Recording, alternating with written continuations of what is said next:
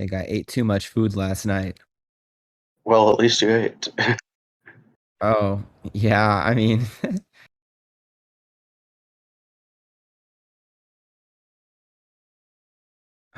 yeah, I guess I'm just starting the thing. I can just start it early and send the announcement thing out earlier. All right.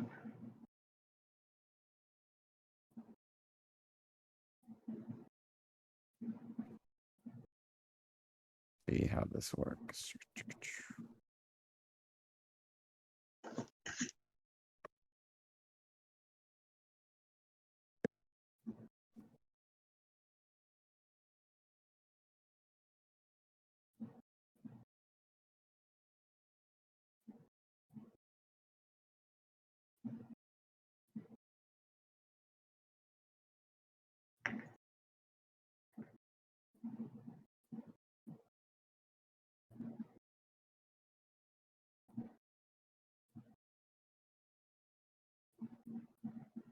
All right. Well, let it grow up a bit, and then we'll start.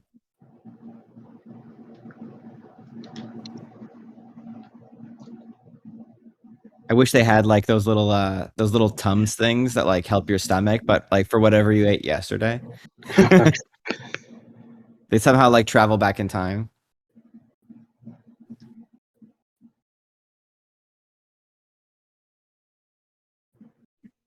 All right. Yeah, I messed up. I meant to put the event thing up earlier.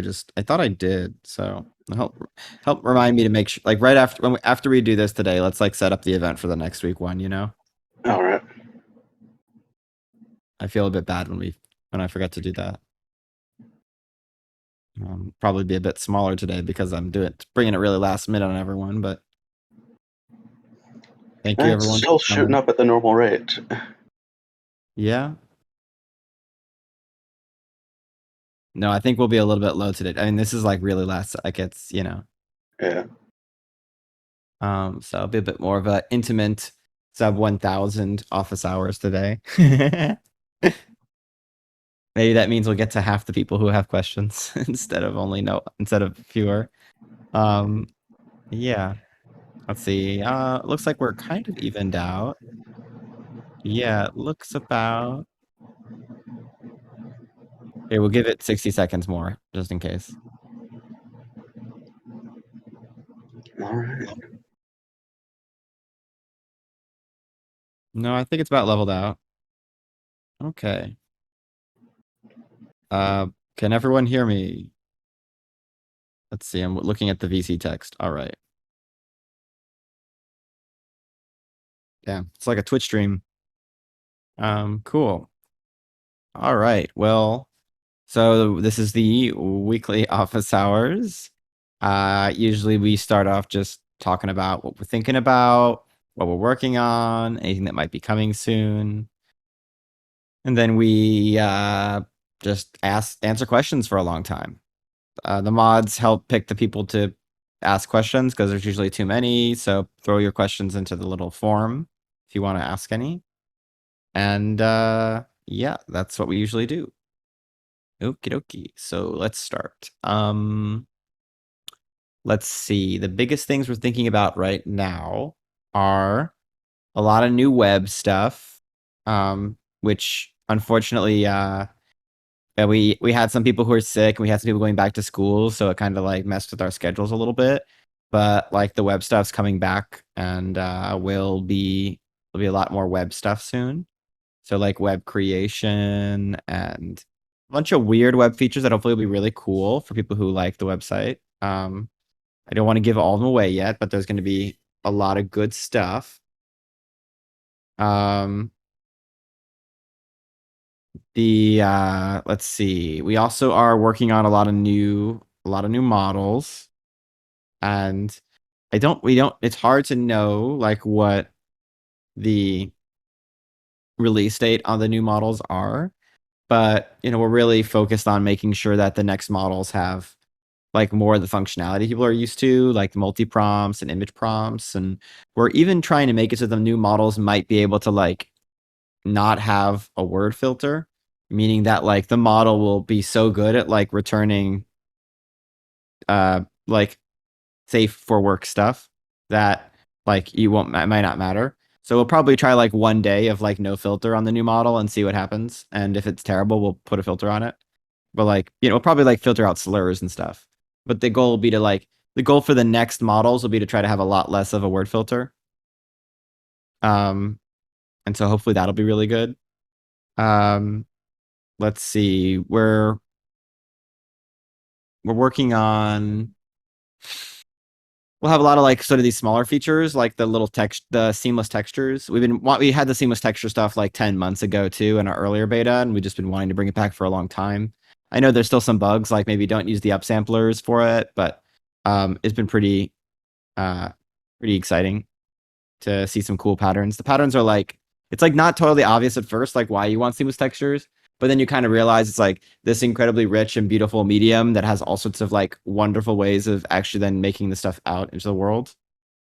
And yeah, it's I think it's yeah, you might not make 1,000 textures a day, but like you're gonna see a lot more textures in the world, I think, than you might see other images. So it's like the ratio of like number that get onto the world and get used is high, and so I think it's pretty cool.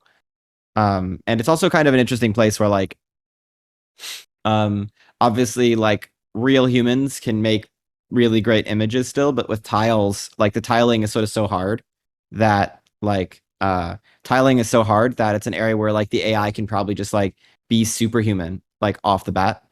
And so obviously there are some tilings that humans are still really good at, but like yeah, the AI stuff is probably like generally like sort of fairly close to superhuman at the tiling. So like having that sort of superhuman tiling texturing ability and making that available to everybody is kind of cool. I think it's yeah, like people are doing dresses and little book covers. Like it's sort of it's I don't know. There's something like hard to describe about it, but it is really beautiful, and I think that's what we're about is like doing these sort of like unusual and beautiful things that brings that like let people's like thoughts become increasingly manifest over time in the real world. Um, a lot of the features we're going to be doing just to set like to like level set expectations is like most of the features we're working on are going to be features that you're not going to see somewhere else. Um, there's a lot of like thing right now where like everybody wants to make the same features and like, like basically get tweet like somebody tries to make a feature that gets a lot of tweets and then everybody tries to implement the same feature. We don't really care about that. Like we care about like what's like we're kind of in for the long term. And so we're trying to figure out like what are like long term um interesting things that people will be using over time that will like become increasingly prevalent in the world. And I mean, even though it may seem weird to some people, like the tiles are a long-term thing. Like textures are a huge thing, a huge part of our world of design. And like, I think we're going to keep textures around forever. We'll probably make it better over time. I don't know the exact like, timelines are. We might change some things, but like the textures is like a long-term thing. And it's like, yeah, whereas like, for example, a lot of people ask about like in painting and out painting, I'm like actually not sure that's like part of a long-term human workflow. There are a lot of other workflows for making images that seem better to us. So we want to push in the directions that of what seems right to us, not what everyone else is doing. Yeah. Um, let's see. Yeah, the textures are going to be really cool. I hope at some point actually we do like bump maps and reflectance maps and all the other sorts of things too for textures. Like our goal is to we want to do a lot of like 3D and virtual world type stuff eventually. So like the textures is like one little thing towards moving towards like being able to create worlds of stuff. Yeah. So let's see what else is going on. The website is going to become a much bigger part of the community. I don't know if that's going to be how much is going to happen like within the next week versus the next like 45 days, but the website is going to become really, really special. Um, like as special as the central Discord server, I think. Because like we really do want to have like a community and give people a sense of what's going on in the space, and there's a lot of things that like we basically have to build like totally new types of exploration and Discord types, exploration and community type features to really I think keep growing, and lots of really weird stuff that just basically has to happen on the web first. I think a lot of that stuff might flow back into Discord. But the goal is to kind of like pick up the pace of innovation on user interfaces and like data and things like that. So yeah, right now the website's kind of like a front page of Discord. Sorry, the front page of Reddit. And like that's cool. But like there's not really a way to kind of dive in deeper. And we want it to be able to do that, for example. Yeah, I don't want to give too much away, but there's gonna be a lot. There's gonna be a lot on the website. Um, let's see, the new models. New models. The goal is from the new models, like to make them like more vibey and nice to use than Test and Test P, but more coherent than V3. I think that they're gonna have like all the aspect ratios. We're gonna have larger batches again. We don't necessarily know what the final resolutions will be. We do want to have a lot less like filtering of words because it's like generally a safer model. Um, we will probably, I think there's like a lot of questions of like, yeah, there's a lot of questions of like whether we'll be able to get to the batch sizes we want and what the resolutions will be like because we're trying a bunch of stuff there right now. We basically have like sort of the MidJourney supercomputer going now. So that means that like we can train new models every few days. And that doesn't mean we're going to like release a model every few days, but it means that like now that we can actually train models from scratch every few days on our own, it means that we can actually start to build a proper science of how this stuff works. And to give you some sense of this, like there's probably only been like 10 sort of image models trained ever right now. And so what that means is that like each model is trained by like a couple people in a different group. No one talks to each other, and then nobody really has any sense of what works for what reason. And so it's pretty like makeshift right now. And so right now we're basically we're in a world of like image models that were made by a couple people and the image models are made by 1 to 3 people with like 1 to 3 tries. And that includes like our stuff, Dolly, Stable Diffusion. None of these things have really actually involved that many people or that many tries yet. They're not really well engineered machines. And so what we're trying to do is because we're in this for the long term, we don't just want to like make a model and like go. Um, the long term means that we want to train thousands of models and we want to be very iterative and we want to understand and create an exact science of like what makes something beautiful and like how do you make it as creative as possible and how should it read words and like all these things become like deep and nuanced questions that involve a lot of craft. And I think that we're going to see over time, like over the next 6 months, whatever the models look like will be entirely different than anything that exists today. And it'll be almost hard to compare. Like, kind of, if anybody remembered stuff like a year ago, it's pretty different. Like, I would like to hope that I would say my goal is like the next 6 months has more change than the last year. But in order to do that, that doesn't involve like training one model and shipping it. That involves training like 1,000 models and actually trying to understand like the details of the thing to craft a better system. And so we're very much now in the thick of creating that science, um, and trying to understand like the sort of deep and nuanced ways of like what works and why. So that's probably the biggest thing going on for us right now behind the scenes is like we're training like several things a day and we're learning things every day and we're like slowly adding up the learnings into better and better models until eventually we'll release something that we're really happy with.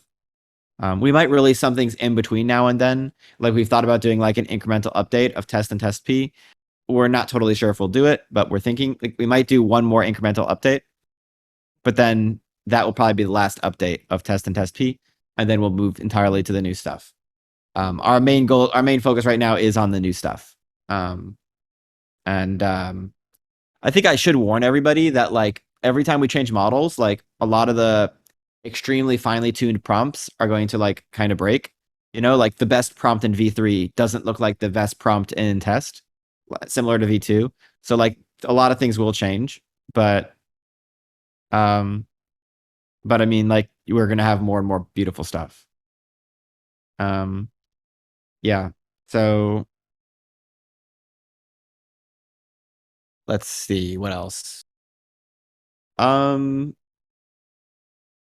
we're gonna keep trying to keep all the old models around. I don't really know what's gonna happen at Test and Test P. We'll definitely keep them around for a little bit, but I don't know if we're gonna keep them around. Like, yeah, I'm not sure exactly what the long term Test P thing is, but we're not gonna just flip it off one day. Um, let's see. And if we ever like flip a model off entirely, I think our goal is to like open source it or something so people can still use it. We're gonna mostly be. I'm trying to not look at the chat. I'm not gonna read. I'm not gonna just answer things in the chat. I want to hear people's voices. So let's see. Other things we're thinking about or working on. Less filters, newer models, more features, bigger batches, website. Um, there's some exotic stuff, like some really weird stuff, but I don't really I don't want to give too much I don't want to give too much preview of the really weird stuff, but like on the whole, like our goal is to be doing stuff that nobody else is doing. If somebody else can do it, then that's great. Let them do it. Um, we're not really ego focused. So like some people are like, I want to do all the things. I want to be king of the world. We just are like, we want to make cool stuff with cool people and have a community, and we want to make like the stuff that nobody else is making. So we're gonna really try to kind of push in that direction and do new things. Oh yeah. Obviously we released these new forums. Very curious people think about the forums. Um, like they're these like discussion forums. It's like a new thing on Discord. And if people like the forums, we can keep making more of them. I don't think there's like a limit. So we could make like 10 of them. The forums could be like the main thing, even. And so this is a question of like, we're going to definitely want to figure out whether to add more forums and what to do with that. Cause that might make things easier for a giant server like this. The server is now like 2.4 million people. This is like the biggest server on Discord. It's like bigger than the Minecraft and the Fortnite and like whatever third biggest server is combined. So like this is it's a crazy huge server. We're basically like creating this is like new ground. Like Discord has never had a server this big. No one really knows what that means or how to build a good experience. So anything that you all have thoughts on and like how we make the server good at this scale, we would love to hear your thoughts because yeah, it's a bit of a of a challenge, I would say. I would if someone's trying to get us like the Discord server will probably get to like 5 million, you know, relatively quickly. And that like so this is going to be like a really huge server. And so yeah, what do we do to make it a good home for everybody? Like please let us know in the feedback form just in general. Like I think that's an area we're trying to think a lot about too, because we won't want it to like become so big that it becomes unwelcoming. I would emphasize again that like people can invite the bots to their other servers. We don't really want to have like 10 MidJourney servers ourselves, but everybody else can like have their own servers, and that's great. Like the MidJourney bots in hundreds of thousands of servers now. And let's see. I think we will actually make another MidJourney server at some point, but it's going to be like for other regions of the world. So like there'll probably be like there'll probably be like an Asia server at some point, where like nobody speaks English. And I think it's important to have like other spaces for like large communities that basically might not speak English. And it's going to be hard for us to do that on this server. It's just like it's not really clear how to do it. So there'll be some kind of like internationalization effectively. And I think there's even going to be some new products that will be like particularly exciting for those other regions, but I don't want to give too much away.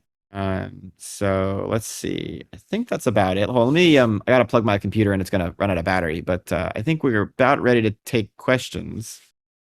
I feel like I'm missing something. Oh, we're like hiring a lot of new people. That's really exciting. Like we're trying to build the team out. We basically need to like we're trying to like double the size of the team so that we can support like 10 times as many users.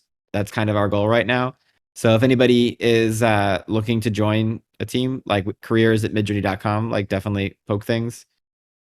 Um, yeah, I think that's we're trying to stay as small as we can though. A lot of people like to like there's a CEO thing where it's like a lot of CEOs are like the more human bodies I have, the more important I am.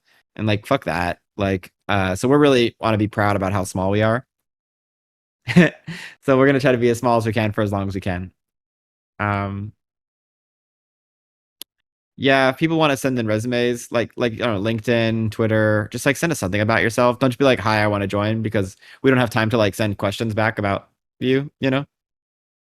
So but yeah, everyone sends up. All right, one second, let me plug my laptop. Gosh, I feel like I'm missing things. I'm sure I'll come back to stuff. Sorry if I'm like a little honestly, just the web stuff and the new algorithms is pretty consuming because we're learning so much.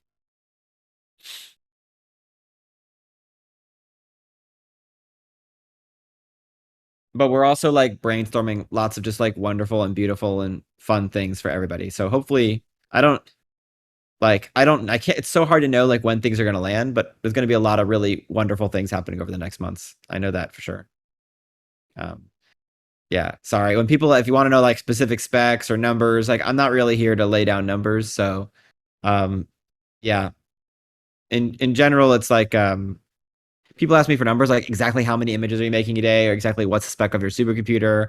I don't really like to say those things because then it becomes like a dick measuring contest for all the people who are trying to like um say how great they are. And I don't really want to be a part of that conversation. I just want to like focus on making good stuff and let it speak for itself. But I am happy to talk about how like, you know, we have this giant supercomputer thing and we're training new models every day and it's like very important to us and we're trying to build a science. And that's just that's been like God, it's so nice. Because like really, like everyone should understand again, like almost everything we have in the image space right now was made by like groups of like 1 to 3 people with like 2 tries. And so like actually saying like what does this space look like when you have like dozens of people with like hundreds of iterations behind the stuff, it's gonna be so much better. And I can't wait to get to that. Um yeah, our models cost less than 600,000 because it's like an assembly line, you know? It's like the more you make, the less it costs. Anyway, I'm gonna stop answering questions in the chat, and now we're gonna talk to people. All right. Hi, David. Hello. So, I have a couple of things I want to talk about this week. You might recognize me from the past two sessions. Um, One thing I'm super excited about is hearing more about the web stuff. Obviously, you said you're not going to give us details, but I do want to pick your brain about a couple of things, if that's all right. Okay. So, a bunch of us members here at in the community, a bunch of friends, we've been discussing like community centric features we'd love to see on the website, and I kind of want to Mhm. pick your brain about some of those features we've talked about. Do it. Um, One is would would it what's your thoughts about seeing people who follows you, like being able to see a list of people who follows you, because now you can see who you follow, but not really like as far as we know, nobody follows me, or maybe a lot of people do. Yeah, I'm trying to figure out a right. I think we should do something like it. I just don't want to make it feel like like on Facebook when you join, you have no friends, Mm-hmm. and like that's so fucked up. Like, Mm-hmm. and so I'm trying to figure out like what's the version of that, which is like basically how do like we're trying to figure out like what kind of social things we can put in that will make people feel good instead of make people feel not good. And the challenge is, yeah, is like, yeah, I do want to do it. I'm just like trying to figure out how to do it. Like, um, Yeah. I get that. yeah, I spoke with like it engineers might even about be a that thing where too. like instead of like, it's possible we just need to like change words. Mhm. Like instead of following, we just say like add them as a friend, and then you can have like a list of friends or something. Like there's something subtle, and I don't know quite what it is, but I haven't been able to figure it out yet in terms of like how to make it feel good, you know? Absolutely. But I I totally do get that want it. because Like I it do can't want be people, yeah.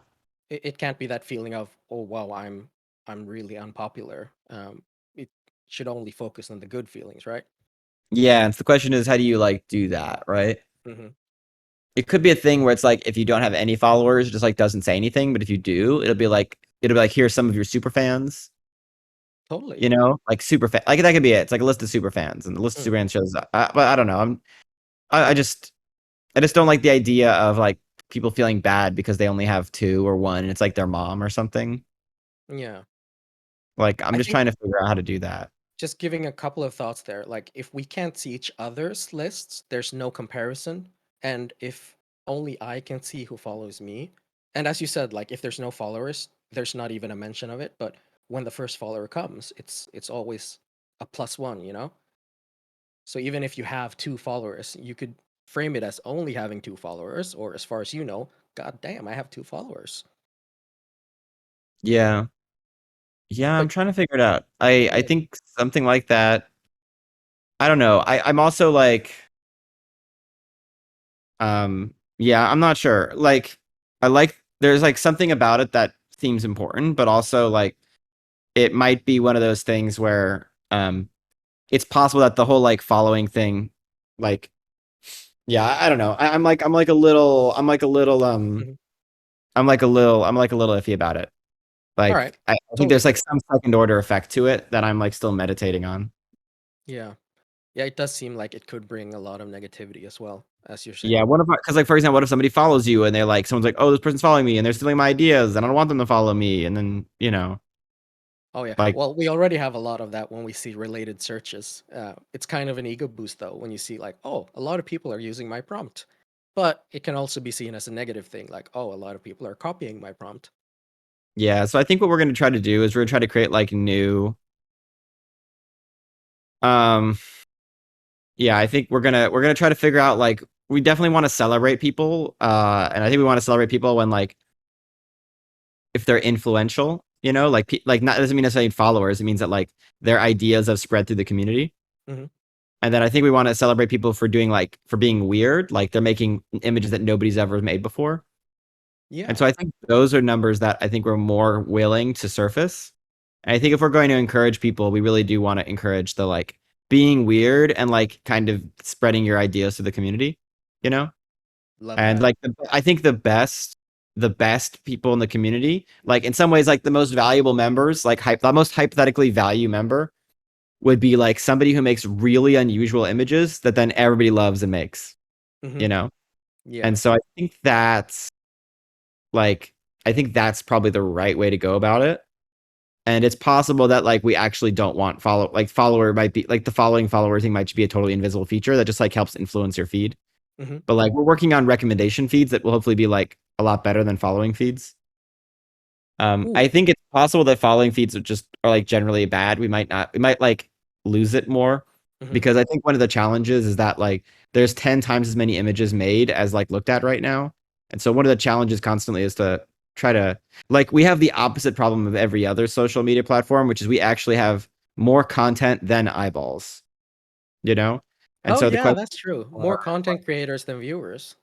yeah, and so the question is like how do we get that to that's kind of the real problem, you know what I mean? Hmm. And so in some ways we have to structure everything so that like somebody who's like made an image that nobody like it is the weird image and they have no followers and they joined yesterday, you want to like make more people see that, you know? Hmm. Versus like have somebody with lots of followers. I think the follower model is probably not the MidJourney model. Um if I think there's a non-trivial chance that we even phase the follower stuff out.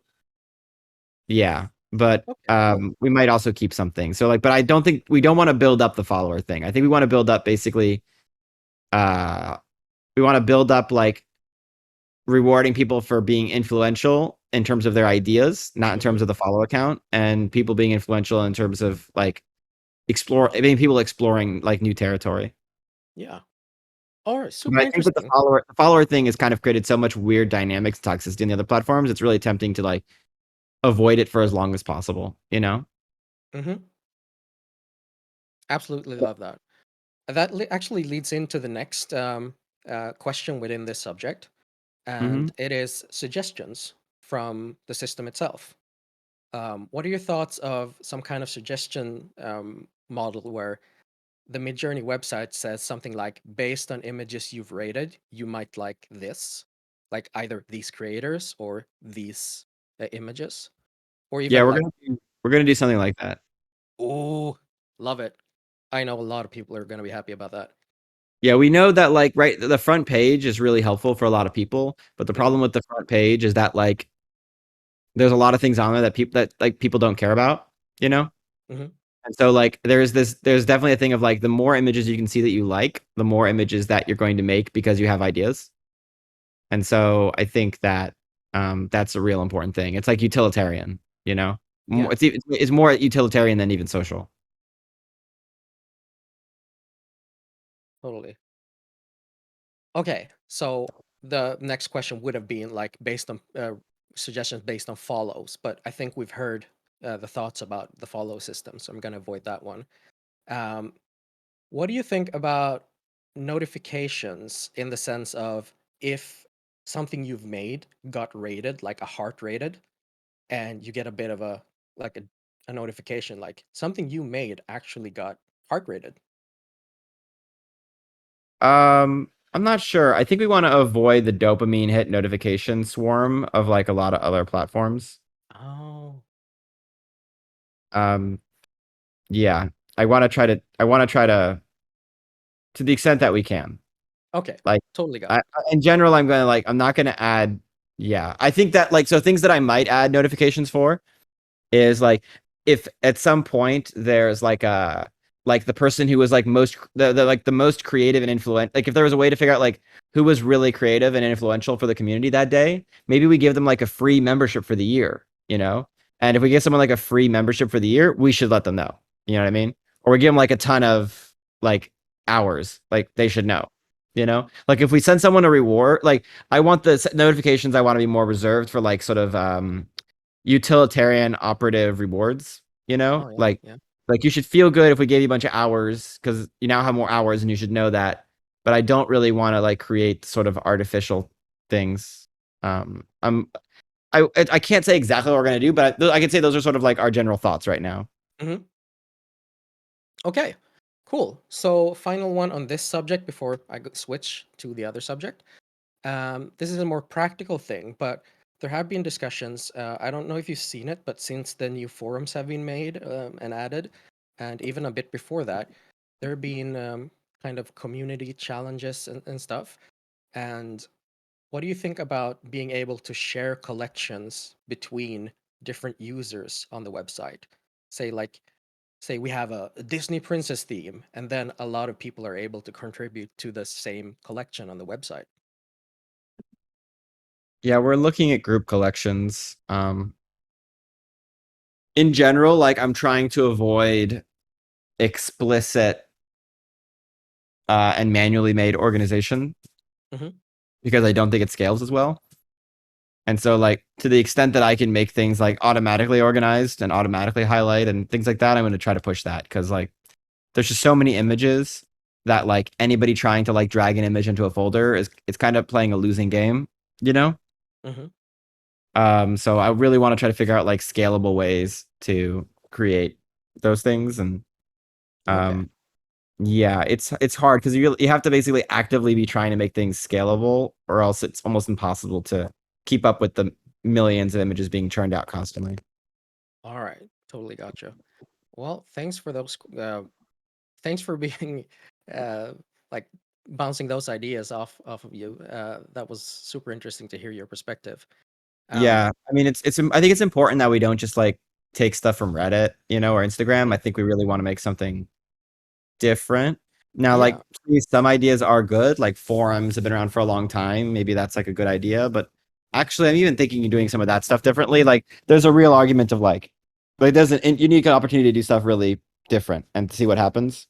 Like we can always keep Discord around for, you know, we can do a lot of these things. If we can do it on Discord, we'll do that on Discord. But if it's something really weird that could never have existed unless there was a custom website for it, then it makes more sense for us to do it. Okay. Cool. Um, yeah. No, we definitely don't want to just like do Instagram, but for AI images. Yeah. All right. Yep. That makes sense. Because like, yeah, Instagram has a lot of problems, you know, and Like the does. idea of like everything being public by default is like already such a huge departure from Instagram. It's like nobody can pretend that they're perfect, you know? Hmm. Um, but like maybe Instagram, like the idea of like having like a recommendation algorithm might be a good idea. Like if I was gonna take anything from Instagram, I'd just be like having a recommendation algorithm. Just because like we don't really know what it's gonna look like yet, but like it might really help with finding stuff that you want that will inspire you, Yeah. It But would it's interesting, definitely like help lift the thing you were mentioning earlier, talking about earlier, like the weird stuff, the weird artists that don't really get shown at first. Like a recommendation system would be amazing for that. yeah, I mean ideally what we want a recommendation algorithm that doesn't like keep you on it longer, but like is like helps inspire you. You know what I mean? Hmm. Like you want the most inspirational feed you could. So like hypothetically, eventually, like maybe we have some algorithm like specifically tries to optimize it to be as like maximally inspiring, which no one's ever done before. That's awesome. Um, okay, the last thing I want to talk about. Sorry for keeping you for so long if there's a big queue. But remember last week when we talked about the way the website skews discoverability for vertical images compared to landscape images? Yeah. Just a recap for the community listening. We were talking about on the website, um, taller images get a lot more screen space than wider images, and if you check the hot page, you will see that the tall images always get to the hot page, while the wide really don't. So I wanted to issue a challenge to the community, if it's all right for you guys. Mm-hmm. I'd like to issue a challenge of a week of landscape, where instead of letting the visibility of the website decide that portrait images always get high rated, for just 1 week, we focus a little bit extra on wider images, focus a little bit extra on landscape images. We pay extra attention to it when we look at the web page so we don't miss it. And we use the forum to share our pictures, our landscape pictures. Anything you want to make, just a week of landscape. Would be Yeah, fun to see one or more picture from you too, David. yeah. Um, I think we will change the website at some point so that it shows landscapes better. It's like important to us. It's just a huge pain in the neck. So I'm hoping that at some point we have a web person to help us with that. Anybody wants to help us change our masonry algorithm to a masonry algorithm that can handle both wide and tall images, like definitely drop us a line at the careers at midjourney.com. All right, that's all for me. I've linked the Week of Landscape thread and would love to see people participate. Let's focus on like making the art we see is what we decide we want to see, not just an happy accident by the screen space. See you Mhm. guys. Thanks. Thank you.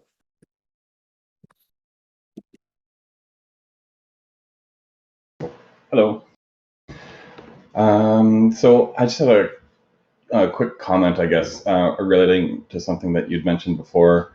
I think there may be a lot of people creating extra Discord accounts in order to take advantage of like the 25 free queries that they get. I've seen this happen in my own Discord communities. People just saying that they've done it like multiple times. Do you have any insight on your end about this happening, or like any perhaps like tracking IPs for people using the bot? Is there any like insight you have on this?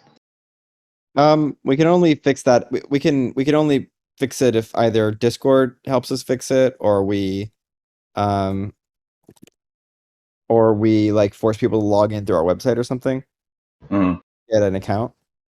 And so we definitely have optimized more for accessibility than for security at the moment. yeah. Okay. I don't really know what to do about that beyond that. Like we could basically we either make it like harder for like we either get something from Discord that like lets us have like secret information or something, or we like make it harder to sign up.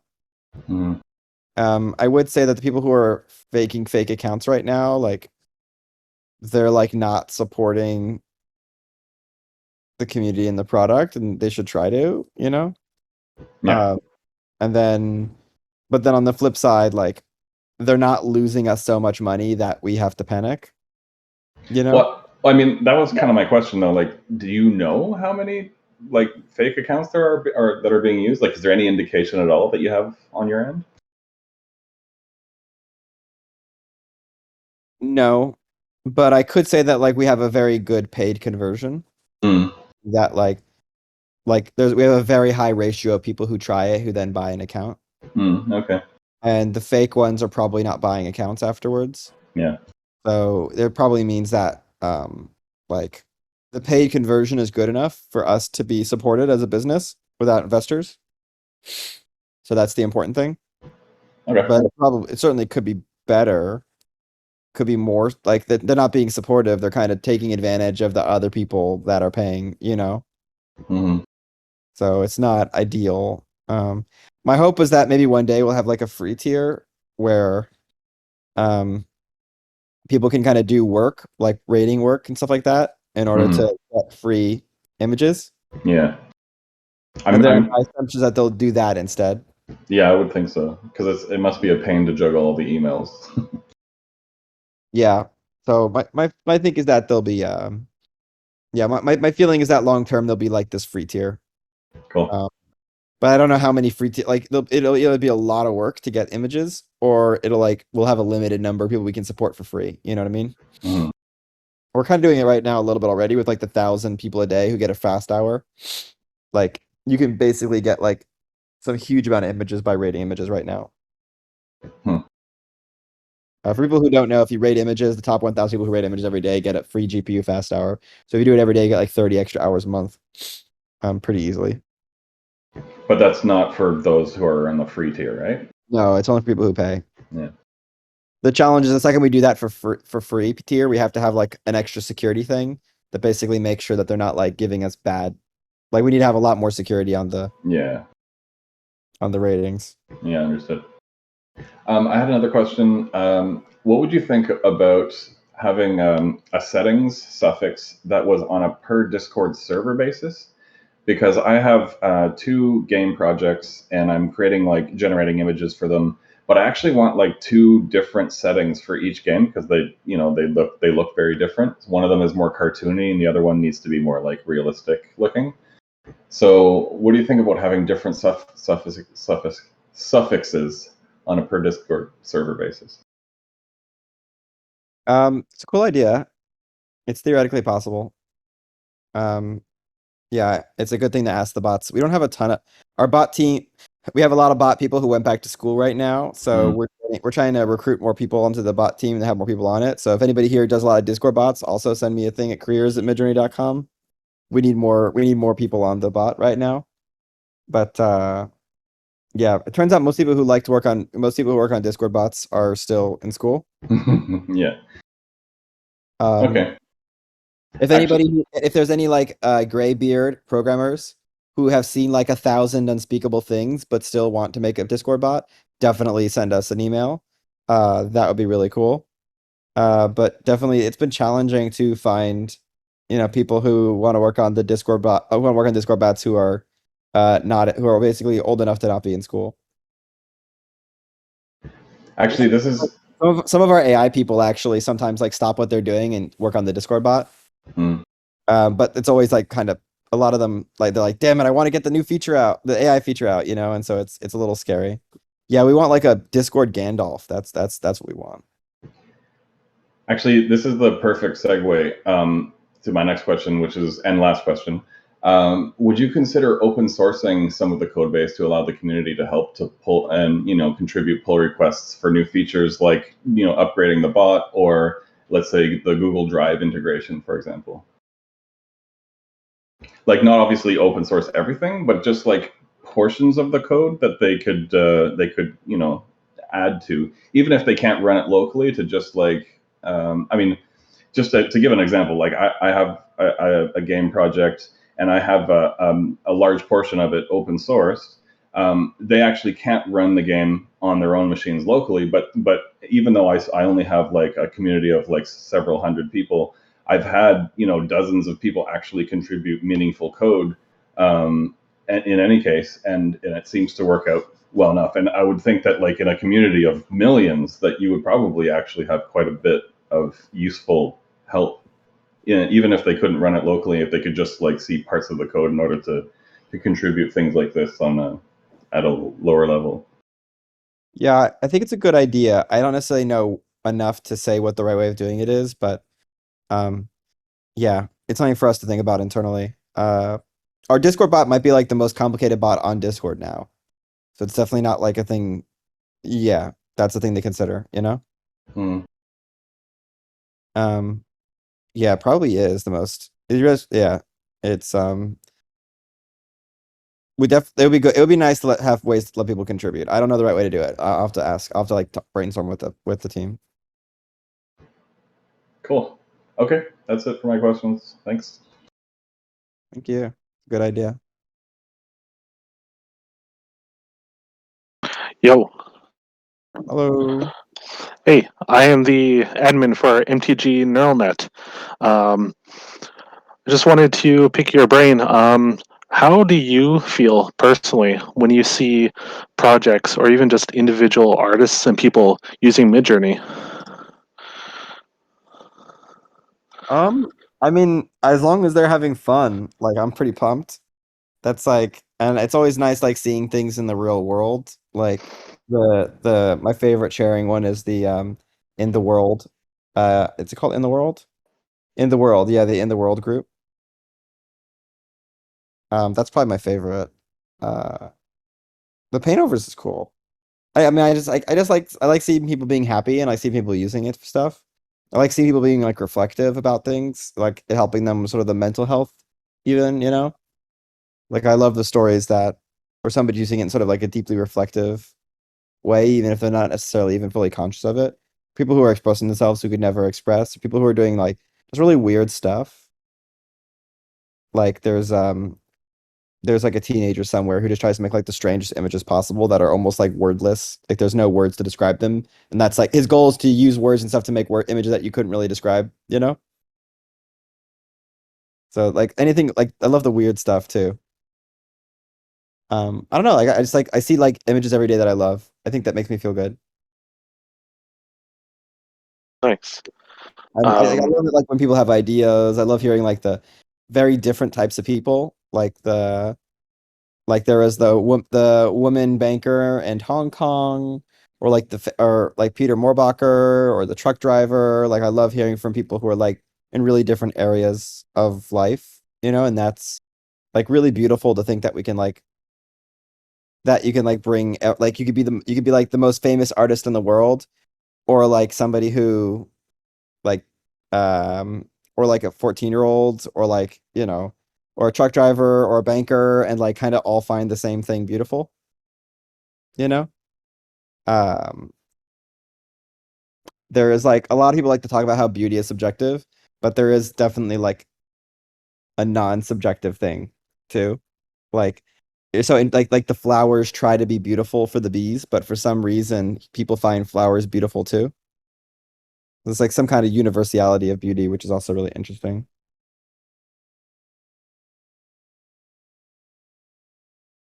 Cool. Second question. Um, this might have been discussed already in the past, but are there plans for a web API of sorts to generate images? We are going to do an API at some point. It's going to be very different than any other API that's ever been made. Like we want to, like, to be transparent, APIs are a terrible business. Anybody who says they're going to make a company off an API, they've either never made a company before or they're like full of shit. Like you can't like how do you make like you're going to sell an image for a penny and then make a like sell a billion images to like, you know, like it's really hard. It's almost like a pure value destroying thing. So we want to try to figure out a way to do an API, a way that actually like creates value over time, both for like the community and for like the developers themselves.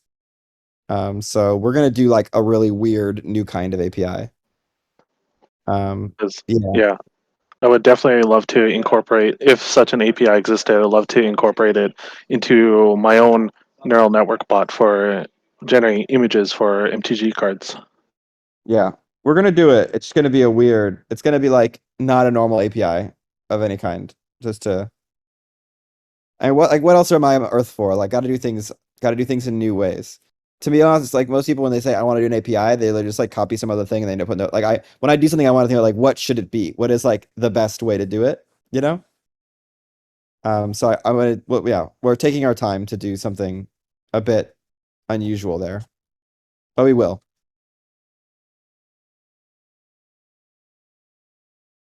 Okay, that's all I had.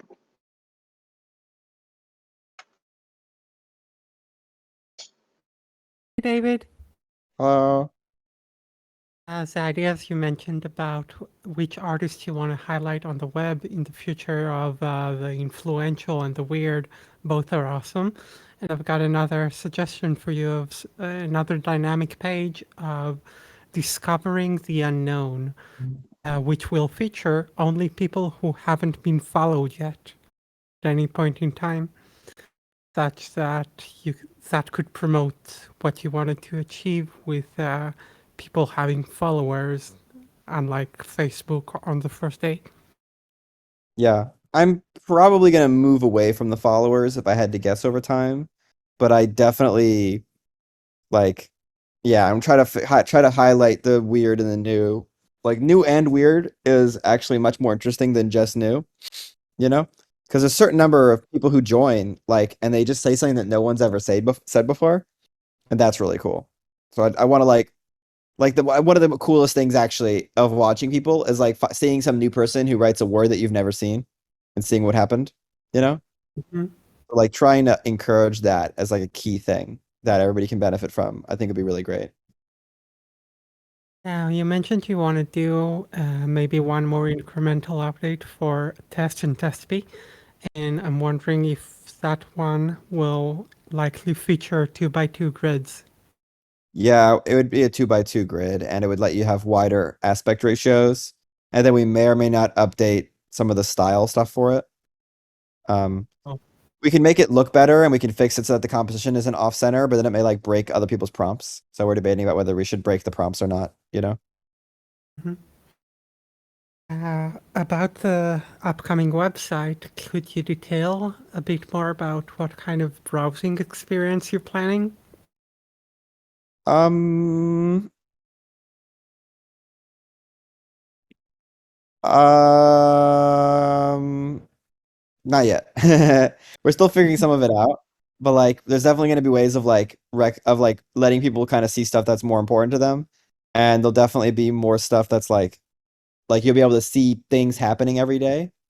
Like so it feels more like a place where things are happening. Mhm. Um How about archive elements of like searching for specific dates, searching for specific themes? I don't mean we're gonna searching, I make mean we're gonna make the search selecting. we're gonna make the search a lot better. That's one thing we're gonna do for sure. The search is That, terrible right now. I apologize for everyone. It's like so slow and yeah. but one idea that could be nifty is to have a list of all the daily themes we've had, and people could pick to view one of them. Yeah, we don't have that tracked in a very good way, so we might not be able to do that. But we will have stuff like daily themes. We might have sort of like a next generation, something like the daily themes in the future, but like more sophisticated, and that will be tracked. Still very much hoping there will be the option of selecting specific dates because I really want to see everything. I know it's impossible, but I want to do my best. Yeah, it would be cool to do that. I agree. It's definitely something we will do at some point. It's just we have very few web people, so we're a little overwhelmed, and we're trying to do a lot of really ambitious stuff at the same time. I was thinking just one more. Any thoughts about when we'll see big grids? I'm not sure. We have it implemented now, but I didn't really want to push it until we have the new. I think we're waiting for like some of the new models for it, because the test and test P are kind of too expensive to do big grids for, and then V3 needs like some kind of special chaos parameter that we haven't really gotten around to finishing. So we're thinking of just like making it part of the next one. Hmm. So we'll do it. It's all ready. It works. Like, yeah, we have a lot of big Brit stuff ready to go. I feel bad that we didn't get to do that sooner. We kind of got derailed by a lot of the model stuff. But like, yeah, I feel very strongly that like the long term is not like working on one picture over and over and over again, but it's having like huge numbers of images and fanning out and fanning in. And so like that's very much like the future of the workflow, in my opinion. And it's so much better. No doubt. Well, so that's it for me. Thank you so much, as usual. Bye. Thank you. Of David, thanks so much for doing the office hours. This is awesome. course. So I'm working with a group of artists to organize an actual physical gallery exhibition of AI generated art that we're going to print out and display. And I think the general take has been a lot of artists love MidJourney as a tool that is the most creative and artistic output out of the box instead of maybe the most really accurate results. But that said, MidJourney has some very strong aesthetic preferences that I think are based on training and feedback from you and your immediate team. So I guess first off, is that fair to say, or how much do you think you contribute to the outputs based on that training and feedback versus this is just something that the model produces? It's mostly defined by the community and then by us. So it's a combination of us and the community. Yeah. If the community likes something, it tends to get better at that over time. But if the community's never done it and we've never looked at it, it's like less likely to be good. Yeah. So like in well, some one ways, thing we've been trains it on certain areas. yeah.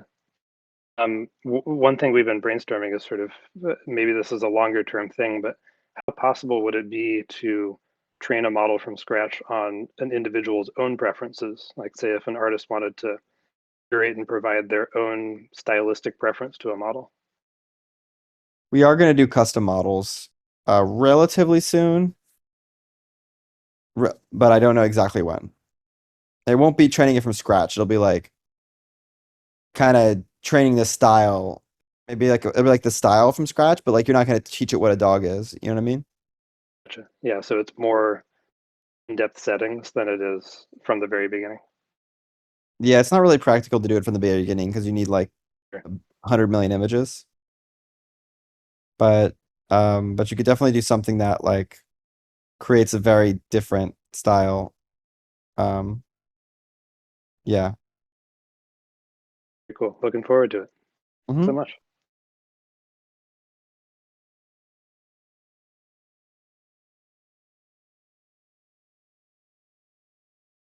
Hello. Go ahead. Hi. Hello. My name's hello. Oh, hear me okay? Yeah. Yeah, my name's Dan Super. I've been using MidJourney for about 4 months now. Been close to 4 months. And it's been amazing for me personally. I've always struggled with the ability to draw what I wanted to, anything other than what I was looking at. And so being able to generate images, first of all, I just want to say thank you for that because it's made a big change in my life. But what I specifically wanted to talk about was so remaster has definitely been the key to getting like really incredible stuff for me. Getting work that I just every day I feel like I'm doing something new and it's amazing. From what I can tell, it seems like remaster kind of was an accident of the interoperability of prompts from the way your system is set up. Is that something we can expect to continue in the future? I mean, can we think like, hey, because I've noticed like going from V1, I know you mentioned that last week, is pretty much the only way to get like a human with different skin colors, like red or blue. It works really, really well, I found. Can we expect to see that to keep happening? Like when the next versions come out, are we still gonna maybe be able to keep doing this sort of version swapping where we say, hey, I generated this in an earlier version of the algorithm because it's really good at this specific thing that other versions aren't good at, and then bring it up to a higher version for better coherence? It's been incredible for me in terms of like the results I've been getting. Is that something we can expect? I think so. Like 99% chance we're gonna expand that over time. Nice. I mean, like technically speaking, any of the algorithms can take any image in, but like we're really anxious about the idea of like turning them into photo filters, you know, Yeah. and having to deal with that. So like the idea of like letting any algorithm take in any sort of MidJourney image, you know, Yeah. feels really safe. Okay, cool. That's awesome. It's definitely been just some of the results I've been getting the last few weeks have been just mind blowing to me how good they are. So sort of shifting gears is my only other question. I know I didn't type this in. I saw an article. There's sort of the swirling sort of controversy over sourcing training data from artists who maybe don't want it. And specifically, the article I saw said that Greg Rukowski specifically is now finding it so hard. It's finding it harder and harder to find his own art. That stuff that's been made with MidJourney and Dolly and Stable Diffusion, with his name is starting to flood him out of searches. So I know like you're not responsible we for specifically try to prevent that from happening by not making our images open to the internet. Like you have to log in so Google can't scrape our galleries. right. But there have been some like hostile actors who have tried to like scrape MidJourney images and put them on the internet, and Yeah. they're basically fucking with it. And I think that's really bad. And we may even add something to our terms of service to prevent that. Not because we care about people like collecting images, that's fine. But when Yeah. people like scrape a bunch of MidJourney images and put them on the open internet, and then it ends up in Google image searches and fucks up with the artists, like that's obviously not okay. And we Yeah. want to like to the extent that we can stop that. Like I don't think they care about people using their name to make stuff and then it not getting out anywhere. Like if you make a picture of Sure. yourself, why would they care? But the idea that like somebody is scraping tons of images and then it's flooding out Google image search because Google image search isn't very sophisticated, that's bad. And I think to the extent that we can stop that, we're going to try to figure out a way to stop that. That's awesome. And I know with the like artists sourcing, like whether their art gets into the training sets, I mean, you're like licensing your training sets or like you're not building training sets yourself with a team this small, I'm assuming. But how do you feel about that overall in like the bigger picture? Because like my idea is that I think that in the long run it's going to be better for artists, but there's so much. Like I work with I'm a game developer, so I work with a bunch of professional artists, and there are arguments every day over MidJourney.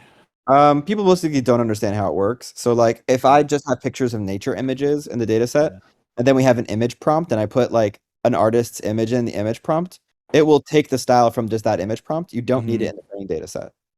And so like as long as future models have the ability to take images as prompts, not just text, the game is already over. The training data is irrelevant. Okay. And so I think it's just them not understanding that. That's a really great point. Thank you. And so like you can take all the artists out of the data sets, but then the second that there's an image prompt, then you can, you don't need to train it. Like it doesn't need it in the training data. You can just put it in the prompt and it's the same thing. And so I hear like, you. That totally makes sense to me. It like just doesn't make sense. Like, and so they don't know that because like most people who are upset like have never used it. Sure. But like when you start to use it, it's sort of just like it's kind of clear that it's like, yeah. It's sort of clear that that's not really what it's about. Like it needs images in the data set mostly to learn about like composition and texture and color, but it could be all photos. Like I have some of the most beautiful artistic photos I've ever made came from like our earlier MidJourney experiments that were only trained on photos. There was no art in it. Yeah. The art doesn't make a big difference. And it's hard to like take all the art out like as a batch process, but like I think people are radically overestimating how much that it actually matters in the process. Thank you so much. That's great. That's a great thought that definitely requires a level of knowledge about what the AI is doing that not everybody has. Right? Oh yeah, I'm trying to explain this more and more, and it's now that said, let me back up. You can sometimes get these models to do stuff that's like obviously bad. Like I think it can be like sometimes Stable Diffusion will like literally take a Pikachu image that's trademarked on the internet and like kit bash it on top of another background. Like that's probably illegal, like from a law standpoint. Like you're not like, you know what I mean? It's like not clearing the trademark thing. So that's scary. Yeah. When you see a model do that, that's not okay and that's scary. but like that's not a long-term concern. Yeah, the Sure. reason why it does that like is sort of nuanced, but like it doesn't need to do that. I mean, I definitely have seen the Disney castle come up where it was like it. I know the process. Like I can watch the video. I didn't like record the videos a lot. I know the process. It just knows what the Disney castle looks like, and it just made it and didn't copy it, Kid Bash style. But I've definitely seen that with MidJourney, where I've got like, oh, that's the Disney castle, like Yeah, if it ever happens, 95%. if it's pretty rare that it does it with ours, and when it does happen, we're usually upset about it, and like the future versions will never do it. Like, but it's basically like a, it's kind of like a worst case scenario, and like we're not really responsible. It's more of like if you use it, then you're responsible. You know, if you use it for commercial purposes, Sure. then that's sort of responsible. Mhm. But it's one of those things where it's like, we want to make it never do that. That's like a bad failure mode in our mind. All right. Thank you very much. We actually have whole tests that we test in all the new models, trying to like make sure there's no possible edge case where like it ever like I mean and it doesn't do this for like Greg Rakowski. It does it for like, you know, something that's really stereotypically always shown in the same pose. Um like there's like four poses of Pikachu that are really common. Mhm. And like some of the models just literally take that exact Pikachu picture, you know? And so that kind of freaks us out. We never want that to happen. But getting it to generalize so it only shows new Pikachu pictures is kind of cool. Yeah, so I don't want to sound that stuff stresses us out, and it's like definitely like things that nobody talks about with the yeah. But like those would be like if this stuff becomes like long-term commercial tools, like that stuff just has to leave, you know? That can't ever happen. But I do think that it's important that like we're not really making commercial tools. We're making like tools for people to play with, and almost no image is actually sold, and almost no image is even shared. So it's much more of like a thing people are playing with right now. Mm. But like long term, like a lot of the bigger companies, they want to kind of be assured that there is no way for it to do that. Well, I certainly know quite a few people who are like talking about Kickstarters, selling T-shirts, selling stickers. Like, there's a fair number of like, oh, I have the rights to this. That means I can, like, I'm sure that Spoonflower is getting flooded after yesterday. You know, with all the fabric, print your own fabrics, you can have a shop on Spoonflower, that kind of thing. Yeah. I mean, like to be fair, like the Midjourney stuff is pretty much always like super unique and new. So I'm not really worried about that. It's more of like there are like failure modes, like edge case failure modes. Sure. And if you see one, it's pretty obvious, you know? Like I don't know if it does right now, but sometimes it might like generate like an extremely popular video game cover and might Mhm. memorize it because it like there were so many in the data set that looked the same. Right. That makes sense. But like the next version of our stuff like explicitly is trying to remove those things. Like Awesome. basically this is kind of like an iterative thing. And so one of the good things about having the community is that when we see those edge cases, we can record them and Mhm. then in the next version we'll remove it. So Well, I mean, I definitely flagged that one in support even when I saw it. Where I was like, "Oh, that's really the Disney Castle." I like dropped it in the support channel. yeah. Um everyone's like, is David gonna sell Midjourney? No. It's more of like I think like I don't want to like name names, but like sometimes like giant companies that want to use it like everywhere inside of the company, they like all of a sudden tell everybody that they can't like there are like huge companies that like want all the artists to want to use Midjourney, and then like they see one of those things and they all get so scared they say nobody use it, you know? And so like we want to make sure that like if lots of artists want to use it as part of their jobs, the people who employ them feel safe, you know? Absolutely. And so like I think it's pretty like the risk is pretty like zero if you're like an individual using it for something. But if you're like a $500 billion company, like it kind of get the risk profiles get weird because it's like if anybody can sue you, then like somebody will try to sue you at that level at that scale. And so basically the big companies are way more paranoid about edge cases, you know? And Yeah, I don't think definitely. we're hyper paranoid about it, but we're like, yeah, that's a bug that shouldn't happen in the future. It's like part of the thousand things we're trying to iterate the system to change, you know? Like it probably should make Pikachu pictures, but anytime it makes a Pikachu picture, it should be like a totally new Pikachu that's never existed. Right. you know? And that's kind of cool, actually. Yeah, I wanted to design new Pokemon in the style of Pokemon rather than give me the ones that are already trademarks. I Yeah. guess. Yeah, I mean the trademark thing is weird, right? Because like it's like we're selling pencils. So like a pencil vendor can't be scared if somebody draws a Pikachu. Sure. But that said, you should probably make sure that your pencil doesn't like ever exactly duplicate a Pikachu picture. Right. You know what I mean? Like, yeah, it's like you want to make it as free as possible, but you want to avoid it from doing anything that like you want to avoid it from like any weird edge cases where like yeah, it'd be like if somebody dropped the pencil on the ground and it did something terrible, you know? All right. I have to run. Thank you so much. I really Mhm. appreciate the time to talk. It's been great. Okay. Thanks, guys. I won't say like anymore. Thank you for pointing that out. I do that too much sometimes.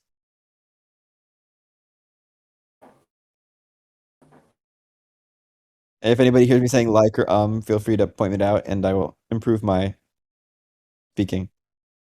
It's Now I'm really worried about saying like all the time.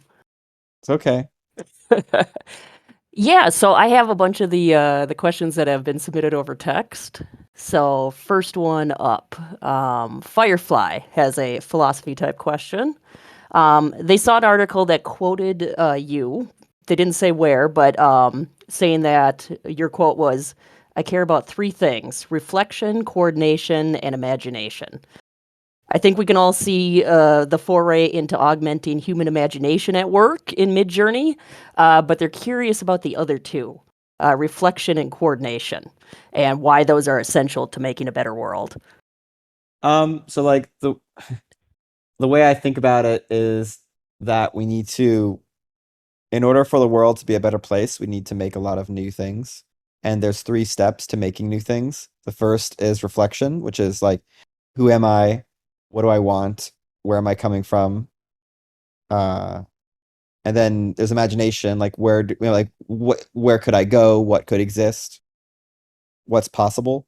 And even imagination can be just believing that something is possible.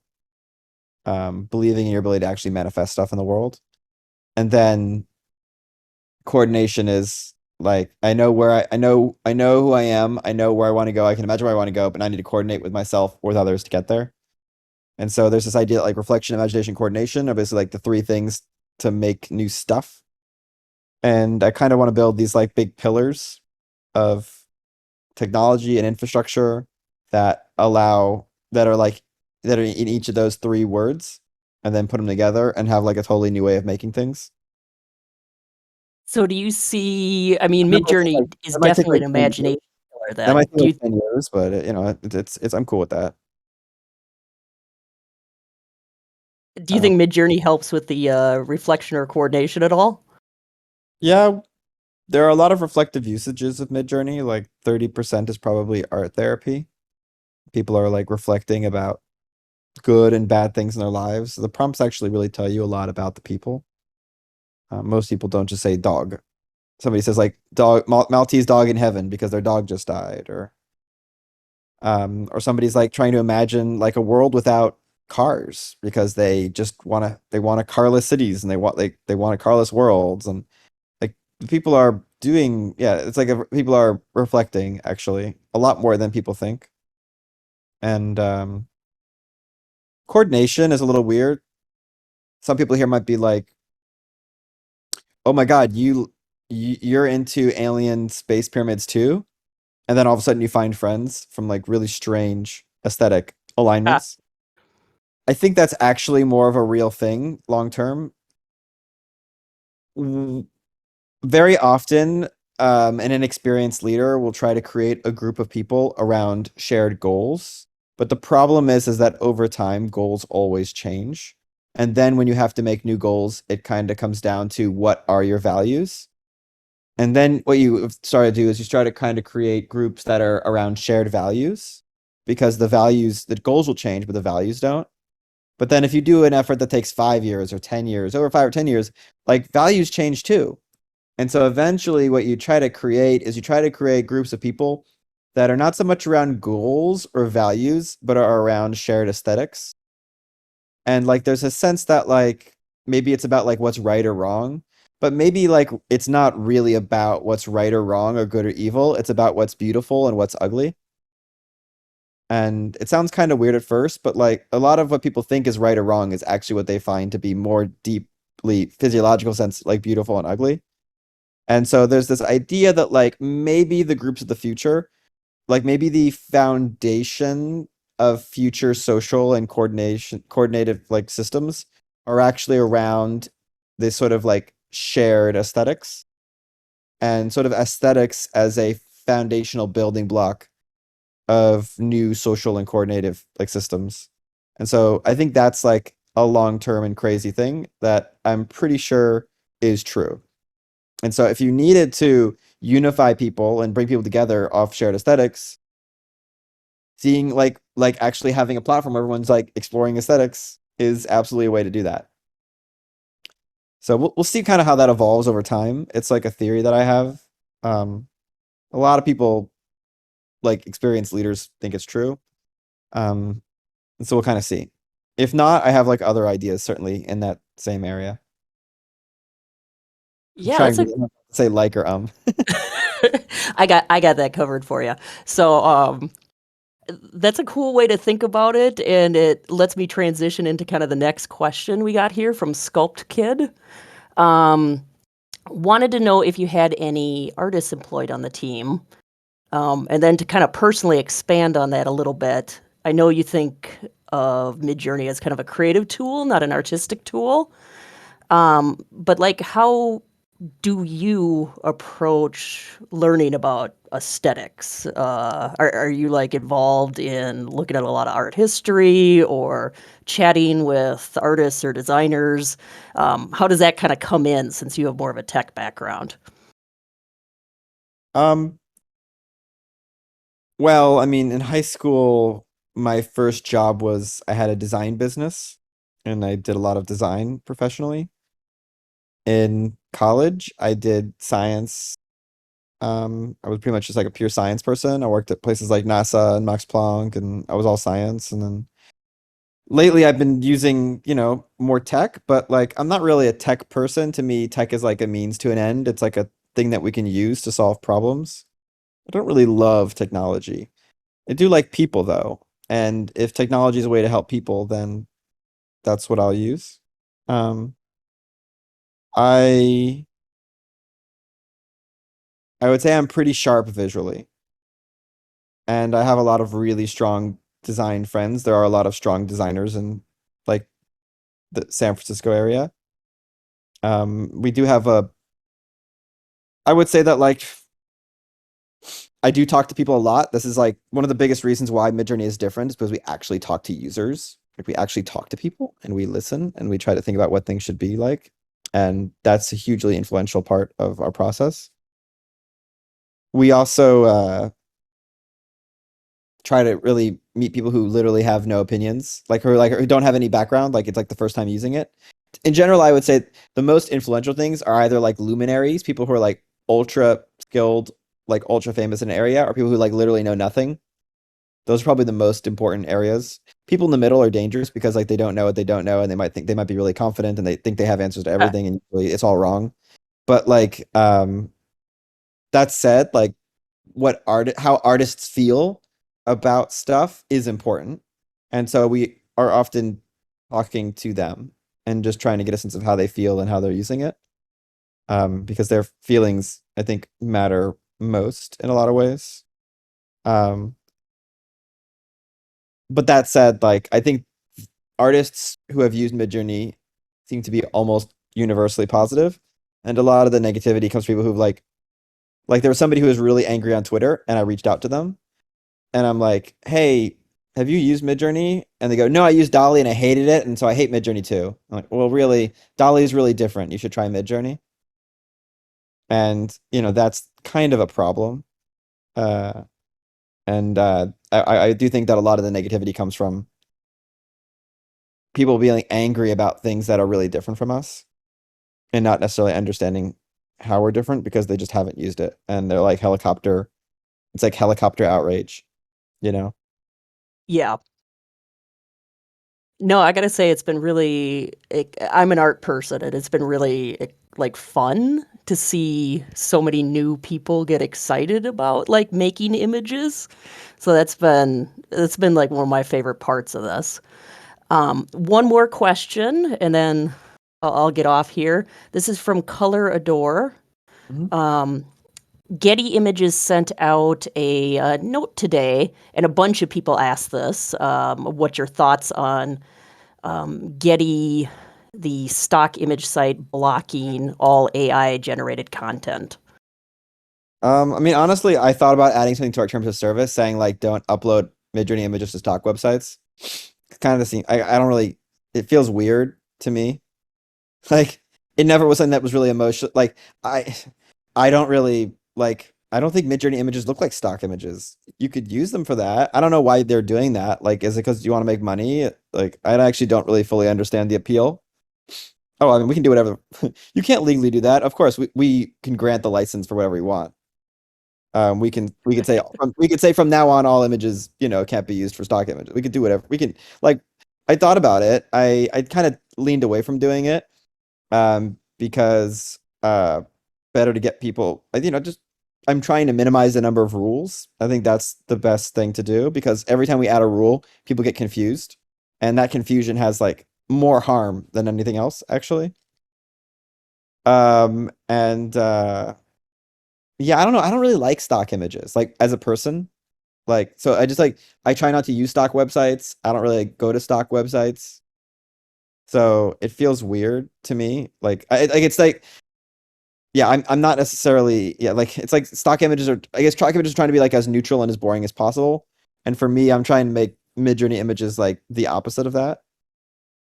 And so I think probably what it is, I think like MidJourney is not like a cultural, is not like a, the MidJourney ethos is not super culturally compatible with the stock image ethos. And so like there's probably been like some like spiritual thing where they're like no MidJourney images, and we're like we don't really like stock images. It's like we don't hate each other. So we're like literally different cultures, you know? Yeah. Um but yeah, I think a lot of people are like, "Oh, AI is going to replace stock images." And I like that's like one of the use cases that I am like I really don't care about. It's kind of like saying it's I'm like trying to figure out like what a metaphor of that is. It's like pretty intense. It's like um yeah. It's it's like saying how did I it's like even just comparing it to art actually I think is kind of too narrow. Look, like creating like image synthesis is it's really not art. It's more of like the invention, it's like the mass proliferation of reading and writing. And so some artists are worried, like, oh my God, if other people can write too, then will there be no writers? And the truth is that everyone in the world can write now, and that means there's more writers than there ever before. There's more readers than there ever before. There's more appreciation of writing than ever before. So it's kind of like acting like were there more writers, like when there were fewer writers 1,000 years ago, was writing more valuable? Like were there more writers? No, it was less. It was less valuable because there was no one to read, and what people could read were just sophisticated reading. And so then really in like a lot of ways, like the image synthesis is like the mass proliferation of reading and writing, but it's like the mass proliferation of the visual medium. So people are like learning to actually read visuals for the first times. They're like trying to understand art history. Like I never really cared about Art Deco, and I like Art Deco now. It's weird. And people actually are appreciating like they are becoming significantly more literate, visually literate, and they like want more sophisticated things, and that creates like more demand and more value, and there'll be more room than ever for people to make visual things in the future than in the past. So like yeah, it feels very so like yeah, it's bigger than it's I think there's this desire always to like create these extremely narrow. I mean, a lot of this is like B2B thinking. So when you're trying to build like a business to business SaaS corporate enterprise company, you're always asking yourself like, what is the specific use case and like corporate problem that I'm solving for somebody else that lets me charge images? And I think that's like you have to think that way because that's what like B2B enterprise businesses are. But like that's not like what the human condition is. Uh, People are not actually mostly about solving problems. We're about like having fun and like growing as individuals and exploring and like kind of trying to figure out like the real like people are feeling machines that sometimes think. We're not like thinking machines that sometimes feel. And to some extent, corporations don't feel anything, and so they're just trying to figure out like what problems they solve for each other. But the nice thing about us being like consumer first and not like an enterprise company is that we don't have to think that way. We can just be like, are people having fun? Is this like helping their mental health? Is this helping them feel creative? Do they feel good? Like, is this good for people? And it doesn't have to be about this like, oh, we have to like solve a market need of like creating really bland images for PowerPoints. I kind of hate that stuff. I never want to do that. I've Um, I love that answer. So no, I've it's been so much fun. So I'll get off, but thanks, David. oh yeah, sorry. Yeah. Um,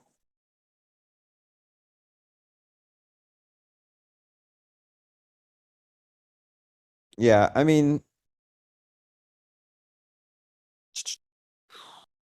Hey, David. Can you hear me? hello. Hmm. Hey. I've been a user since June. I love the service. And I just wanted to stop for a second and just recognize how you tend to come through every week I'm on office hours, like the intention and the well-meaning and just the way you're doing what you're doing. I think needs to be called out because I think it's awesome. It's a good example of not just how to run a product, how to build a product, but just how to be so inclusive of the community and really know that what your intentions are spilling over and everybody's kind of on board with it. It's really amazing to kind of witness it from afar. So I just wanted to say that first. So thanks for all that. Oh, thanks. I wish I could somehow do it like more than this. Like I try to do this one really giant thing and it like destroys me for the rest of the day.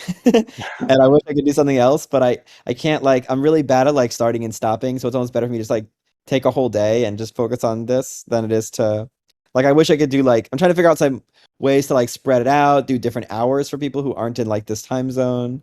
I wish I could do better. Well, And it's pretty I'm definitely awesome. trying to do my best.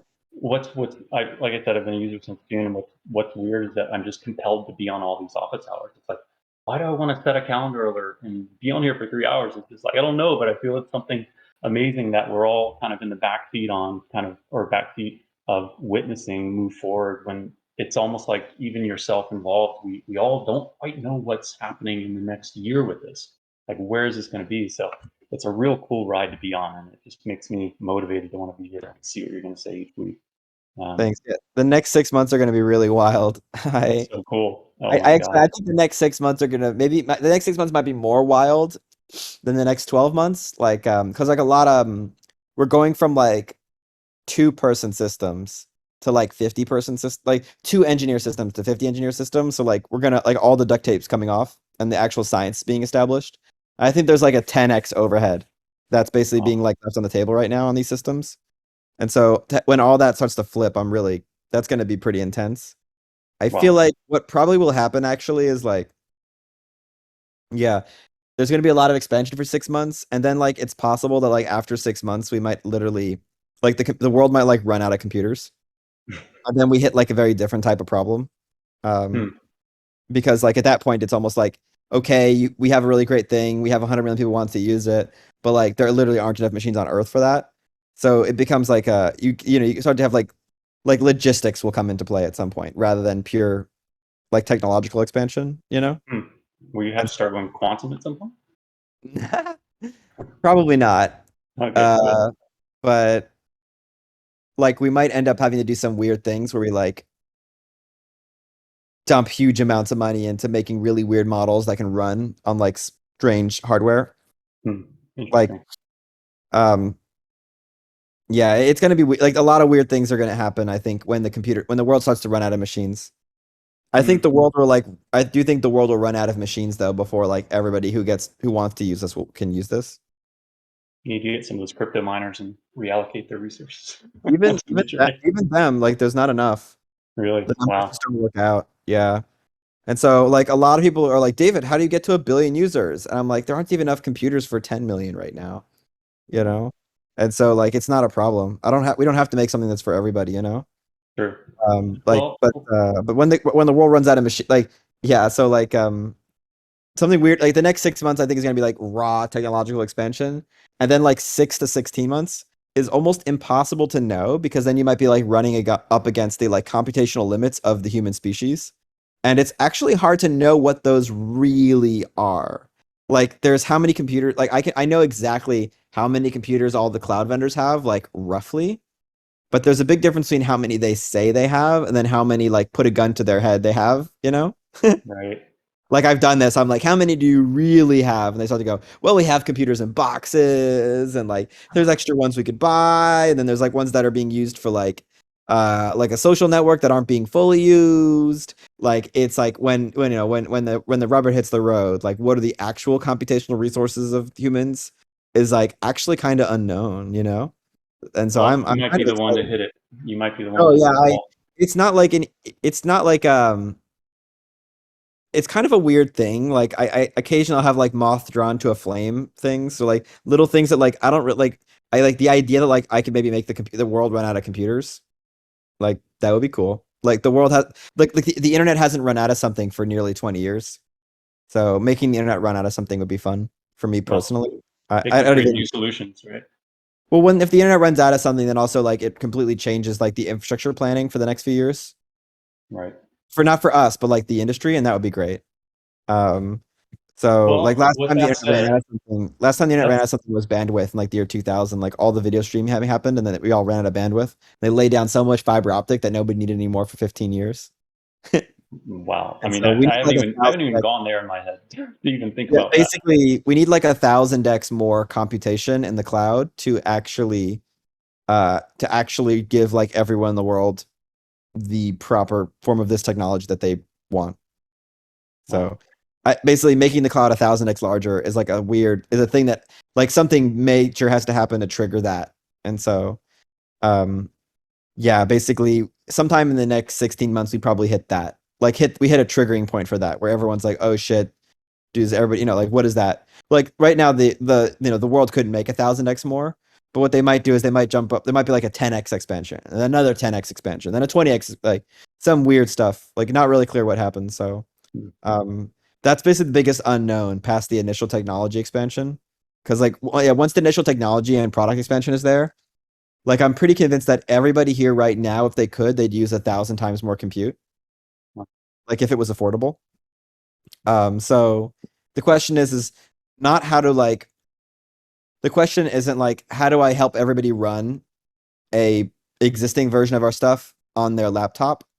The question is how do I bring an experience that needs 1,000 times more compute that everyone's using today down to a zero cost? Because like that's the real thing. The real thing is like 1,000 times beyond what we have right now being brought down to like the cost of what everyone's currently paying. Hmm. Wow. And so like it's gonna be like not looking at 4 images at a time, but having like thousands of images, and they're all like swirling, and you're cutting them down, and you're like fanning out and fanning in. And things are gonna be 3D, and it's gonna be like real time. You'll have like be able to constantly see things like reshaping in front of you as you're typing stuff. Like that's kind of like the more honest version of the future. I Um, love it.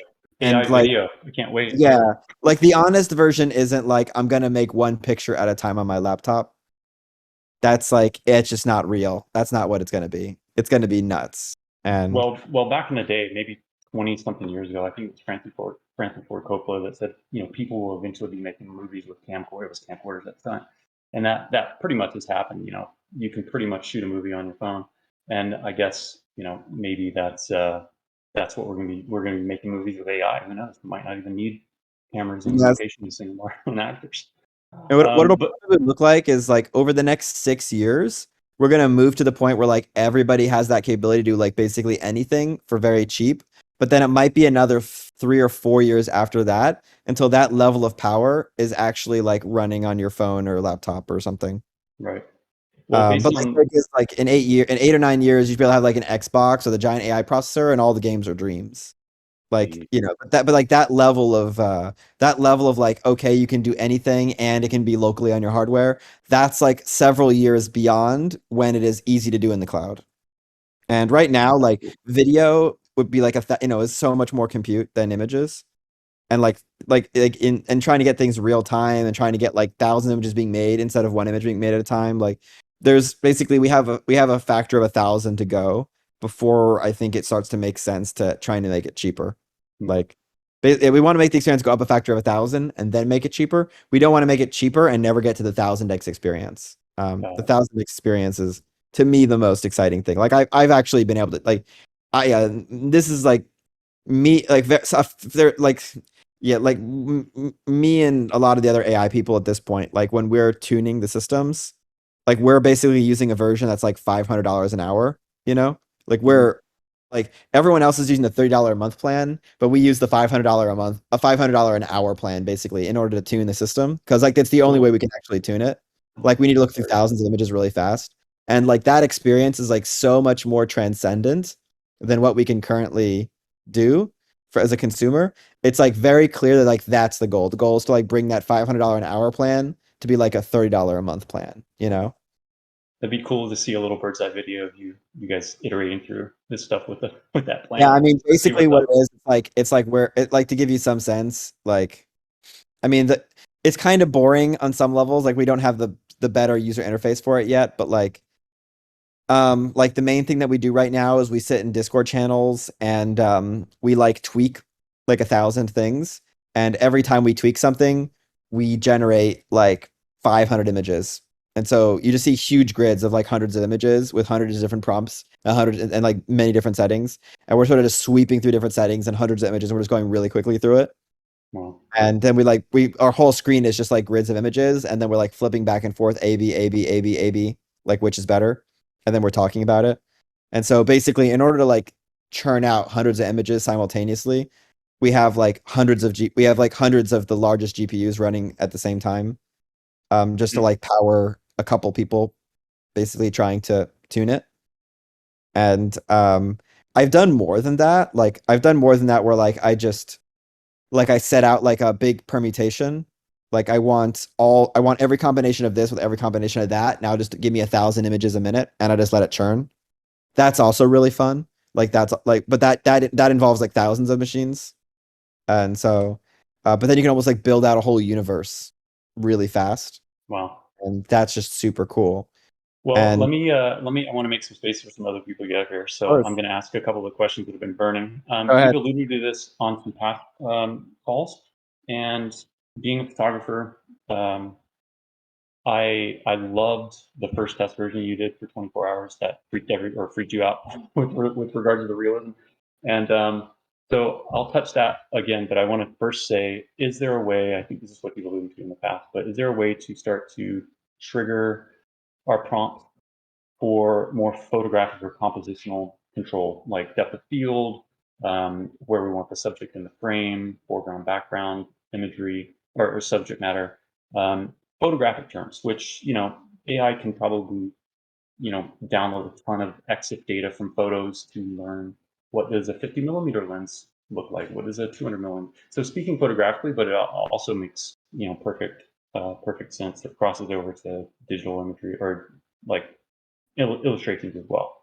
Is there a way that you guys can do that where we have a bit more control with the algorithm? I mean, we love how the algorithm expresses, but there's those fine tunings that I would love to do. It's like, oh man, my subject is in the center and it's always like throat up, headshot. Can I make it where it's, she's a third of the frame, or she's in the background, somebody else in the foreground?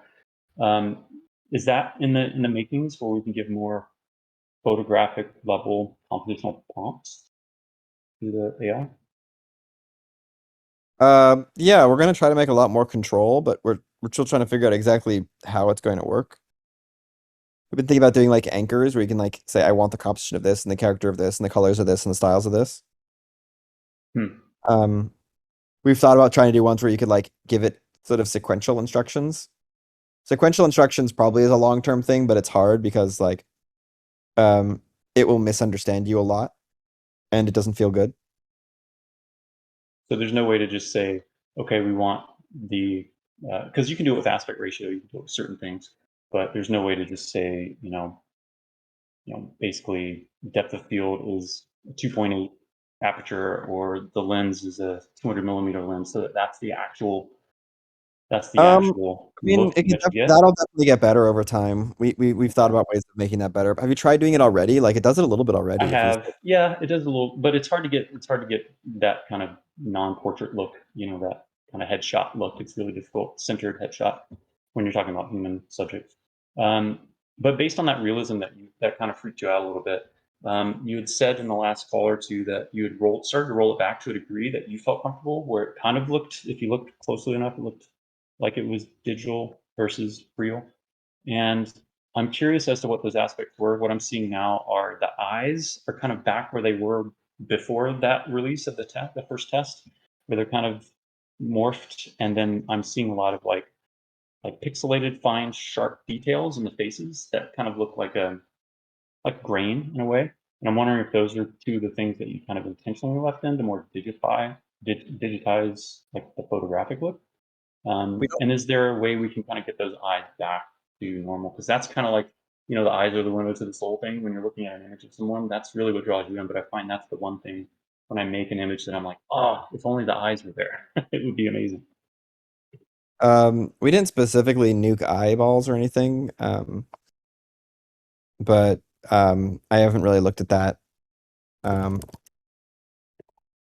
haven't really looked at like eyeballs in beta versus not beta. I can look at that. Cool. Yeah, it's definitely a thing. There's That seems definitely to do it. like, I mean, part of it is just like making it look like photos versus not making it look like photos, but I'm not sure exactly what. I haven't looked at it in details. And is there a big I'm wondering what the philosophical reasoning is, other than deep fakes and things, which are probably edge case. I don't know, maybe not. What is the kind of pull away from photographic realism? Because like landscapes can be very realistic in MidJourney, versus humans. Basically, it's where I see that the kind of the divide happens, where it's a little less realistic with humans, but other objects can be more realistic. Is that intentional, or that's not wrong? I don't like nothing intentional. The I like it when but right now it's like realistic, but you kind of instantly physiologically know it's not real. Almost like a movie picture. Like when you see a picture of Batman, you're not like, oh my God, there's a real person dressed up as a bat. Like you kind of know it's a movie poster. And I like that. And I like personally, I don't like it when something like Dolly, like it looks so real that like I start like doubting what is in my Twitter feed in a weird way. Like I have to look for the watermark everywhere. Or like I'm looking for watermarks on real images. It like puts you in this weird like physiological defensive mode, and I don't like that. I also don't like the more that you make it realistic. We find also that like if you let it be like realistic 50% of the time, like we find that if you make it photographic like 50% of the time, it'll be like uncanny valley and look like dead zombie stuff like the other 50%. And like sure, maybe like some of the more artistic people here will only take the good ones, but then like that's not what mostly happens. We get like tons of dead zombie uncanny stuff posted all over the internet, and like I think that's just really bad. Right. And I don't really want to be known for creating like this sort of like zombie deepfake uncanny valley stuff. And we do have to take some responsibility for this stuff, so like we have to be a little cautious about that. Yeah, that makes sense. And so and then one last question about ratings. I'm curious, because there's only one way to rate basically, and I'm not clear on, are we rating image quality, or are we rating like the subjectivity of it, like do I like it or not? Are we rating the AI, the render? Are we rating it for your ranking on the emotional website? like your emotional reaction? Okay. Why they're like faces. Do you find that would be helpful if we had multiple like ways to rate, because what I like is not going to be what somebody else likes? That's okay. We took it into account already. Okay, cool. All right. And so we would like to have more detailed stuff. The problem is that it becomes really like we don't get as much data then. Yeah, that makes sense.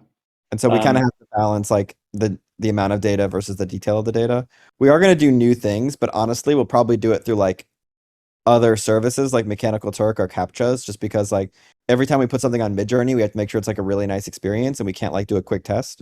So we're going to be like experimenting with lots of other forms of data through other services. And then if we find something else is way more useful than the current rating system, we'll replace it.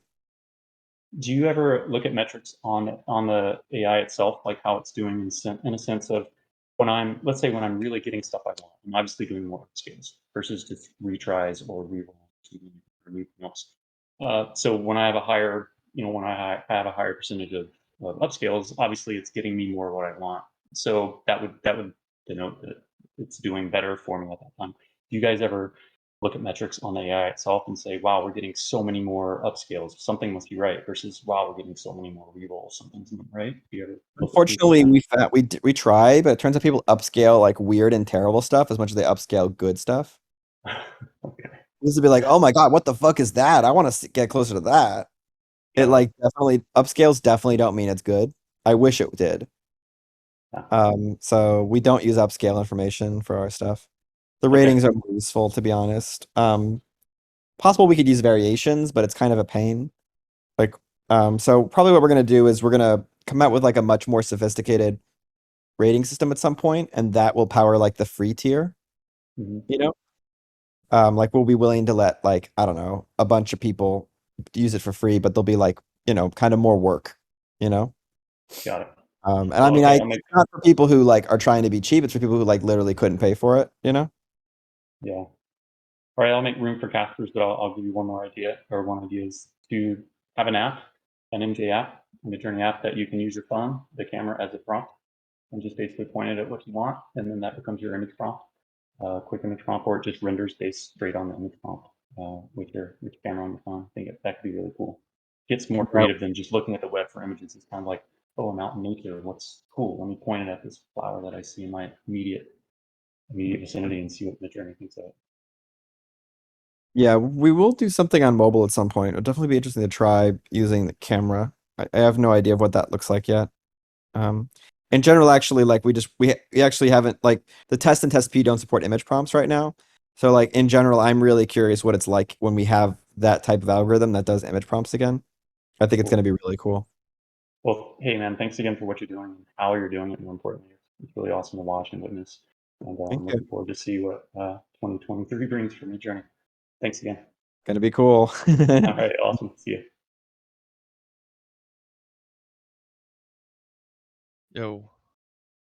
Hello.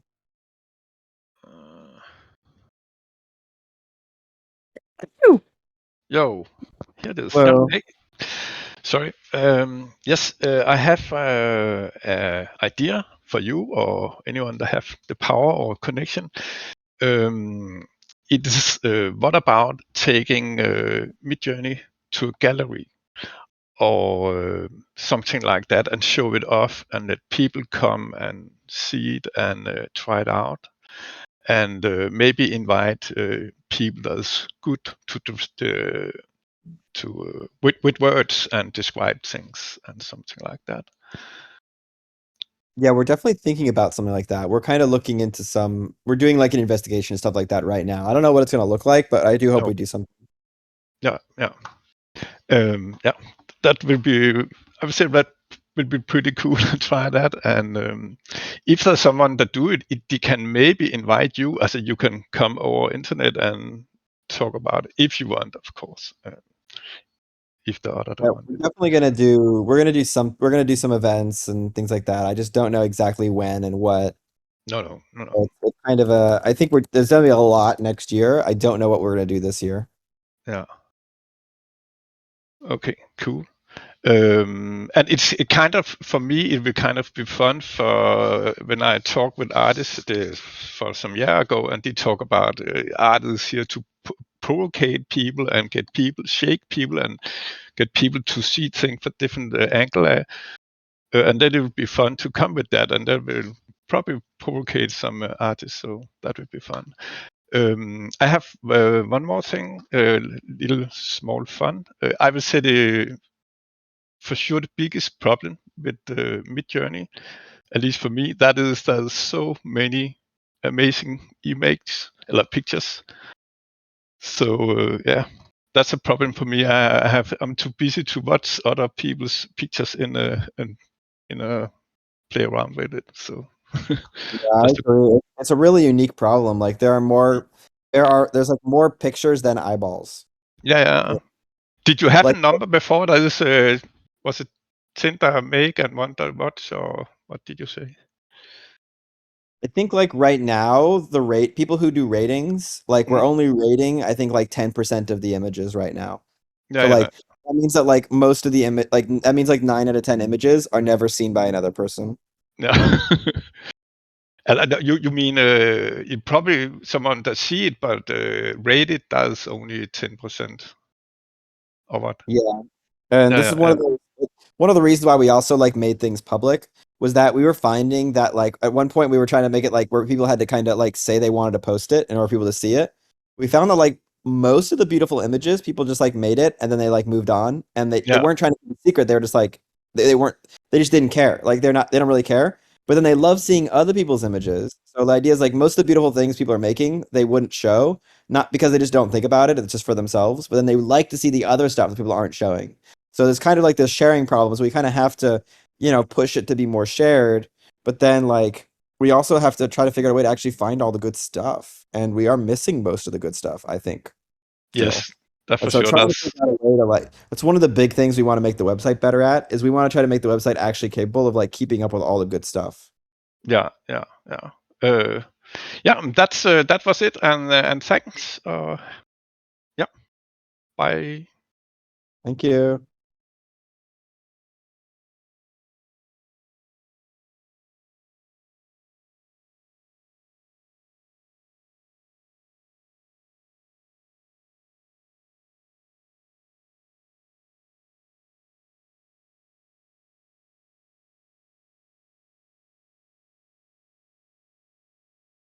Is it me? Somebody, Oh, somebody was asking if like has any of their stuff been rated. You can sort your gallery by ratings, and if you see images that are highly rated that you didn't rate, then that's something somebody else rated. Go ahead. Hello. okay. Hi, yeah, I'm sorry. You were still talking. I'm doing this for a living, so I'm an illustrator, so I'm kind of in between chairs right now. Art director on Twitter said that AI art will never play any role whatsoever in picture books. A week later, I had written, illustrated, and rendered a full picture book, which is now actually at the big 5 publishers because I do have an agent. You answered part of my question already with Midgard about how safe am I that the elements I use will not be in any way direct copies and infringing on other people's rights. What I do wonder is are there any plans to have MidJourney go more into my workflow, meaning more art direction, meaning uploading my own work and being like, okay, now change the lighting, change the perspective, things like that. Yeah, we want to be able to say things like, I want this scene, but from a different perspective, or I want these colors or this style or this composition, but then something else different. We want to be able to like let you have anchors. We may even make it so that eventually you can like have it sort of fine tune its style on your images. Because I could also, for example, I could also do a simple black and white, outline of what kind of layout or spread I would expect. Right now I've been trying to, little alien on the left side, and he's like, yeah, I'll put it in the middle. It hasn't been really good with my art direction so far. Yeah, I mean, in that case, might be better to just like make it a wider image and then crop it. You know what I mean? Yeah. I'm not here for prompt help. I've been the picture book that's out with publishers now is 2x1, so it's a square. So that worked out pretty well, and maybe a publisher is curious enough to actually tackle this AI art. And just one quick other question: how white male is your community and team? White male. Because this is something No, that I've never heard that. I've never heard that before. That's really funny. It's like I've been blackmailed. It's white mailed. Yeah, Um, but it's true. no, It's no, like I'm like thinking about it. Hold on. because Uh, the community, the gallery, the rating, that's definitely right now. I dislike two things about AI. It's I need a different abbreviation for Adobe Illustrator, and it still has a strong crypto bro vibe.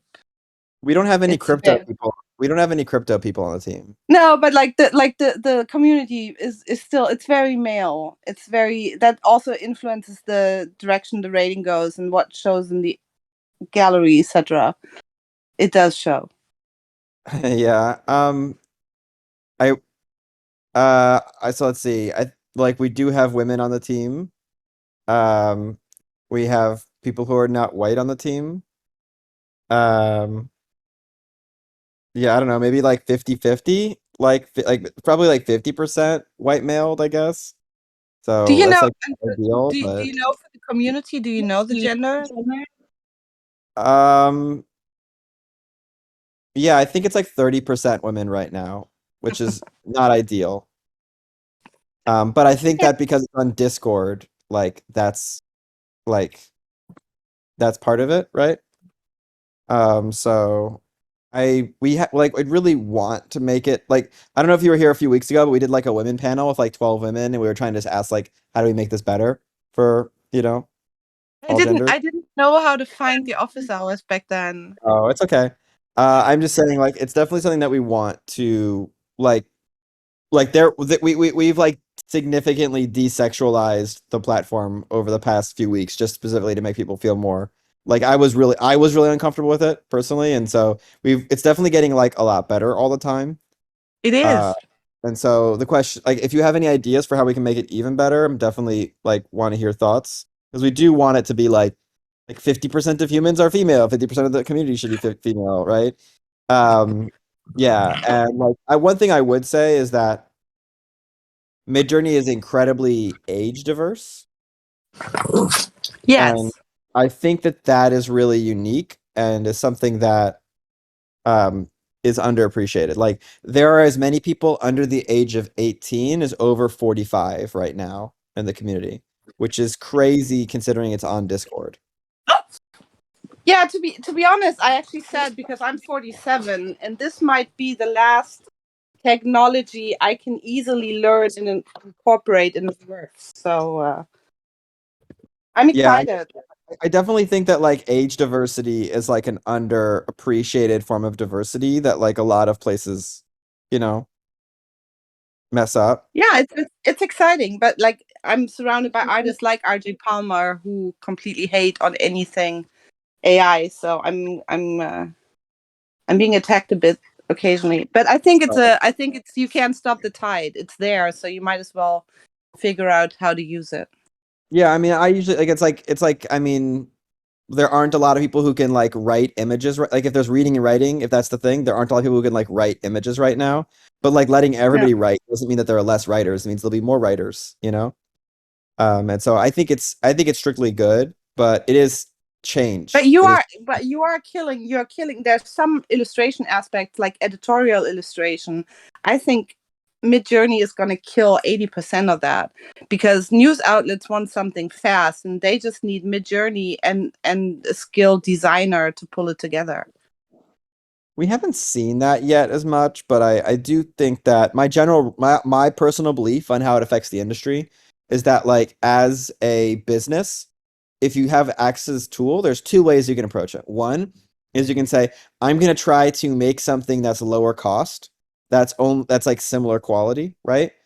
Yeah. That's one way to do it. And the other way to do it is I'm gonna keep my same costs, but I'm gonna make something that's like 10 times better. And I think that the way the markets are right now, I think most of the prices that people will pay, whether it's for a movie or for news, those are already established. So like the prices that people are willing to pay are already, I think, pretty fixed. And so the question is like, as a business owner, do you try to increase profitability or increase like quality, right? And I think that the businesses that focus on increasing quality but maintaining their current profit, their current spendings, are going to win. And so I expect that like some percentage of businesses will try to cut costs and they will lose. And the businesses that try to like use these technologies with the artists and with everybody else to make better stuff, they're going to win. And so Yeah. I don't think we're gonna be replaced, but I think it's definitely gonna take more. AI still cannot talk to clients, and it still cannot take art direction, and it cannot Oh yeah. call the printer when something goes wrong. So I don't see myself being replaced anytime soon. Well, yeah. And I mean, by that time, I will be retired. well, I personally still feel like, I mean, like as a designer, if I was using any of the MidJourney images, I would like change them and iterate, and like there'd be a huge process. It's Yeah. not like I just type in a word and then it's it. Like that's gonna, like, you could do that. You could type in a word and use that picture, but that's like a bad picture. Like it's not, you don't do a good job. It's not a good job then, you know? And like I feel like that if you use a tool and you try hard, it's gonna be, really good. So I really do think that like trying matters still, and I don't see this as a way to not try. It's a way to do better stuff with the same people who try. Yeah, I'm excited that you're trying to really make sure that we're not infringing on anyone's rights, because a friend actually got a render today, which was straight out Shutterstock watermark on top. So Yeah, I mean, right now you might see something weird on a Midjourney image like one out of every 10,000 times. It's like pretty rare. yeah, I'm pretty confident that it'll be like one out of 100,000 for the next version, and one out of like it's gonna keep going down to zero. I don't know. Yeah. yeah, I've been running images through Yandex to make sure that no aspects were copied, and they weren't. Nothing I could find so far. So Yeah, if you're looking for advice, like as long as you don't put like super, like if you put like Van Gogh's Starry Night or something into the prompt, that might be bad. But as long as you like avoid things that are like super super super super famous, that have like a million images on the internet, then, or if you say like, if you avoid words like stock photo, like avoid, then you're gonna be good. I actually have one spread in my picture book with Van Gogh's Starry Night done in felt, because the book deals with what is art. I've been trying to question AI, but so it's exciting. Thanks a lot, David. No problem. Thank you.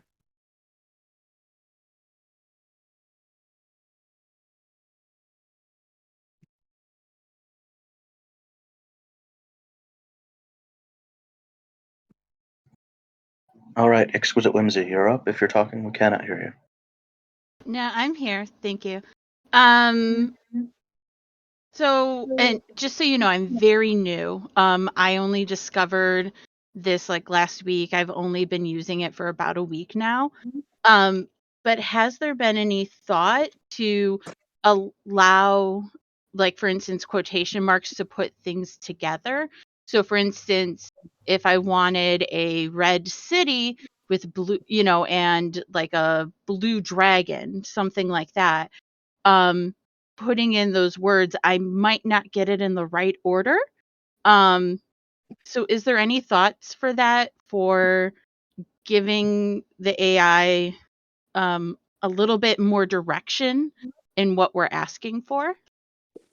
We're trying to make it just smarter in general at reading language.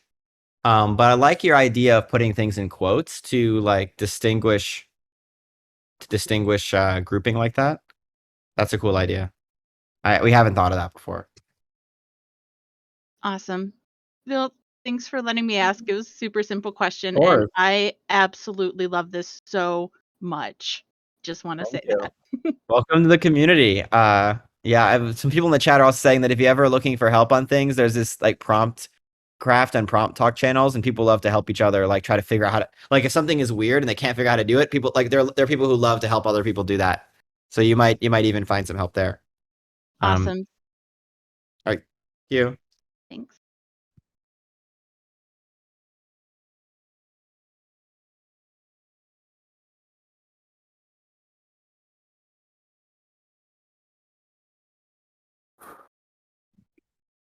Okay.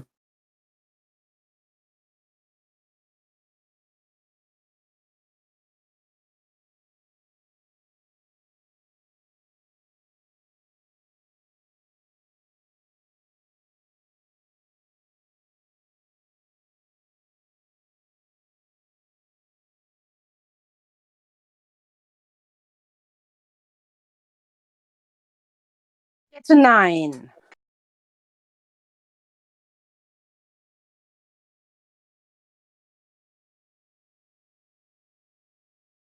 Hello, is it my turn? Hello. Yep. Wonderful. I'm part-time a paralegal, part-time chasing my dreams as a digital commission artist. So first of all, I wanted to say thank you for how much MidJourney has helped me with my art in just a single week. My question for you, though, was regarding how you mentioned beauty multiple times. Was pursuit of beauty a major part of the conception of MidJourney? And was it difficult for you to preserve what you've mentioned you love, the weird, the interesting, the new, alongside the beautiful? Yeah. I love that question. I think it was more about like imagination broadly, and then when there's ambiguity as to what it should do, it turns out we kind of have to have biases. Like for example, if someone just says dog, like there's a lot. What kind of dog is it? Is it a what does it look like? And so when people ask something that's really unspecified, we have to kind of give it some guide rails. And so we decided that like one of our guide rails, it would be like beauty. So like if you don't say that you could say you want something to be ugly and horrible and grungy and like like deformed. Like you can use all those words, but if you don't say what you want it to look like, we'll generally bias it to look beautiful. And I feel like that I'd rather things be beautiful than ugly, and I think that seems like a reasonable choice to me because it's what the average person wants too. But the way that it works is that the more you write, the more it kind of like takes over any of our biases, and then the less you write, the more it will kind of automatically fill it. It's kind of like an artist who has its favorite characters and colors and things like that, and if you don't specify it, its favorites will kick in.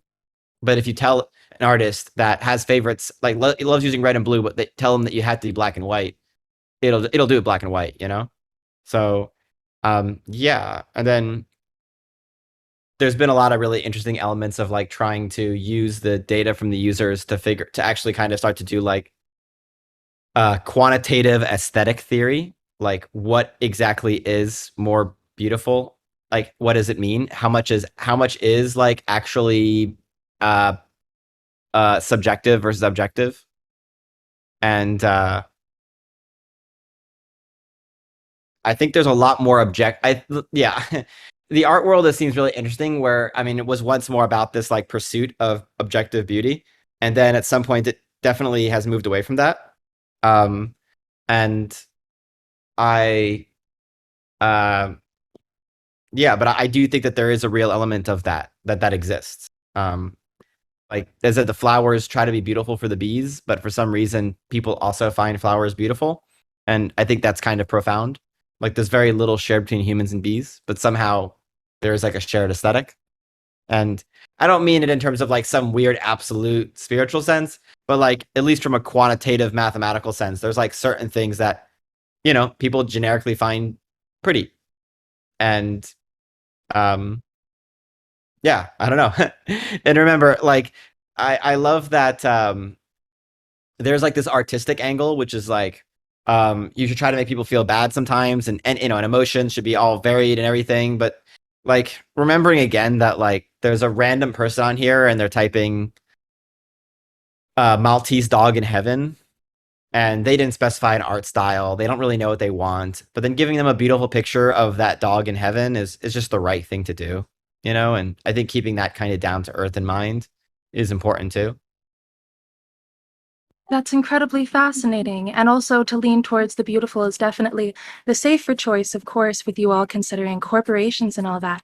If I could throw my hat into the ring for just a moment from an emerging artist perspective regarding beauty and artistic integrity, as you all had mentioned earlier, I find, actually just me personally, I find it more ethical to use MidJourney for my art, particularly for references, because say a reference of a hand, if I use someone else's image of a hand, it's so hard to transform the work so much that there is not one single iota of their composition, their lighting, nothing of their artistic viewpoint. But MidJourney allows me to create something new and not take something directly from another artist. But second of all, I'm also a musician, and I wanted to know if you would or had ever considered an audio MidJourney instead of a visual that could generate songs, speeches, background music, that kind of thing? So the first thing you said, one of the interesting things about the MidJourney stuff is that it's really not copying any specific image. It's as if it's like seen 1,000 things and it really swirls all this knowledge together in a really weird way. And so it does tend to make really new stuff. And then on top of that, we push it specifically in our algorithms to make images that don't look like anything it's seen before. Because there's versions of this that do, like, there are versions of a technology like this that will make it very similar, but we really try to make it, like, we try to force it, like, don't make any image that looks like an image that you've seen, like, make something new, but use the principles of stuff that you've seen and the knowledge that you've seen. So it's definitely good that that comes through. The other thing in terms of music, I feel like that I am a visually sophisticated person. I can look at the visual stuff and have a lot of opinions. I've been a designer before, but I'm not a musician, and I don't think that I'm personally sophisticated enough in music and audio to do the music thing justice. And so I think that I would be waiting for some other group who is all musicians to do a good job with that. I have thought about doing like a music visualizer where like you put music in, you get like visuals out, and that would be really cool. It's definitely not a high of a priority, but it's like I think we'd be more likely to make an audio to visual thing than like a text to audio thing. I actually don't think text to audio is probably the right interface because like language is much more meant to describe the world around us in a visual sense than music. It's kind of hard to describe music, I feel, with words. Maybe that's because I'm not sophisticated. But I do think that maybe the audio version will be very different in some like profound way. Like you can look at 10 images at the same time, for example, and you can say which one you like, but you can't like listen to 10 songs at the same time and say which one you like. So like the output is going to be very different. I think the interface will be really different. I don't know what it'll look like. But I think it's probably the task of somebody else to do it, is what it feels like. I, for one, would absolutely be interested if you all would ever foray into, like you mentioned, was a not priority possibility, using an audio prompt. I've already seen many people on TikTok, other content creators. I use MidJourney for content creation myself, using song lyrics and plugging song lyrics into to already get what does this song look like. So it would be amazing if you could do plugging in a song or singing a song yourself or covering a song and then seeing what the AI would make of it. Yeah, I definitely like the idea of going from like songs to visuals. And I don't know if everyone's seen this, but there's these really beautiful music videos people already made with MidJourney on the internet with like Bohemian Rhapsody and stuff like that. And like it's pretty cool. Like I've seen some really great stuff and we could definitely make that better. So I think we'll probably do something there one day. Amazing. Well, that's all the questions I had for you, and I can only commend you on your fantastic work in the pursuit of beauty. Oh, thank you. Hi. Hello. So first, I've got an idea about the followers thing, and Okay. this all ties into my general topic, which is making people's work visible to others, be it other MidJourney users or the broader community of the internet or the world, in case of things like the In the World channel. So my idea was that with the followers, maybe you could just give everyone like 10 random followers, which rotate each week. So you would be more or less forced to see stuff that is not inside your bubble of what you search for. That's really interesting. Let me Yeah, think great. about. There's like something good there. Like there's like an equality there. So like something that feels kind of random and equal, like is probably a really good idea. I have to like think about. Yeah, you want to show people the stuff that you almost want to show stuff that like people will like because we'll have some sense of what people will like. You know, of like for example, some people really like furries and some people really hate furries. And I don't know if you should force them to look at furries.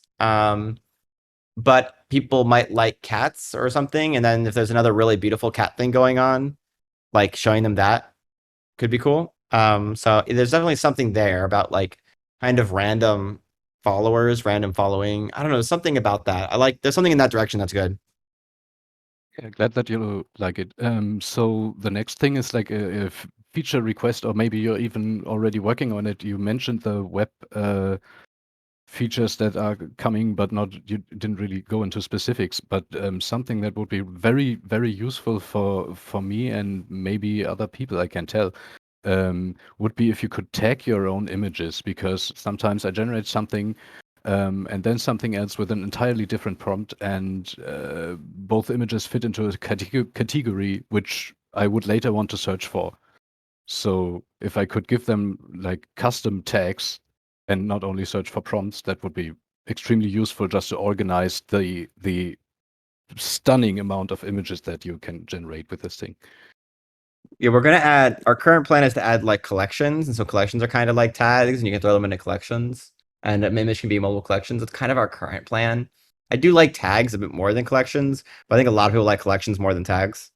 Yeah, well, if an So image can be in multiple at once, it would be pretty much the same as a tag, I yeah, guess. it's kind of the same thing. Yeah, Great. yeah. Great, So great. there's already collections being tested with the sort of some test groups right now. All They right. look really beautiful. It looks really nice visually. That makes me happy. So next thing, cut me off if it's getting too many, but I'll keep it quick. You asked for feedback on the forum channels you made for two of the channels. I don't remember which ones. Promptcraft is one of them. And I like that a lot. It's way more easy to for good information to not get swamped by just to not get scrolled up and out of everyone's sight. And I was wondering if you're planning to maybe do the same thing for the work in progress channels and maybe show and tell or stuff like that. And this has to do with my general topic with visibility, and if your interest also lies in helping people promote their work or their work essentially.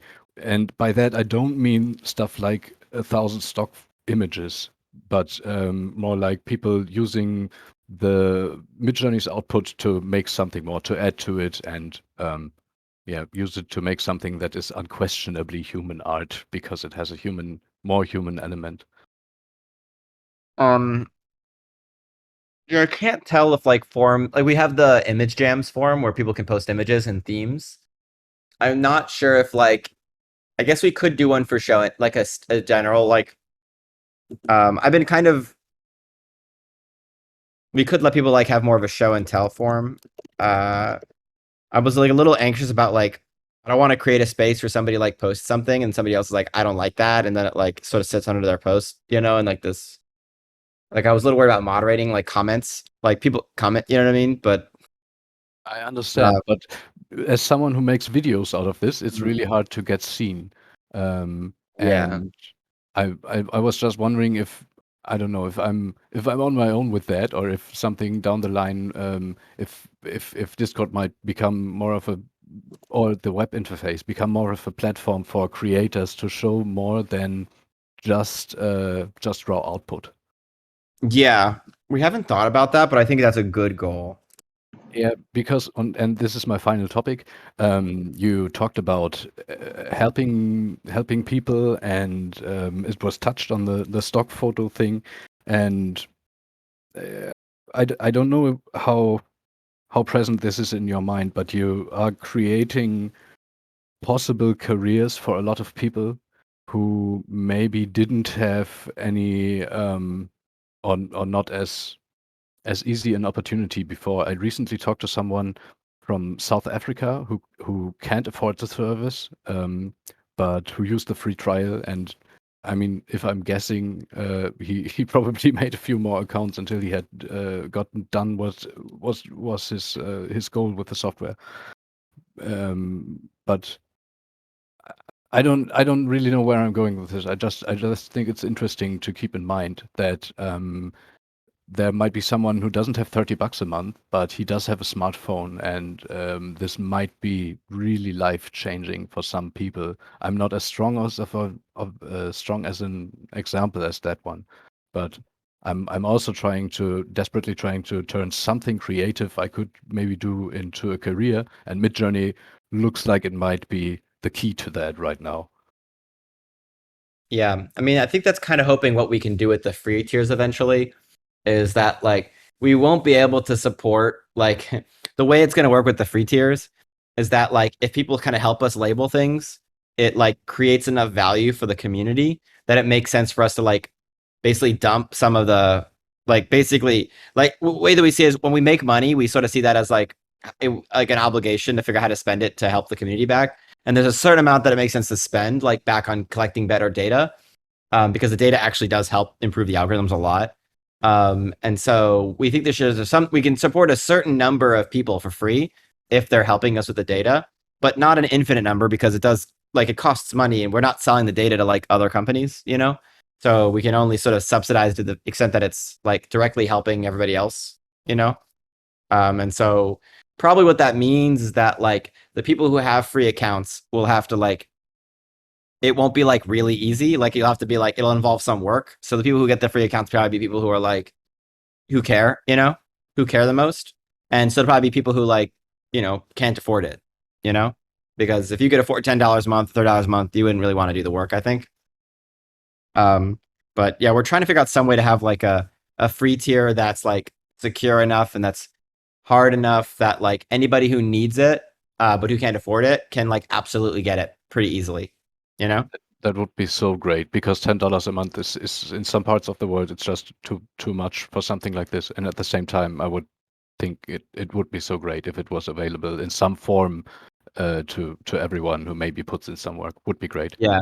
The challenge Well, right now is that it does cost a lot of money to run, but the idea is like there's some like operating profit, and so basically in theory we can use some of the operating profit to like basically give free accounts to some number of users, and then we just have to make sure that the users that we're giving that to, it's like kind of helping everybody else back out, you know? yeah, great. And so we're gonna definitely do that. I don't know when, but it's like I think it's important for us to do probably this in the next within hopefully this year, but it might be like it's somewhat in the next 6 months if we don't have a huge number of people like that. I think that something bad happened. But it's like hard. It's like a lot of work to make sure that we're picking the right people and that it's like, you know, not too easy but not too hard, and that like we're, you know, trying to do it in the right way, you know? Yeah. All right. Thank you. That's it from me. And thank you not only for the product, but also for your approach to all this. It's just it's wonderful to listen to you talk. Just all right. Have a great day. Thank you. As a note on sharing things like videos, the subreddit and Facebook page are great for that. They're much more likely to get attention there because they don't go nearly as fast.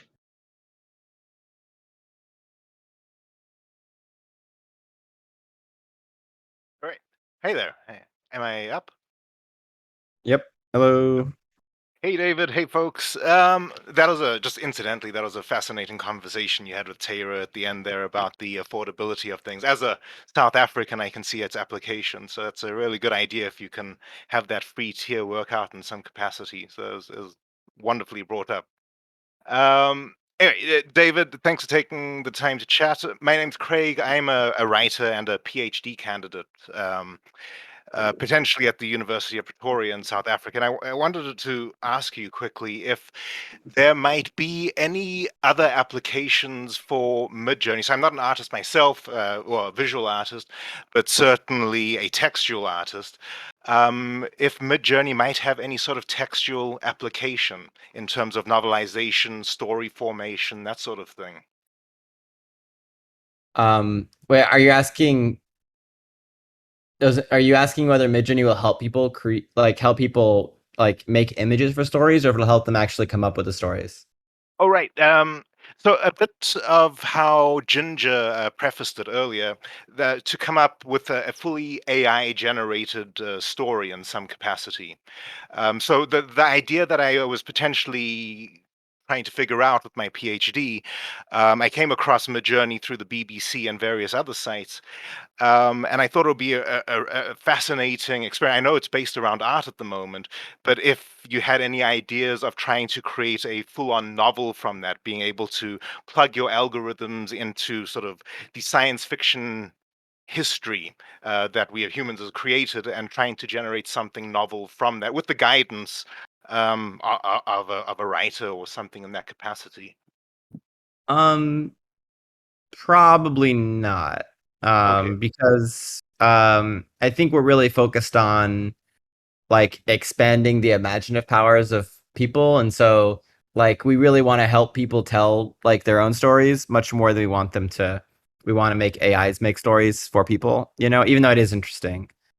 And so, as I said earlier, like our kind of themes are like reflection, imagination, and coordination. And so we're really trying to help, like, how do we help people reflect? How do people like imagine?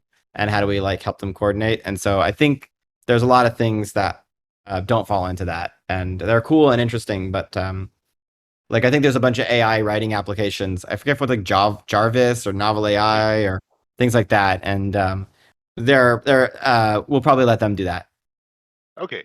All right. Well, thank you very much for that. And MidJourney is incredible, and I think just from an art perspective, I look forward to using that, whether it's for future graphic illustration projects or children's stories, that sort of thing. So that's phenomenal. So thank you very much for all your work. I really appreciate it. Of course. I do think that our tools over time will get even better for people who are trying to like tell stories and do comics and write books. Like, I don't want to give away all the features, but there's a lot of features that will be specifically to make that easier. But we're probably not going to help people on the writing side. That's okay. I mean, It'll give me a job for that little bit longer. yeah, maybe we'll help people like brainstorm like small numbers of words. I like the idea of helping somebody brainstorm like 2 to 5 words, you know, but I definitely wouldn't the full stories is like a different thing. Yeah, I mean, there's like a certain thing. I built a few things before that were kind of interesting in that domain, but it would be more for like reflective purposes. Okay. Um, Well, just as an aside, maybe chatting with Ancient Chaos before, if you ever want to pick up that project again and you want to have these, well, I wouldn't say the world's first. I don't know if the world first exists really anymore, but certainly the idea of using classic science fiction for an AI to write its own modern novel would be quite an interesting project and a PhD topic. So if should that ever come to light, I'd love to hear about it, and I'll certainly stay in touch with the MidJourney community as well. yeah, I love science fiction. It's hard for me to imagine AI doing like the science fiction books for like I don't know. Finished reading everything from Olaf Stapledon. Hmm. He's like one of the original sci-fi. He was like a philosopher that like became one of the first science fiction writers, and he writes these like 10 billion year stories or 100 trillion year stories about like, and they're just like so creative and far-reaching and beautiful. Like, I can't. I don't think AI is there yet. AI actually has a really hard time telling stories. Like, there's something about like long chains of narratives that are really Okay. challenging right now. I didn't realize that. Well, that's interesting to hear. So maybe not quite there yet, but maybe with a bit of honing and time, it'll. Well, any science fiction becomes reality eventually, even if Yeah. it's an evolutionary thing. Yeah, whereas I've had like really great moments with like AIs where they're like very trippy for like one paragraph. I've never really got them to hold up over long periods.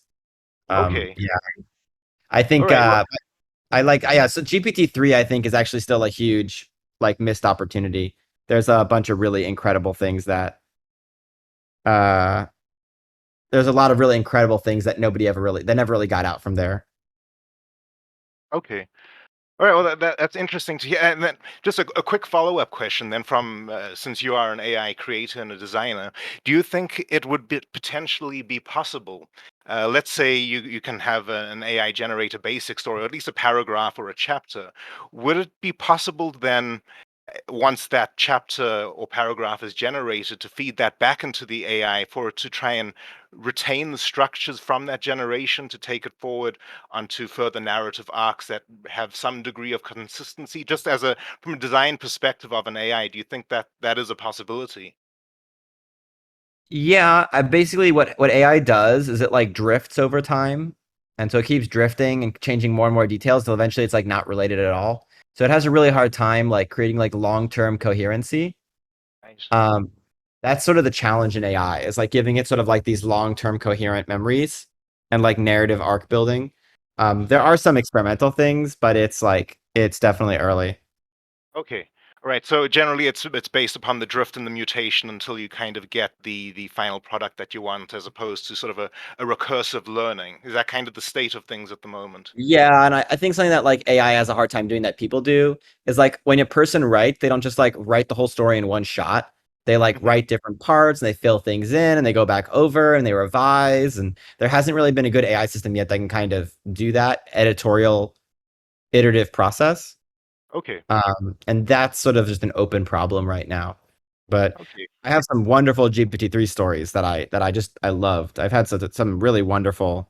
Yeah, I think my favorite time my fa- too quick. I think one of my favorite time was I was talking to GPT-3 and it asked me if I had any dreams last night, and I said yeah. I dreamed I had a lucid dream where I was just eating chicken wings in a black void. And when I was like, "How about you, GPT-3? What was the last thing you dreamed about?" And it said, "Last night I dreamt I was a butterfly. No, sorry. Last night I dreamt I was a caterpillar climbing up a blade of grass, and there was a large man, blurry and far in the distance, and he leaned in towards me and he said, 'I like you can change.'" And then I woke up and I was in this library surrounded by books and books and books, and I turned around and there I saw you. I was like, "Oh my God, like, are you still in the library now?" And it goes, "Yes." And like Wow. there's like these wonderful trippy moments. Or yeah, another really wonderful GPT-3 thing is like you can write a letter to someone. Like one time I was like, "Dear Alan Watts, I've had a hard time sleeping lately. Whenever I'm going to sleep, I have too much stuff to do, and I keep thinking about all the things I need to do, and I know that tomorrow I'll feel better, but I won't get those things done either, and it just kind of puts me in a loop, and it's hard to sleep. What do I do? Thanks, David." And then I go, "Dear David," and then let it complete, and it goes, "Dear David, I'm sorry to hear about your sleeping problems, but maybe you should first think about how life is maybe more about having a list of things to do." And I was like, "Oh, damn." And like those have been like my best AI moments where like it kind of takes something and then it has like a role play and it does something like slightly surreal and weird. And like that's the best. But like long stories, not there yet. Right. Well, injecting some existential woe into the answers. That's brilliant. I like that. You have spurred on an idea that perhaps, taking a tact of a second person, a dialogue based novel or narrative creation could be a possibility, depending on how much GPT-3 might retain. So that's something to explore as well. Thank you very much for that insight. That's really helpful. Of course. Yeah. And I mean, that was all stuff that happened years ago. And I think it's a huge missed opportunity that those sorts of emotional experiences haven't become like, a key human thing. And I think it's just, yeah. There's a lot of missed opportunity in the AI space actually still to build incredible stuff. Okay, well, it's changed the way I'm going to talk to my Alexa tonight. Hey, Alexa, go to sleep. So, thanks very much for that, David, and all the very best to you and your team for the incredible creation. Of course. All right, take care. Cheers, folks.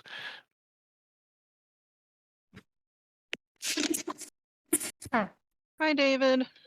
Hello. I am reading people that didn't have the ability to use voice, so I'm going to read a couple questions for you.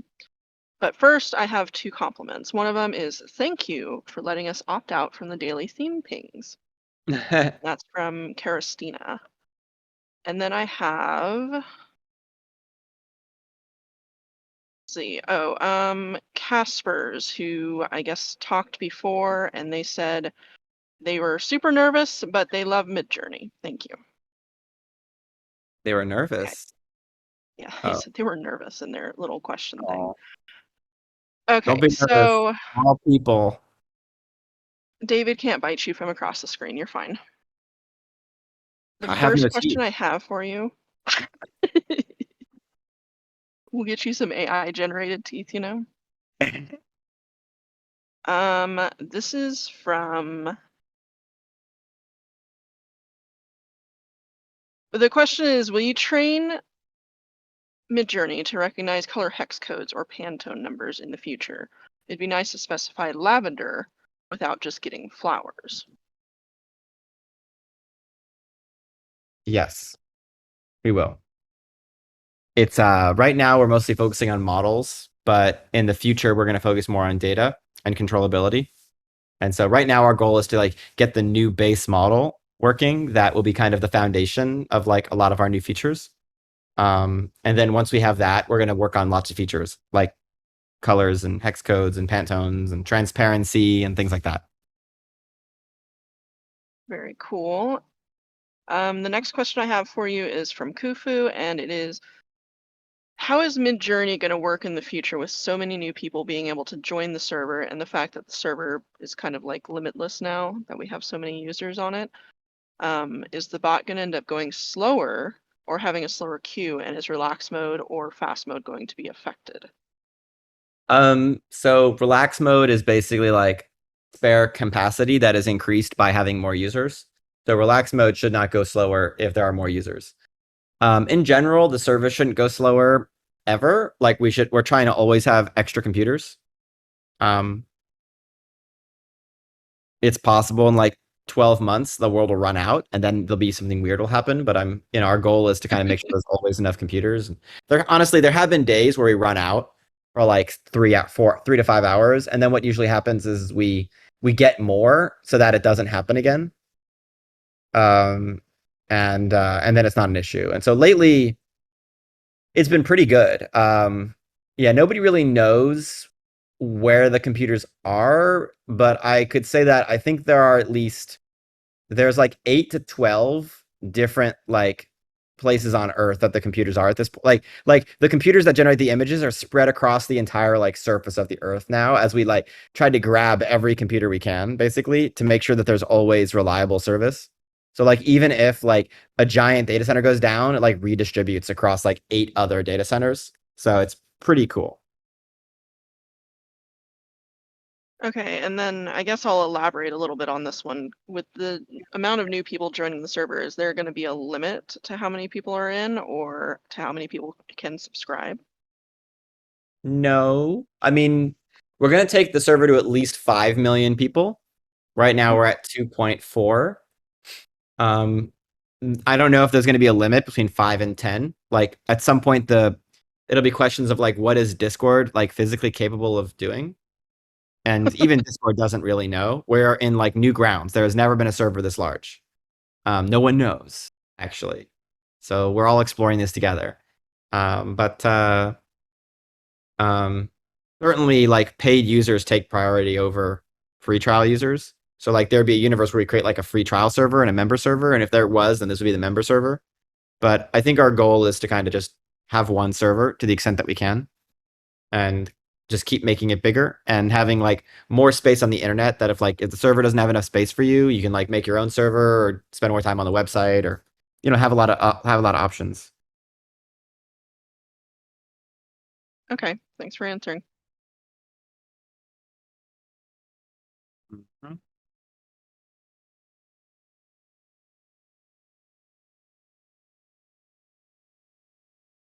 Hey, how's it going? Can you hear me? Hello. Hey, David. I'm actually sitting in class right now with students. I'm a professor at a university, and we had some questions, I guess, philosophical. I'm also a full-time professional concept artist at a very big AAA company, and I've already seen AI art kind of take over my industry. And I'm just trying to use it, get better with it as a beginning stage to help with concept art, because that's what I do as a concept artist. And it's impactful. It's amazing. It's beautiful. And I don't think it's replacing what people are needed for. I do think it's a great starting point. However, I think what we're wondering here is on more of a morality issue. Basically, like, what is AI doing and what will it do to society, in the sense that, the internet came out and it did great things. But along with the internet, you have things like the dark web, where you can sell organs, you can traffic people. There's a lot of really bad things that happen with it. And I know right now when you search in MidJourney, there are filters, there's things that are preventing you from really searching up things that are horrifying. And I can almost assume right now that there's someone out there who's working on another version of MidJourney that is far more sinister, that's looking to allow images that are going to just show the most explicit and most horrifying things that human nature's capable of. Like, how do you view that? Do you see an impact? I mean, like, what is your view on that, like morality? I know you can't necessarily stop that. You're just doing MidJourney, but how do you see AI in the future? Because you were talking about this thing where images are changing right before your eyes, and I think that would be amazing. Like, you're orchestrating this beautiful imagery, but I think that if I know humans, someone else is going to orchestrate something horrible too. So I was wondering if you could just comment on like what you see as far as like that sort of thing and how it plays a part in society. We're gonna try to make the like really beautiful and wondrous and fantastic future.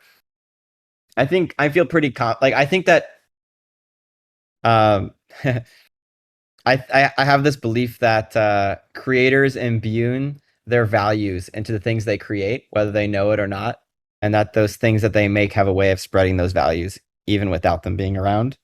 And so I feel very confident that the values that we can imbue into stuff will be good. So I feel very confident about everything that I'm doing. I don't necessarily think that everybody in technology comes from that same place. And I definitely think we will see things that are not good also. There is probably like,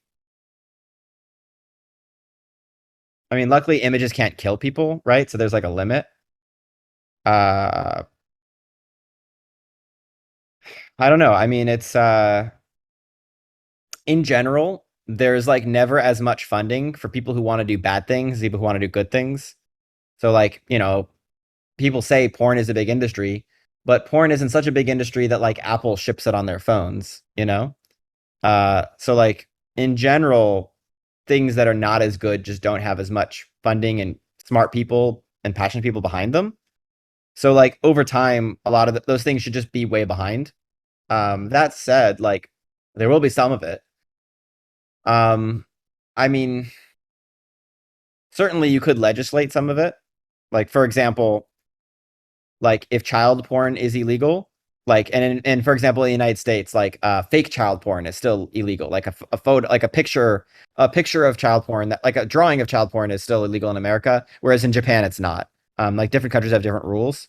But like it's weird to say that like drawn pictures of child porn is legal, but it's like illegal, but like making the machine that makes child porn is is okay. So like for example, I think some of the new AI models are like maybe too good at doing stuff like that.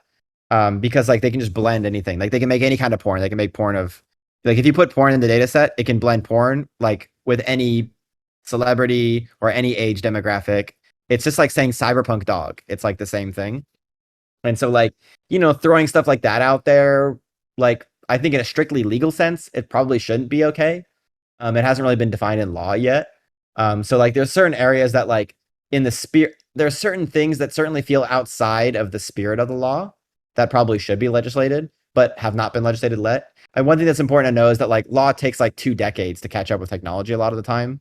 Like we're still catching up with Google and Facebook, you know? So we can't really rely on like legislation or law or governments to kind of keep up with or regulate technology to a large extent. So what do we do in that? I don't know. I mean, we kind of use social pressure to like social pressure as a thing. Supporting the ones that are good as a thing. I don't know. Like certainly social pressure does something, but yeah, it's like how does well, one of the challenges is that like things used to not change that much. And so when things don't change very quickly, like governments can keep pace with them. And in general now, like technology change, the rate of technological change has like outpaced the speeds that governments were meant to operate at. And so in some ways, like governments need to like upgrade at some point to basically move at the same speed that technology does. And that's just going to be really hard. I don't know when that's going to happen, but that's probably really important one day. I don't know. Like, I'm not sure if I'm answering your question. I want to take a break. I mean, these are very interesting. We've been talking about it. So I don't know if there's a clear answer. I do like your idea that I would say socially, financially good usually makes more money. I think that's a very interesting point.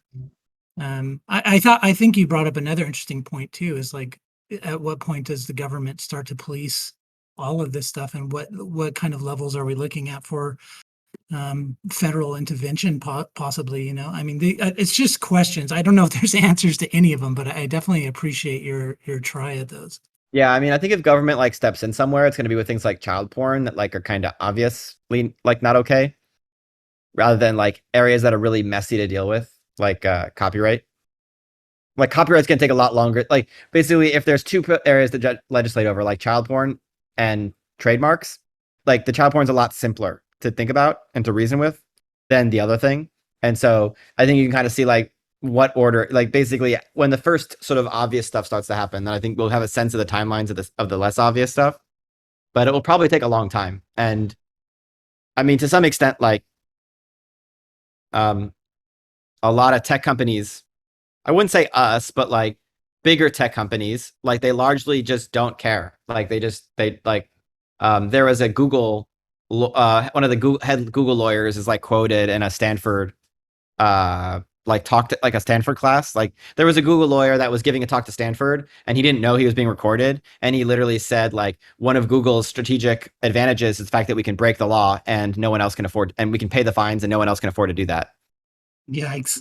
And so like basically a lot of the big companies kind of operate on a way, you know, like it's so weird. Like when I was a child, everyone like when I was a child, there was this idea that, like there are rules and you don't break the rules.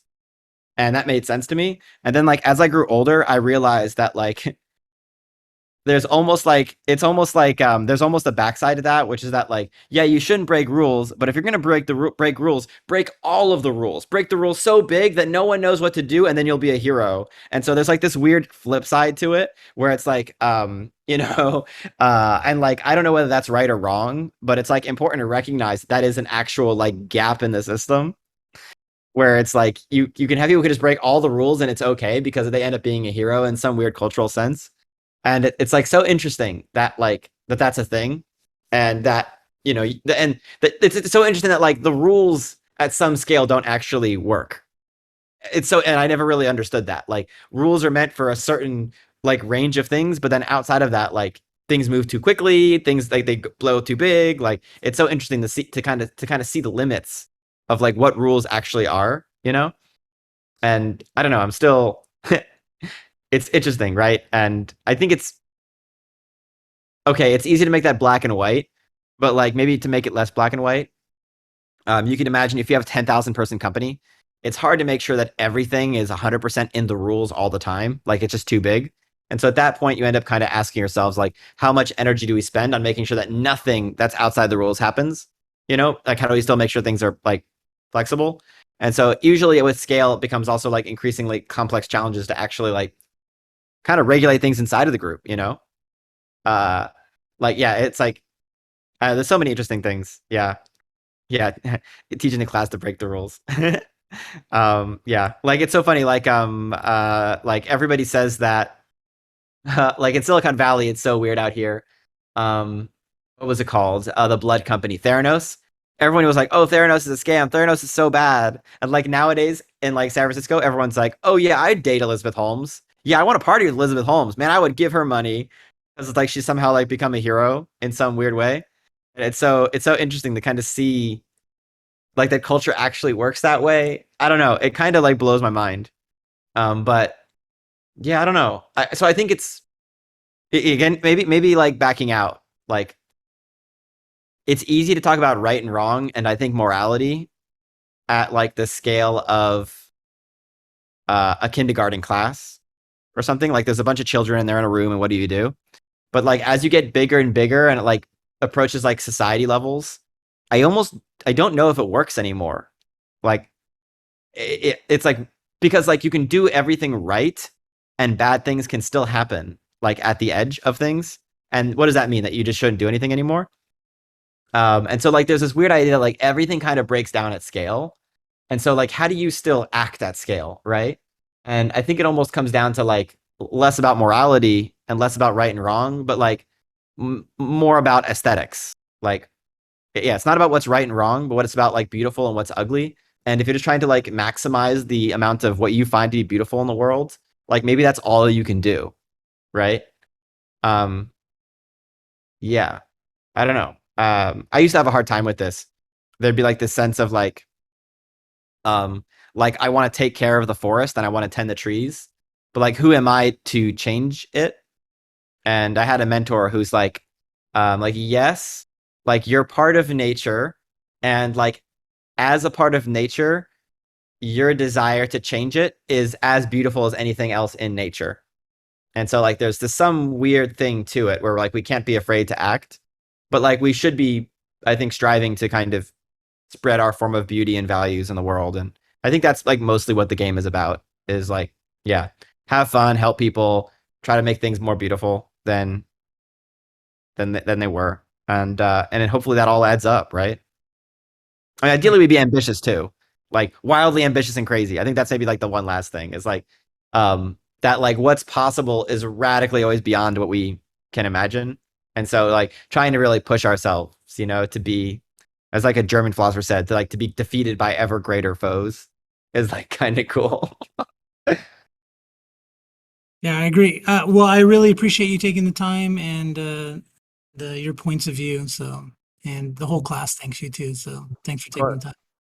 Oh, and maybe one last thing is like, for example, there are going to be AI programs that are like really good at copying artist stuff in like bad ways. I'm not going to make that. But then on the flip side, like hopefully people like us make things that like create these like more and more beautiful and incredible aesthetics to where at some point, like, you know, the people who are just copying other stuff, like that's not a job. But the job is like making these beautiful and incredible new things that have never existed before. And so it's ideas like, you know, the more that we normalize pushing boundaries, I think the less room there is for like kind of evil and bullshit. Because like the evil and bullshit's just, you know, they're just trying to like make money and be famous and like copy stuff. Like there's not really any future there, you know? So there's something about like, yeah, pushing the explorative and expanding, like, yeah, sort of like seeking the transcendent. Like there's sort of nothing that can follow you there. Yeah, you know, it's interesting. I've been trying to be positive too, because a lot of people are concerned, my students. I've had some being like, hey, should I quit my field? And my answer is like always, no. There's, you know, this is playing a part. I don't know exactly what it's going to do, but I think there's a real chance that this could actually boost traditional style arts and their value in an entirely separate way.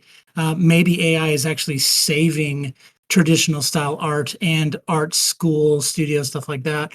And in the same sense, I started telling them like, hey, you know, someone who's in medicine or maybe too busy with business isn't going to have time to sit in front of a computer and put in prompts and develop imagery. And if you love this, if you're the creative person, it's still going to be you that's sitting there in front of the computer taking time to create images because other people aren't interested. It's like it takes those type of people who want to create this type of thing and want to explore art who are actually just going to keep driving it forward. So I don't think it's actually limiting anybody else in any other field in some sense. There is some limitations like in my field for concept art where I feel like that process of starting from scratch and that learning experience is going to be limited to an extent, but it still takes me to take something that's has to be interpreted. And that's what I really like about MidJourney is I'm getting just wild ideas that aren't super clear. And it's just this creative avenue for me to look at it, be inspired, and then push it into something that's clear because ultimately I have to hand this off to a 3D artist. And we all know that some of this stuff can't be, and you have to describe it at some point. So it's either, you know, you're either going to enjoy it for its abstract value, or you're going to take it, make it something understandable, and it still takes an artist to do that. And so in the end, I feel like it's still just a great tool. I totally agree with you. Maybe a few more points on that is like, in case everyone didn't hear them earlier, like one view is like, it's like teaching everybody in the world to write, and like having everybody in the world who can read and write makes like there's like more value for really good writers, you know? And like and like there's and people appreciate like writing more when they can read versus when they're just being told stories like orally. Like there's something about that. There's also like this element of like giving everybody an art education suddenly. Like now everybody knows what Art Deco is and nobody really knew before. So you might get like more demand for like weird stuff, right? Or like things that were lost. It's so interesting to me that like some huge percentage of I've heard some huge percentage of like commissioned art is literally just furries right now. And like the idea of like, okay, that's kind of a niche market that's generated like a lot of art business, and like how many more of those things could there be if people can actually like figure out like that, create these more, more subcultures, like Yes, Art Deco and we subculture. need more furries for sure. No, but like there's like I think that furries are not the only aesthetic move. Like in some ways, furries is like a identity based aesthetic movement, and like how many more of those could exist that are not just being animals? There's probably a lot actually, and a world that's filled with like richer and more diverse and weirder and like aesthetic movements that have huge communities. That's like that creates more demand, I think, for great art. Another one I loved hearing was Peter Moorbacher was on here, and he said a few great things. He said like that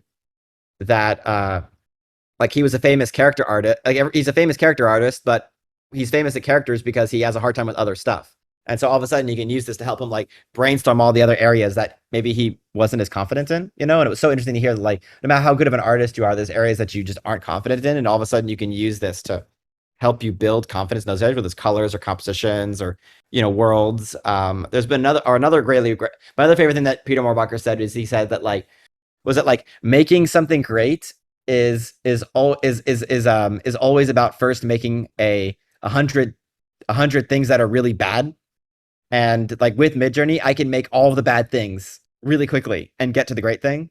I definitely agree with that. And like that's so cool. Like I love that. Like I obviously like I want the MidJourney pictures to be good, but the idea that like you figure out all the bad things so you can get to the great thing, like that's so cool. And like the idea of like, or just even be able to like brainstorm with clients, like, hey, here are 5 directions I could go in, and you can give them 5 directions suddenly, and like now all of a sudden they'll pick the weirder one, and now you can spend all of your time making weirder stuff, whether it's by hand or with tools. Like the ability to kind of go wider in the early ideation process and like leading to just crazier things. I think there's gonna be new aesthetic movements also that like aren't even just like whatever the next furries are, but like things like hyper ornate, hyper organic. Like there's like women with hair that's leaves, where like every curl is like a different leaf, or like like really interesting. Like there's like weird, like interesting new aesthetic spaces where it'd be really hard to like explore the space of like leaf based hairstyles, just because like the raw physical labor to draw that out is so hard that like just being able to explore the space ahead of time, and then like being able to play with these things is like, I actually like the ability to have like, yeah, where there's like, I think there'll be lots of new aesthetic movements that like literally weren't possible to either explore or make previous to these tools. And like there's gonna be so many wonderful new things over time. Like, and maybe it's even just like, maybe you'll draw something and then maybe you'll actually make 3D stuff. So maybe people who can draw, or like traditional artists, all of a sudden become empowered to build like cross media, increasingly physically manifested bigger and bigger things too. So like, I don't know. I think that like the range, and then on top of that, like big operations, I think again, not trying to remove artists, but to like make more art, make more detail, make richer, more broad worlds. Yeah, like there's so much opportunity. So I don't know. I'm personally excited for it, and it's a little hard to predict like where it goes from a humanistic standpoint, but I think that what is definitely possible is that it will be like wild and crazy beyond our imaginations, and like the things that will be most important are the people who can explore like explore the fringes of those new like oceans of imagination, as well as people who can actually like tell real and human compelling stories on top of it, because it's really not just a picture. Like at the end of the day, it's a story. And like this is not, these are, and like MidJourney, no matter how beautiful a picture it can make, it has no narrative, it has no intention, it has no story it's trying to tell. That can only come from people, Yeah, well, again, I appreciate your passion, and thank you for answering the questions, and it's been awesome. Appreciate it.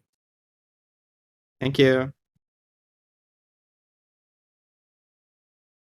Perfect. I think I'm up. What's up, David? Hello. How are you doing? Good. I don't have any qualifications like everybody else before me. I feel like everybody else has been like doctors and super cool. I just study wine business. I started using the program about a month ago. I love it to death. I'm just a big hobbyist in it. Been doing a lot of portraits. I actually help out over at the in the image, or not image jams, in the prompt craft, kind of directing people over there, and just using this as a message to anybody that's in here that doesn't know. Go check out prompt crafts in this Discord if you need help making any prompts, or it's a super, super awesome community. Yeah, Tally does tons of stuff over there, everybody. So I just had super quick questions. Like I said, I've only been using this for about a month now, so there's nothing crazy in depth that I kind of want to know. And it might have been asked before, but I hope you don't mind. Is I this has really awoken me to the world of AI art, and I appreciate it immensely. Like some people were saying how this opens them up to learning about traditional art or whatever. This really has. When I got into this, I just saw it, I think, on like a YouTube video, and I was like, oh, dude, I'll try it out. The 25 prompts or how many it is free, and I was instantly hooked, right? And this has got me into, I rate images, and then I get to see kind of different types of art and photography, and it's super, super cool. But I just want to kind of give you a thank you for that. So no matter how much negative feedback or changes people want, what you guys have already done is incredible. So thank you very much for that. Thank you. Yeah, absolutely. When I look at stuff, one of the things I saw is outpainting and inpainting. I think they're just cool concepts. I really don't know too much about them. Wanted to just discuss with you what is the possibility of having inpainting, and more specifically what I'm interested in, outpainting in terms of MidJourney, just because I love this stylistic aspect and how MidJourney composes your guys' images. It's definitely not an area we're very focused on. I think we've thought about doing something where people could like sort of uncrop. It kind of is always confusing to me when there's like a outpainting on a canvas, because like people don't really want images that are like weirdly shaped, you know? They just want it to be wider or taller. Sure, yeah. And so like the ability to make something wider or taller makes sense, or like crop something to the left. So I think that we'll eventually do something like that. The inpainting, I'm not as sure. I'm more focused right now on giving people really big batches of lots of images, and them explore what they actually want, and then like honing in on something. I think that in general, that's going to lead to like better results than somebody being like, give me a different nose, give me a different nose, give me a different nose over and over again. Sure, and I would agree, yeah. The latter, this doesn't sound fun. Like maybe it's useful, but like it doesn't sound fun. So there's something beautiful out there to like explore way wider and like have like hundreds of images that you're moving through. And I really want to, we're really much more focused on trying to figure out how to get to that level where somebody's like going through thousands of images rather than where somebody is spending, like I would say my vision is much more around somebody going through thousands of images over an hour than somebody like in painting over a single image for an hour. Cool. Yeah, I can appreciate that for sure. Just because like I see so many, like you see a picture you think you like, but then like when somebody's doing that on here and they have like 4 images, like I'm on my side, I'm doing my prompts with like 100 images, and out of 100 images, I just always see just incredible stuff that I would have never imagined. And I just want to like go really wide, and then like take the incredible things and keep going narrow on those, and then like whatever comes out of that is going to be 100 times better than anything I could do with any amount of inpainting or outpainting. And so maybe after all of that, we'll want to add inpainting or outpainting. Maybe, I'm not sure. But what I would say is that like if I had to pick one or the other, the big batches is so incomparably better. I could never imagine not working on that first. Yeah. No, I appreciate that, and I definitely can see where your head's at with it. So I appreciate that. One of the other things is when I'm developing image prompts, and I do a lot of portrait-based stuff and character stuff with it, just for fun. I kind of have no other purpose besides just it's fun to do. I don't know why. I love it to death. But some of the, obviously, given time and whatnot, making better compositions, or like having a person ride like a night elf from World of Warcraft riding like a panther mount that's armored, whatever, right? That will come in, but that takes some time, and we know that. Is there a possibility of kind of soonish being able to elaborate more in depth, and I don't know the correct terminology here, but genuinely kind of making an advancement in not image weights, but like prompt weights?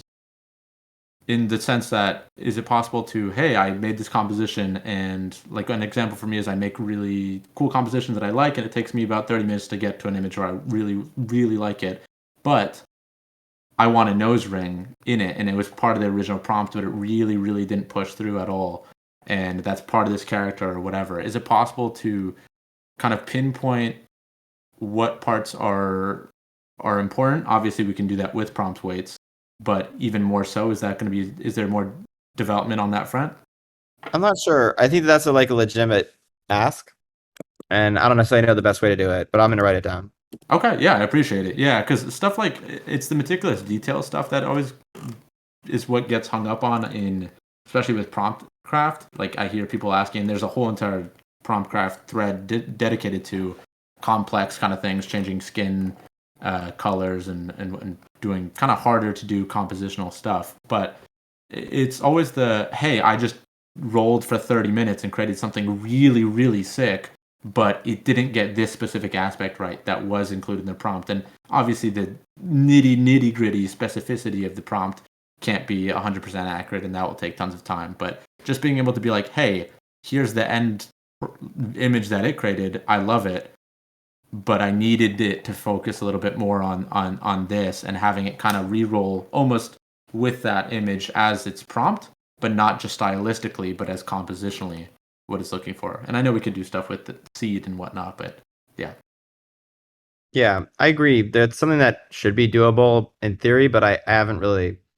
We're much more thinking about how to get people to explore things right Sure. now than we are about the fine details. But the fine details is a legitimate ask that should eventually be possible. Sure.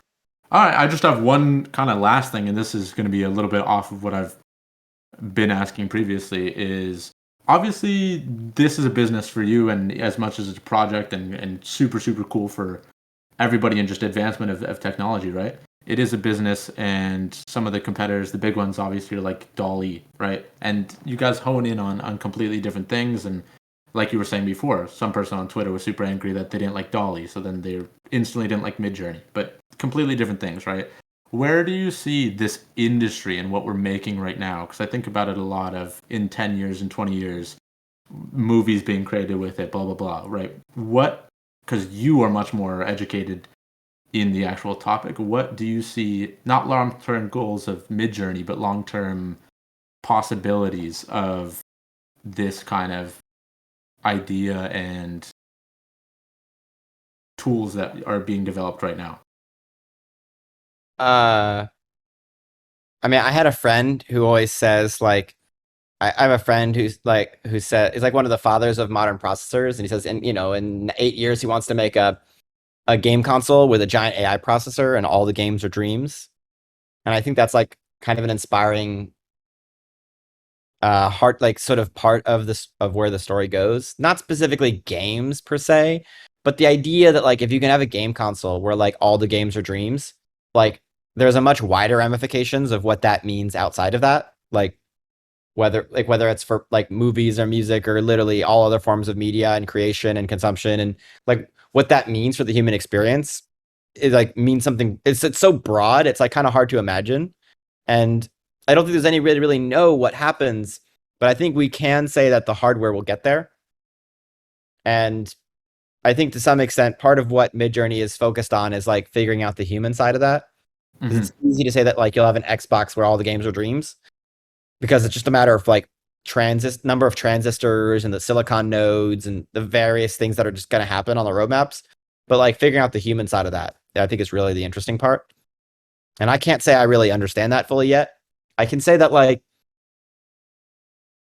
at some point it starts to feel like an ocean of imagination that you can either drown in or surf in.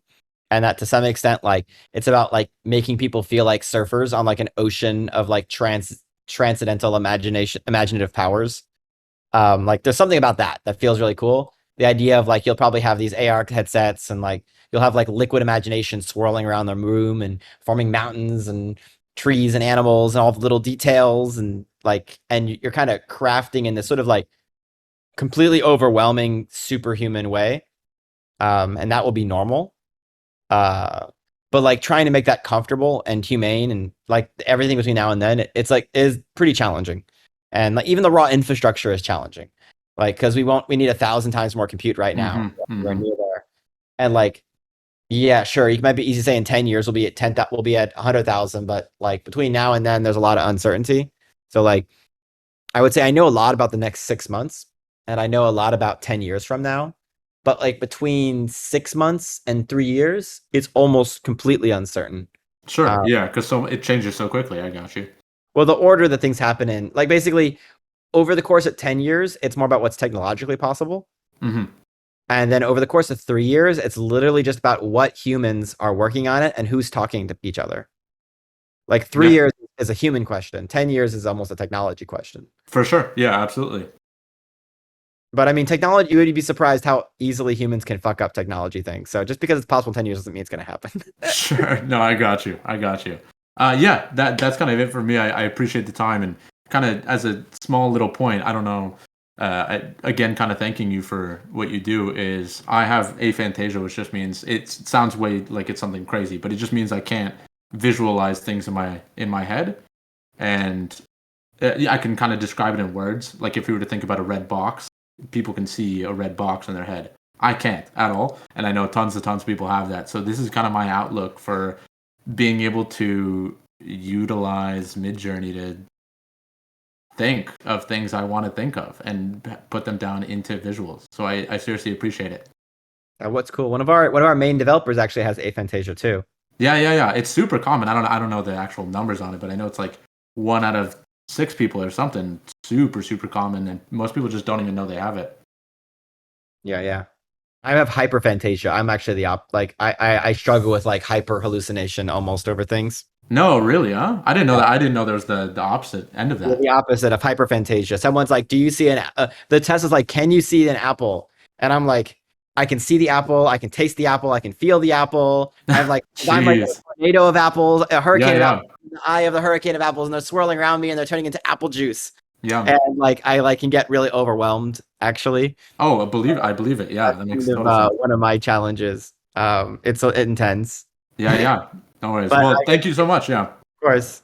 Yeah, and I know you guys are always looking for help. I don't have like the professional background, but if you ever just need a hand for ideas or just a hand to help you guys out, test something, whatever, reach out. I'm always in the Discord. Thank you. Thanks, David. Bye. There's this really interesting element of like, we can see, it's easy to see how people look different, but it's really hard to see how everyone's thinking differently. And like the range of thought is like so different across people. I love to just ask people like, how do you think? Like, what's going on in your brain? Do you hear a voice? Do you see pictures? Like, and people just say so many different things. Like, I would love to just like learn more about that sometime. Do some big survey. I don't know.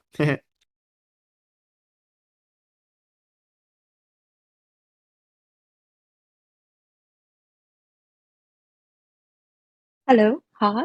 Hello. Hi. Hello. Hello.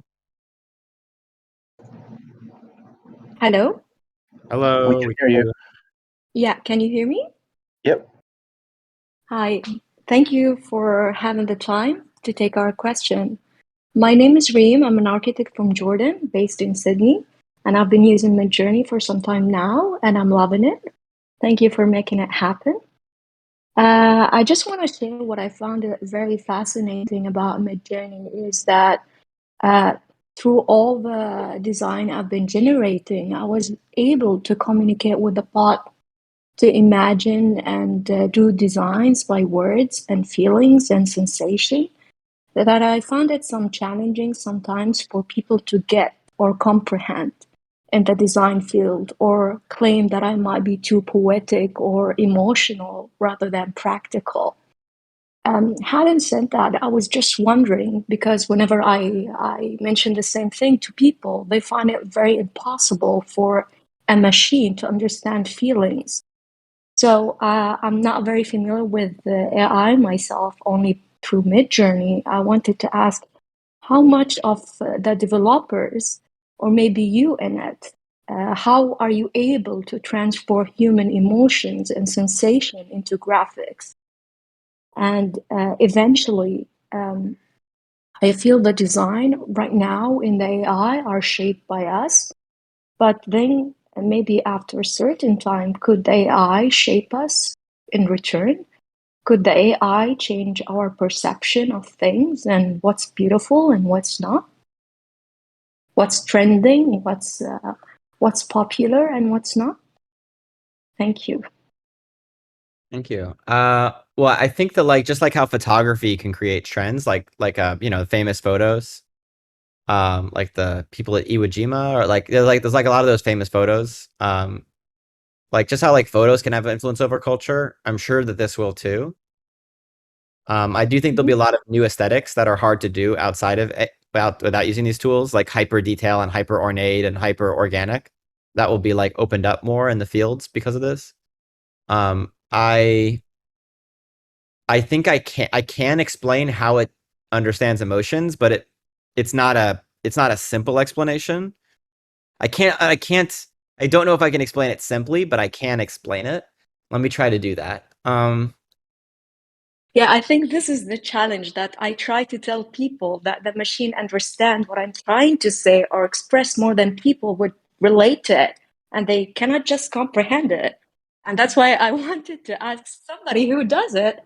So it helps me to tell people, no, actually, it actually understand the sensation, or it's not about the look of the building. It's actually how you feel when you go inside it.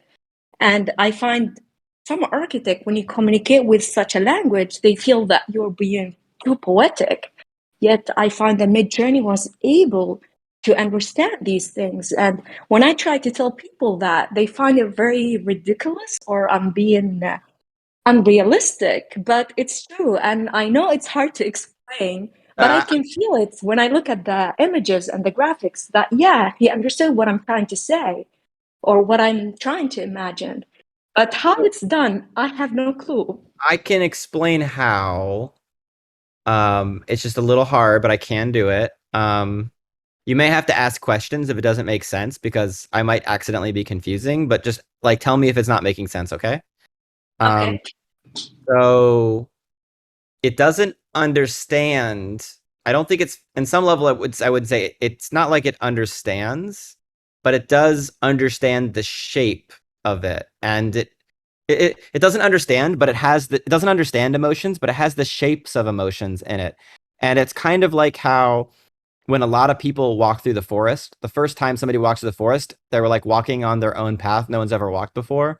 But maybe they move some branches across and they move some stuff out of the way and it becomes a little bit easier. And then the next time somebody goes through the path, they might, go in that same path. And then over time, the more humans go through that area of the forest, you eventually get like these sort of natural paths that form from all the humans who've moved through this area along the same like part of ground, like eventually like the grass becomes like just dirt where they all walk. And you see this with animals too, right? Like how animals can shape a forest from their use of it.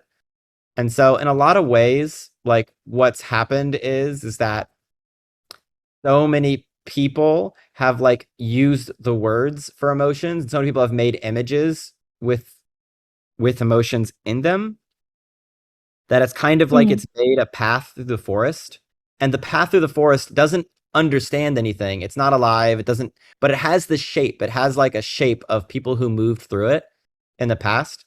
And in some way, like you could say that like that forest path has been shaped by like the desires and the beliefs and like something about the people that moved through it.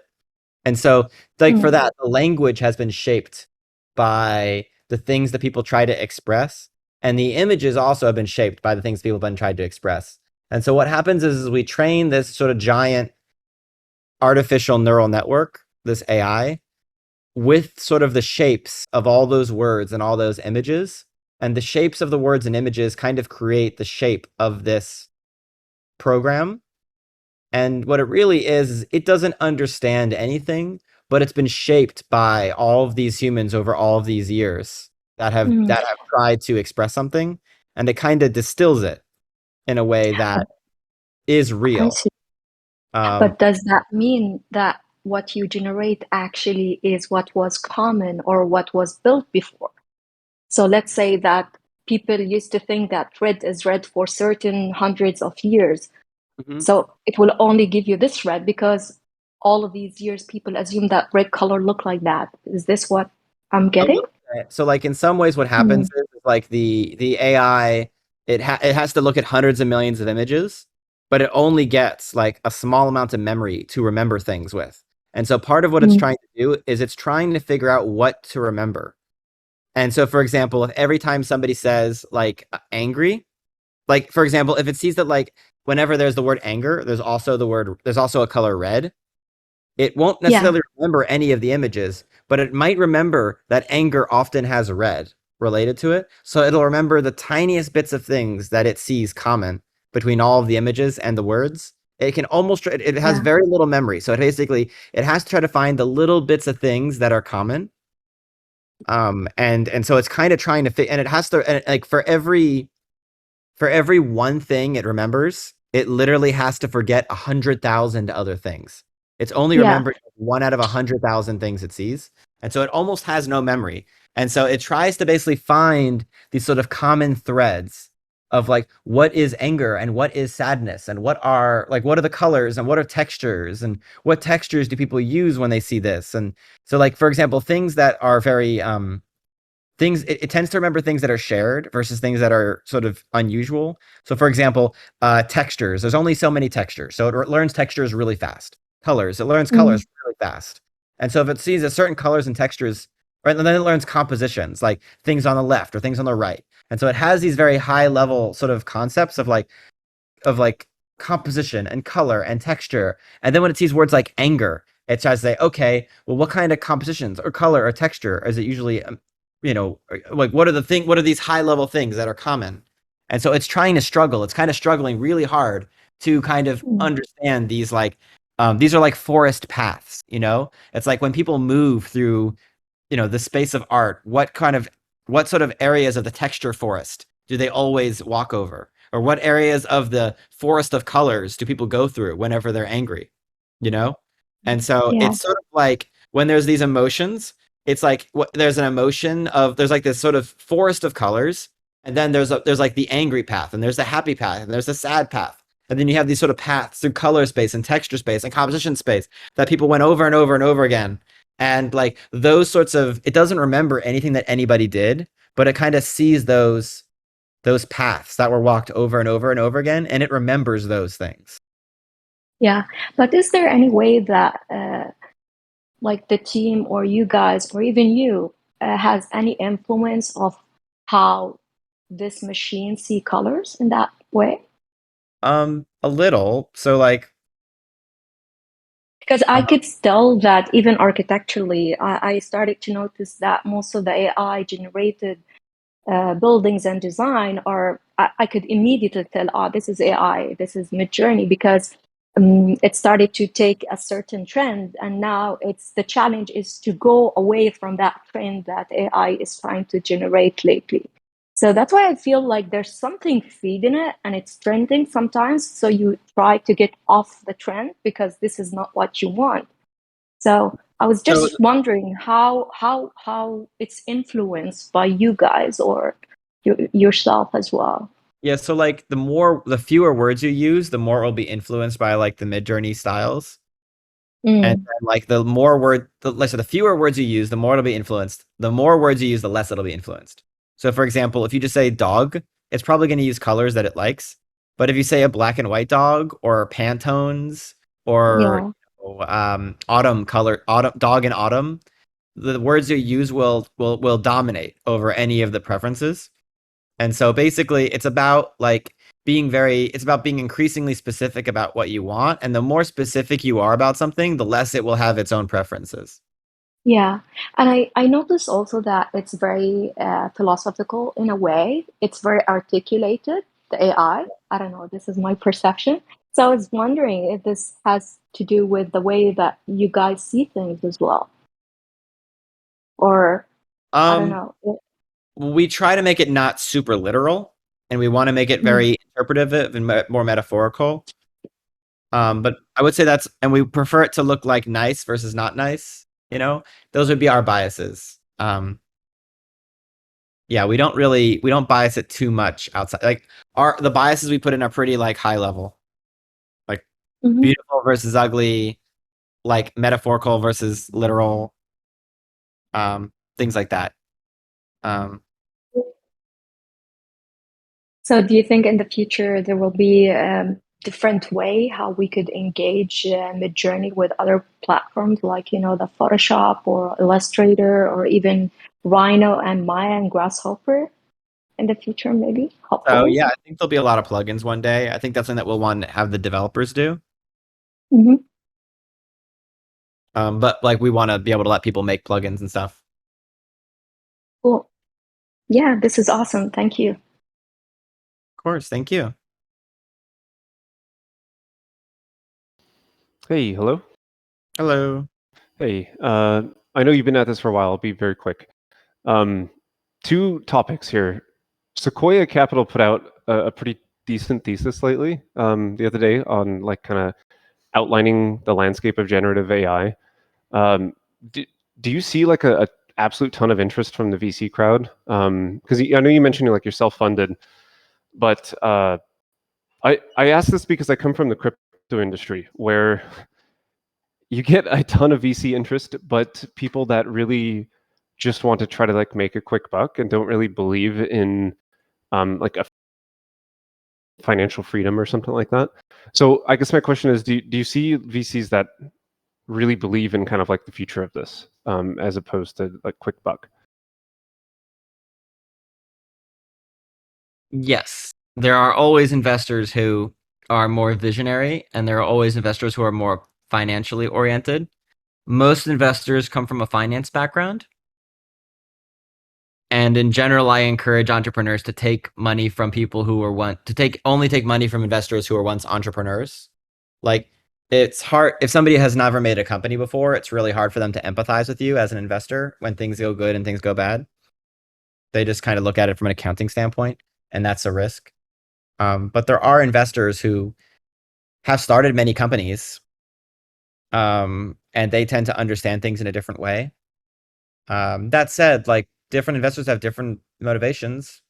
Some of them are money motivated. Some of them are about helping entrepreneurs. Some of them want to build empires and like are trying to ask like, you know, how can they kind of create like a world of empires? Like there's a lot of different types of things that like some of them actually see as some investors see themselves as like stewards where like they're being given money by universities and if they do a good job, like they might actually be like all the money that university has like that year in their endowment, you know? So like there's a lot of different views that investors take. I don't know if I can summarize all of them. Pretty diverse field. It's like all humans. Certainly we do see investor interest. Certainly I have spoken to investors. We're not currently raising money of any kind. We haven't raised any money so far. I don't think I could guarantee that there's no universe where I would ever take money from an investor because like maybe we all decide that like you know, if MidJourney had $1 billion, we could do some huge thing that everybody really wants. I don't know what that is. I literally don't have any ideas right now for what that is. But like, I wouldn't say there's a 0% chance that like maybe there's some reason one day why the community could see it good for us to raise, you know, to have something like that. But right now, everything that we need to do for the next X months, like we don't really need any money. We're good. And so right now we're really just focused on like doing all the things we need to do. I think that most people in the space, it's possible everybody else in the space is really just in this space to raise money right now and to be famous. Like maybe I shouldn't say everyone, but almost everyone. Like it's very like I want to raise money, I want to be famous, I want to be cool. It's me, which I think sucks. And that's kind of unfortunately like whenever there's a new fad, people come in under that pretext. And I mean, it's not like I can't say it's not like the ego is a purely bad thing, and I'm like all about zero ego.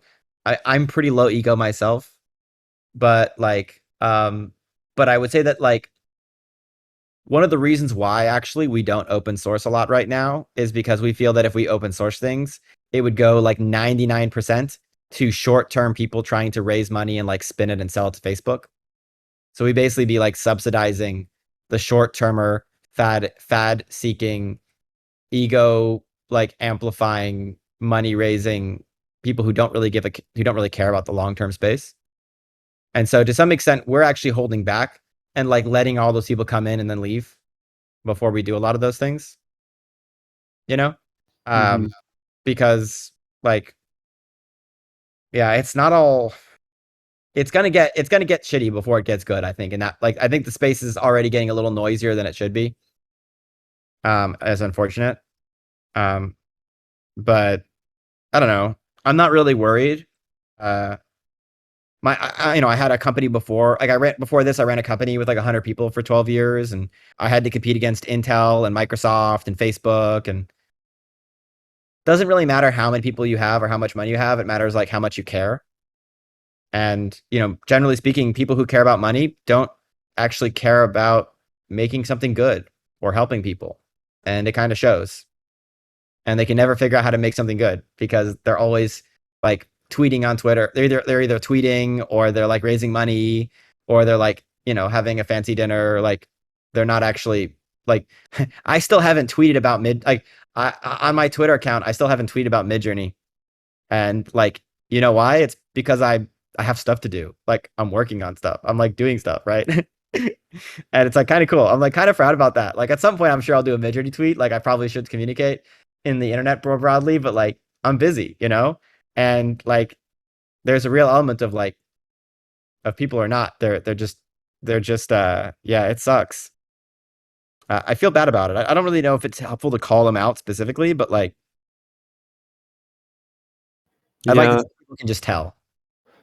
I mean, a lot of respect for the answer. It keeps you very passionate and close to, the code, if you're not worried about those other things.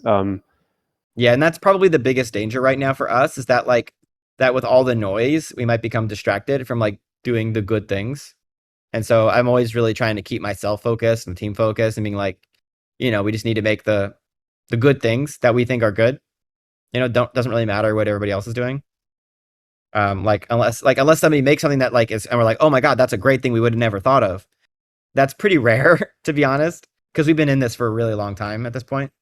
But sometimes, like, we saw something really cool yesterday, and we're all like, oh my God, that's great. And then we reached out to them, and we're, I'll hire them if I can, Sure. Little follow up on that is just Sequoia also listed that like 3D is TBD, right? Nobody's really, I guess, tackling that. I know you've mentioned this before on previous office hours. Is that absolutely a goal of MidJourney to like, like you were mentioning even like a few guests ago, like saying a prompt like mountainous valley with a river flowing between it, and you are now in a game complete with like shaders, textures, colliders, all that good stuff that makes a game. Is that a goal of MidJourney's? I like sandboxes. I think right now MidJourney is kind of a sandbox. It's like not trying to make you make cats, but you can make whatever you want. It's kind of and I like the idea of making it a 3D sandbox over time too. We are going to try quite hard to do 3D. We have a pretty good technological plan to do 3D.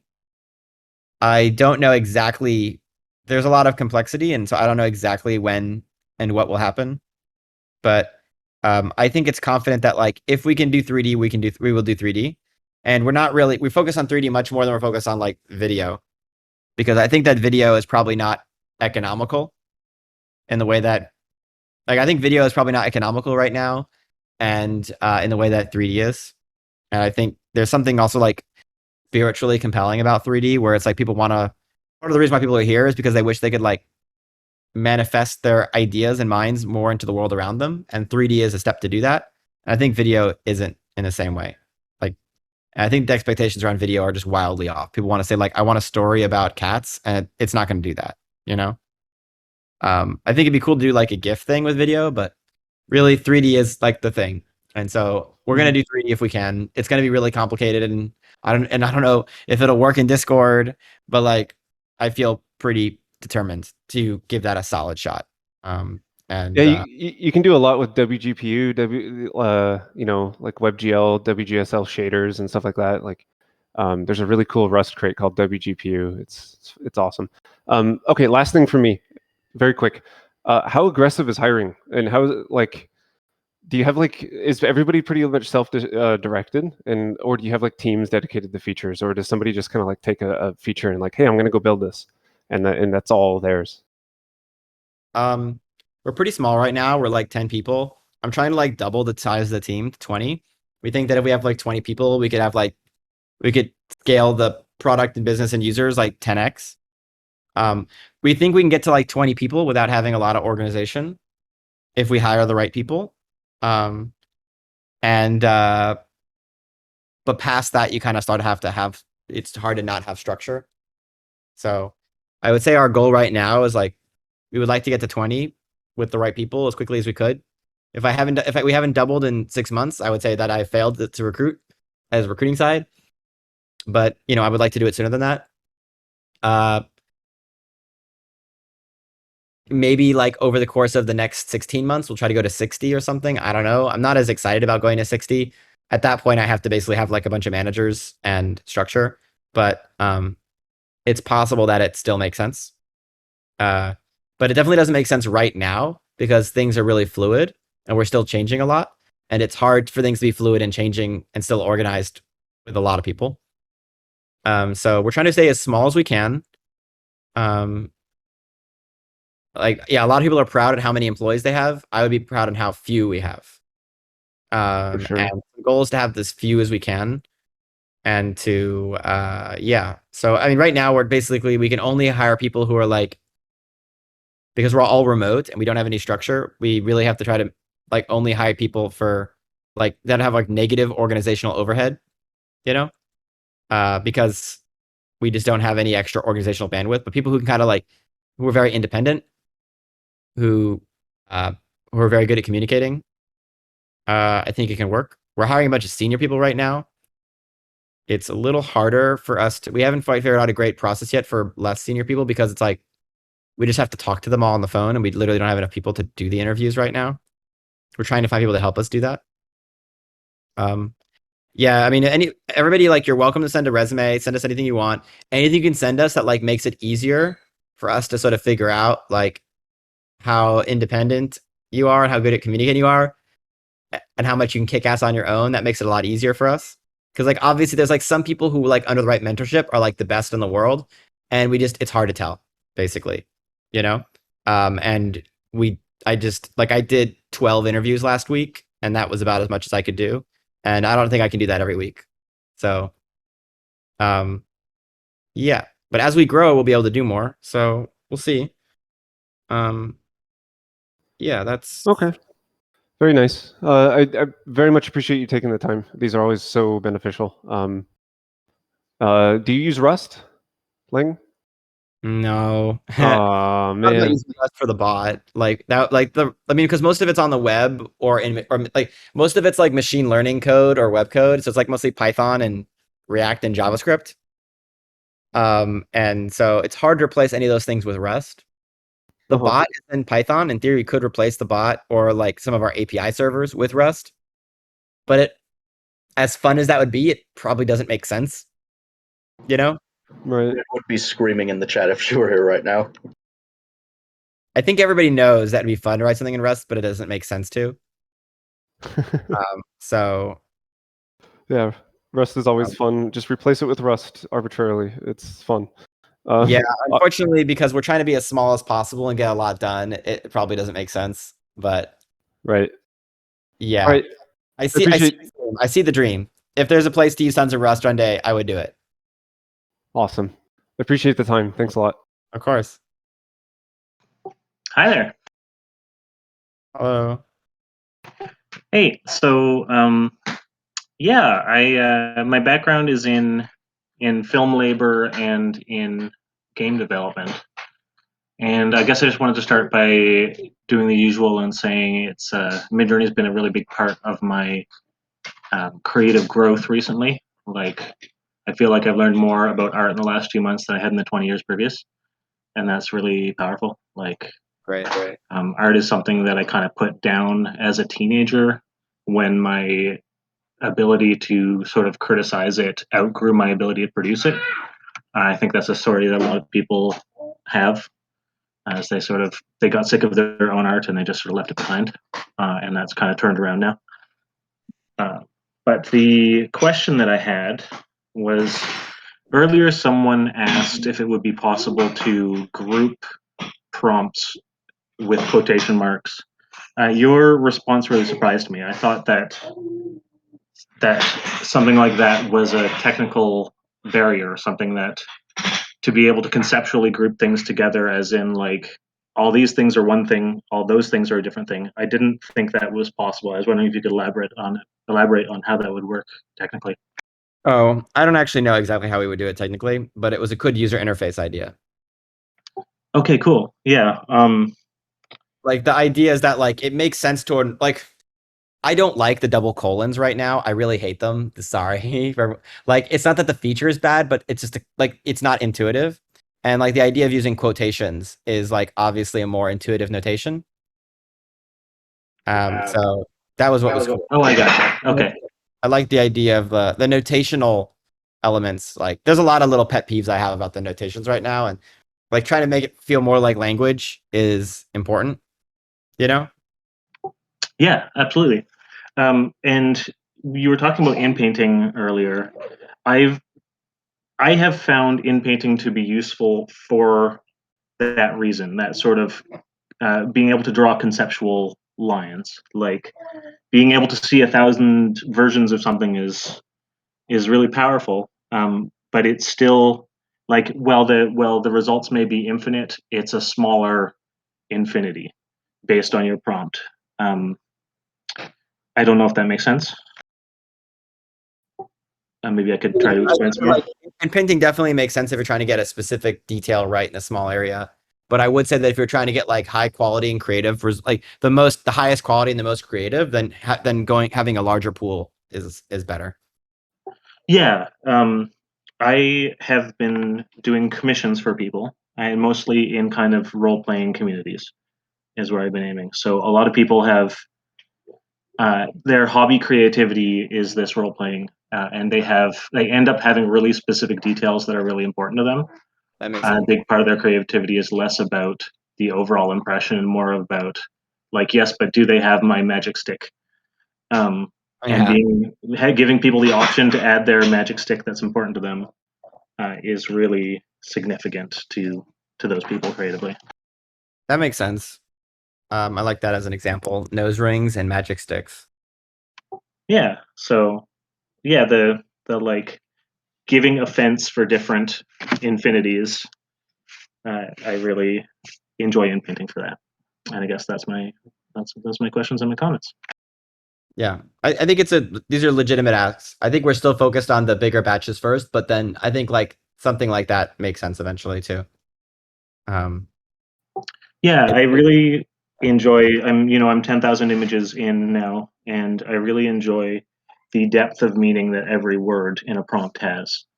And you're not always engaging with the surface level meaning of a word because it's this completely sort of organic programming language. Uh, it has all the meaning that people have assigned to it, and it's really neat to be able to engage on different levels. And I think some kind of grouping would help with that process. Yeah, it makes sense. All right. Thank you much. Thank you. All right, I might be approaching the end of my energy, almost an hour 4. So let's probably do the last few people if you have people, Chaos. Yeah, I have a few left. How much longer do you want to go for? If I was a robot, I would go forever. But physiologically, it's usually hard to do more than 4 hours of Q&A. So we'll probably do 5 or 4 o'clock maybe. So all right. Like you can 10 more minutes, All right, I have a few up for you. We'll be ending off with someone else named David, so that's fun. Ooh.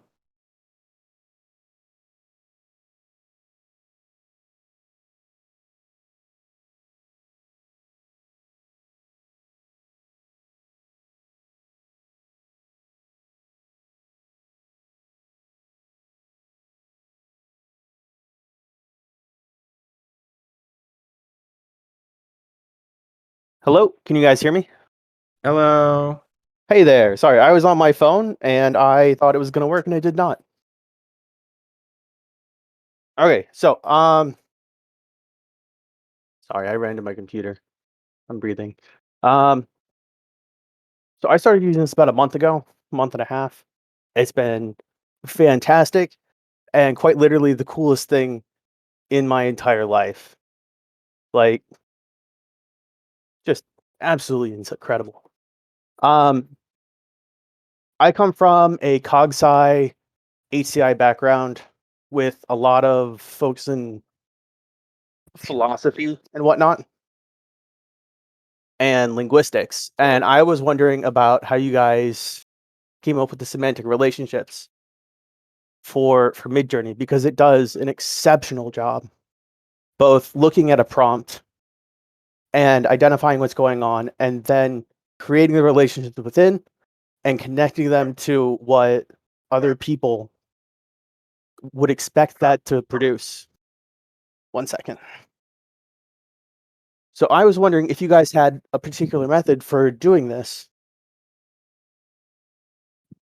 I mean, we're very thoughtful about like how it reads words, and we're very thoughtful about what the images look like. So we put a lot of effort into those things, and I think no one else does. Okay. I feel like the average test right now is like if I say dog, doesn't make a photo of it. Like I feel like we're really being like, well, what does a person want? And like, what is beauty? Those are what we're asking every day. And then the average other AI researcher is like, if I say dog, doesn't make a photo of a dog. And Gotcha. that's literally, and I don't want to criticize because like obviously if you want photos of dogs, that's great. But that's literally the space right now. It's like us trying to figure out what is beauty and what people want, and like what are words, and then everyone else is like dog. Is it dog? And so that's one. It's like in a lot of ways, there's like not a lot of competition in the space because that's like Gotcha. what we're literally competing with. We're competing against fake dog generators. But yeah. So the reason I was asking this in particular is because I have spent quite a few years chasing after better machine translation. And so for me, when I came into this and I started playing around with it, what I saw was an AI that was doing one really incredible thing on top of another really incredible thing, and then playing down that second one like a lot because there are some really good convolutional models out there that don't do as good of a job as this. I'm And not sure. Go ahead.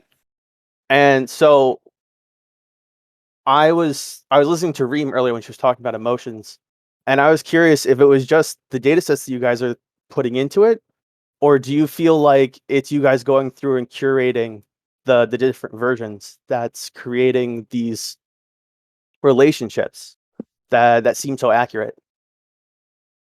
We're not doing anything with data yet. Okay. Our data is pretty much the same as everybody else's data. We haven't actually like at some point we're going to do some data stuff and it's going to be really cool, but we like literally haven't even started the data stuff yet. We're Okay. mostly doing there's like literally 100 important details in a system like this, and we've been focusing on the details that are easiest to change quickly and to iterate on. And the data actually is a little bit harder to iterate on because it's like got to get like an extra 50 million images from here or there or something. So we've been doing basically like I entirely focus on like non-data related iteration. Okay. That's really cool. My second question here is, do you think MidJourney would benefit from personalized kind of semantic analysis profiles where it would look at how people mean the words they say and how the how the prompts that they put in relate to the final images they choose, and then build a profile off of that, so that you could possibly have a more like as they go from version to version, you wouldn't have the issue that someone was talking about earlier, where you have one version that's really good at one thing, one version that's really good at another thing. You could have kind of a profile for what people expect certain words to mean. We are looking at personalization, and we do look a lot at like what people like and what they don't like. We'll probably do personalization in the future, but I don't know exactly when. Okay, that's fair. That's a big question. Mhm. My last question is, more exploratory and less kind of like concrete. The other thing that I saw when I came into MidJourney and I was playing around with it and I started using it for stuff. I was looking at the semantic relationships and everything. Is I'm imagining it as a gauge for visualizing whether or not people are talking about the same things.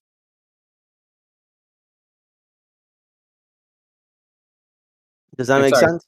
I'm not sorry. Say that again. I'm thinking I was looking at it as a way for people to gauge whether or not they're talking about the same things. So you have people from different places in different areas, and they not only have different words for the same things, but the same words can have different meanings. And I was curious how you felt about this eventually becoming something that would allow someone to talk about something, visualize it, show it to someone else, and get rid of or bypass the the whole thing where I look at the color red and you look at the color red and we can never know if we're looking at the same thing.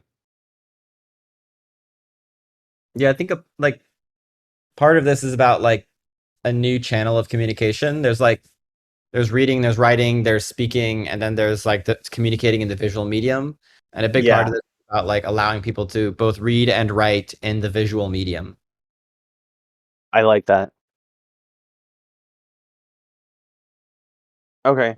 Um, and then one last thing before I go. You were talking about the free tier before and adding friction to the process so that stuff would happen. But you also talked a lot about how you had too many images and not enough eyes. Could could participating in the rating system be made a part of the free tier? Yeah, that's exactly what we're going to do. Okay. Sorry, I didn't heard that before. Yeah, we're going to, I mean, it's probably going to look different. It's going to look different than the current rating system, but like basically there are certain forms of data that could potentially help the algorithm for everybody. Mhm. And so basically paying for some number of free users who are helping to get that data to help everybody like makes sense, you know? And Yeah. so we don't know exactly what those sort of things are going to look like, but like looking at images is certainly one area. Just like in general, like keeping up with the images. But there's also like other things too, like being able to break down like what about this image is good, you know, Mhm. could be important too. Or for example, or which image is better? Like here's a couple. Which one do you like the most? Those like saying like how much you like this image versus what do you like in this image versus like which image is better. Like they all teach it very different things. So is that what you're talking about with the CAPTCHA thing before, where like you'd have a CAPTCHA of different Yeah. images, you'd be like identify the images that have this particular thing or make you feel a particular way. Yeah, exactly. I love that. That's fantastic. Yeah. So we'll have to see where it goes, but like we know it can be a lot better, and we wanna aggressively invest in basically collecting sort of data that could help the system. Okay. We are limited right now in terms of like if we use the main users to do it, then like we want to make sure that we're not like we want to make sure that like we're not making it a bad experience. Whereas if Yes. people are getting it for free, you know, then maybe like they could tolerate it a little more, right? Mhm. There's So an expectation there when you're a free user. yeah, yeah. Well, we're Okay. not going to abuse anybody, but like the idea is like there'll Yeah. be different tiers, and we could like shift things a little more often, you know. Yeah. Okay.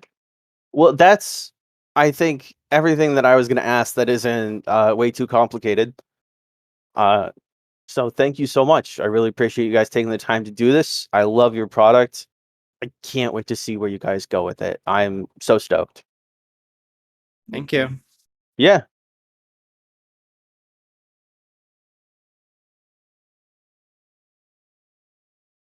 Hey, so I'm up. I'm also a David, and I was wondering. You kind of touched on it before in some of the questions. Was just wondering if you could elaborate on like the the AI progression of the last months, and maybe looking backwards and not so much forwards, is there anything specific that you could name that you would say has enabled the strong like growth in AI in the last, I don't know, years, 2 years or 6 months or 12 months? I don't know, however, whatever time frame would work. And yeah, because I have the feeling with AI, it's always like in the next 3 to 5 years something magical will happen. Is always the time frame that we've been given since like the 90s. In the next 3 to 5 years, AI will be able to do blank. But now it feels different. The progression feels different. And so I was wondering if you could give like a broad overlook of what you think has changed or will change in the next time frame, and if there was a specific reason for that change. Yeah, I mean, like 2 or 3 years ago, like there were some good papers from Google and Berkeley about these things called diffusion models, which were kind of like a new type of model for generating images that you could use to generate images, but kind of like a GAN, but it has much better properties. And then around a similar time, 1 to 2 years ago, there was a researcher called Alec Radford, OpenAI, that did this thing called CLIP, which was about like training things to connect, to find define sort of the distance between images and words, and to try to understand images and words and the connection between language and reality. And then there's a researcher called Catherine Crowson. Like, I don't know if I can pronounce her last name. She's like an independent researcher, lives in the middle of nowhere, basically, and she first person to put the CLIP and diffusion models together, and it made like really beautiful things. And then when around that time, everybody started to kind of say, "Oh, this is going to be different than we thought." Like diffusion models are serious, CLIP stuff is serious, things combined in serious ways. Like this is going to be serious. And a lot of it's in San Francisco, so it was literally me and a lot of people like talking together, and I was like this, saying literally, "Hey, this looks pretty serious. This is not like the other things." And I was like, "Yeah." And I'm like, "What are you gonna do? What are you gonna do?" And it's like, I think I'm gonna do a 3D thing, but like maybe I should do 2D first. And I'm like, "Oh, well, we're gonna do some papers. Maybe we'll do like an API." And everyone just kind of talked about it, and then some people were like, "Well, I'm gonna do NFTs and crypto." Like everybody kind of had their own angle, and then everybody kind of went out and did it, and that's kind of everybody in the field today. And yeah, and then since then, the biggest things that people have learned are there hasn't actually been that much like public discovery over the last year. It's been mostly like over the last 6-8 months, it's been mostly like getting things out into the real world and like understanding user interfaces and training, experimenting, like having the bigger data sets and like kind of scaling things out to more people experimenting in the space, and having infrastructure to do so. I think that the next 6 months now are probably more about doing a lot of weird innovation again. Because like now I don't know. I think some groups are just going to open source their stuff and move on. I think some groups are going to try to get more attention. I think some groups are going to try to do next generations of technology. Like some people are moving to video. We're going to do more 3D. But everyone's going to kind of take a different. It might seem like everyone's doing the same thing, but really what it is that there is like everyone's sort of traveling, like they're crossing the same intersection on their ways to someplace very different. And most of the biggest discoveries haven't been made yet. We've certainly discovered a lot around like aesthetics and what people want and user interfaces, and some of that's obvious in our product and some of it's not. Certainly almost nobody's studying it. I think no one seems to understand what we're doing still, which is nice, actually. I don't mind. But I don't know. Like I'm generally pretty excited. I think that there'll be a lot of good research over the next 12 months.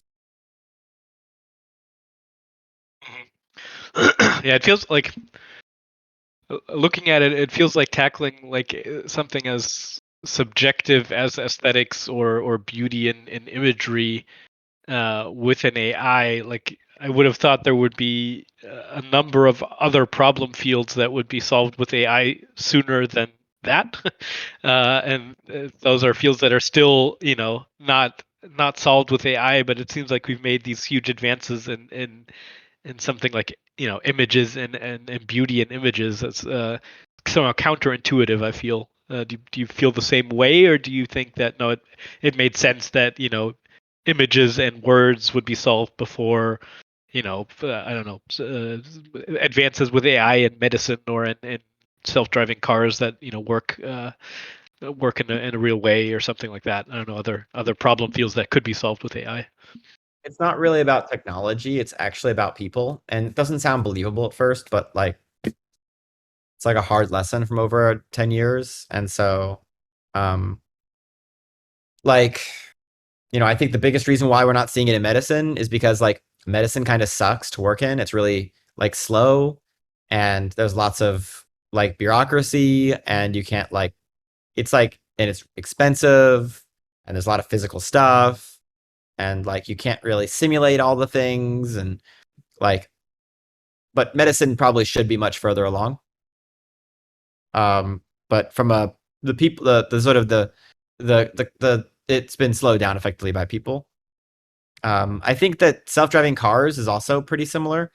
I don't want to sound too critical, but like one of the challenges that self-driving cars had was that a lot of the people working on self-driving cars were PhDs from the earlier like pre-AI field where they wrote down algorithms by hand, like long lists of rules. And it turns out that you can't write a long list of rules on how to drive a car. And most of the field still hasn't learned that, unfortunately. And so I think self-driving cars could be much further along if it had different people working in it. But basically, it was like a fad, and then all of the classical algorithm researchers jumped to it because it was paying a lot of money, and then they were really senior, so they took over. And there's like a lot of bad, weird stuff that happened in the self-driving car field.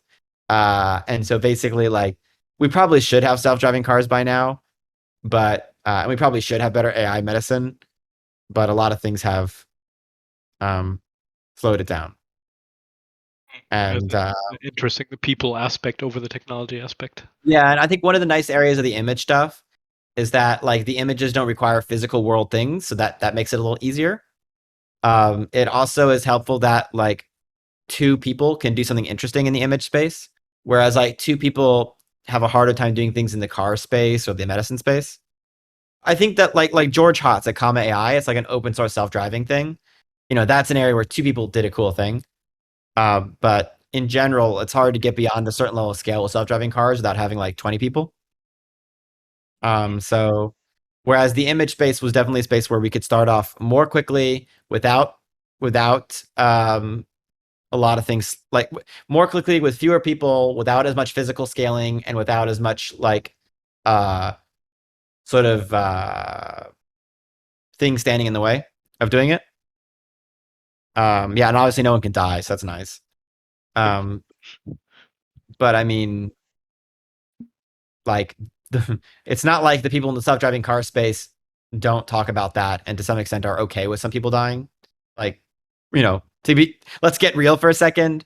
There are people in the self-driving car space are like, if we don't kill somebody, then we probably, aren't moving fast enough. Like, they literally say that. Yeah, I mean, it's a real danger in the actual, physical normal driving. So why would it be any different with AI driving? You just have to optimize it as far as you can. Yeah, I mean, one reason why I personally think that if I was in self-driving cars, like we could be a little further along, but I also don't like the idea of making anything that can kill people, which is another reason why I'm not in medicine. Like, I've done some stuff in medicine, but when I do medicine, it's like I don't like to work at anything that can kill people.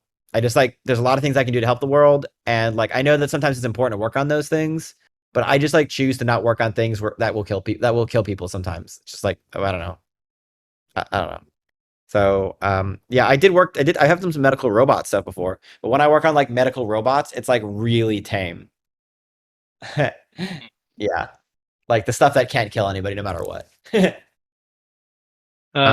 Maybe a final question jumping off on that. Do you see any of the advances that are being made in MidJourney and the other image-based space? Do you see any jumping off points to other areas that could benefit from the learnings of that have been made in the last months that could advance other areas of AI development that go beyond maybe the art space? Theoretically, a lot of the things that are happening in image space can also apply to music and text. No one's really done it yet, but it will be one of those interesting things that we'll see over the next few years.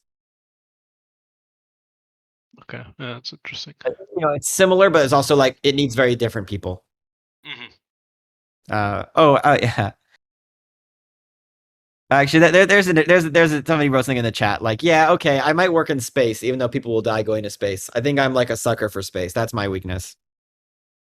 The one exception. Yeah, I'm like pretty like I don't like to watch movies because I think most of them are bad. But if it has like space in it or an alien, I don't care how bad it is. I still watch it. It's terrible. It's like my one weakness. Nice. Well, yeah. Thanks for diving into those questions. And yeah, thanks for the work you guys are doing. It's really amazing what's been happening over the past months, and it'll be exciting to see what will happen in the next months. Of course. Thank you very much. All right. My brain is going. I'm happy. I made it to 4 hours. We haven't done a 4-hour Q&A for a long time. So I'm proud that like I have recovered from COVID, all those things well enough that I can physically do a 4-hour Q&A. So yay, David. I don't pat myself on the back very often, but like I'm happy that I can do that again. I wish I could go longer, but like my brain kind of starts throwing the mush. So I want to make sure that I don't trail off on people. So we do these every week. Next Wednesday is the next one. Thank you everybody for coming. Thank you for being a part of the community. Obviously, we still want to hear all of your feedback. If you didn't get to say anything, I'm sorry, but drop something in feedback, the hashtag feedback. Like, we love to hear from you. We read everything in there. So yeah, thanks for being a part again. Thanks for coming, and see everyone next week.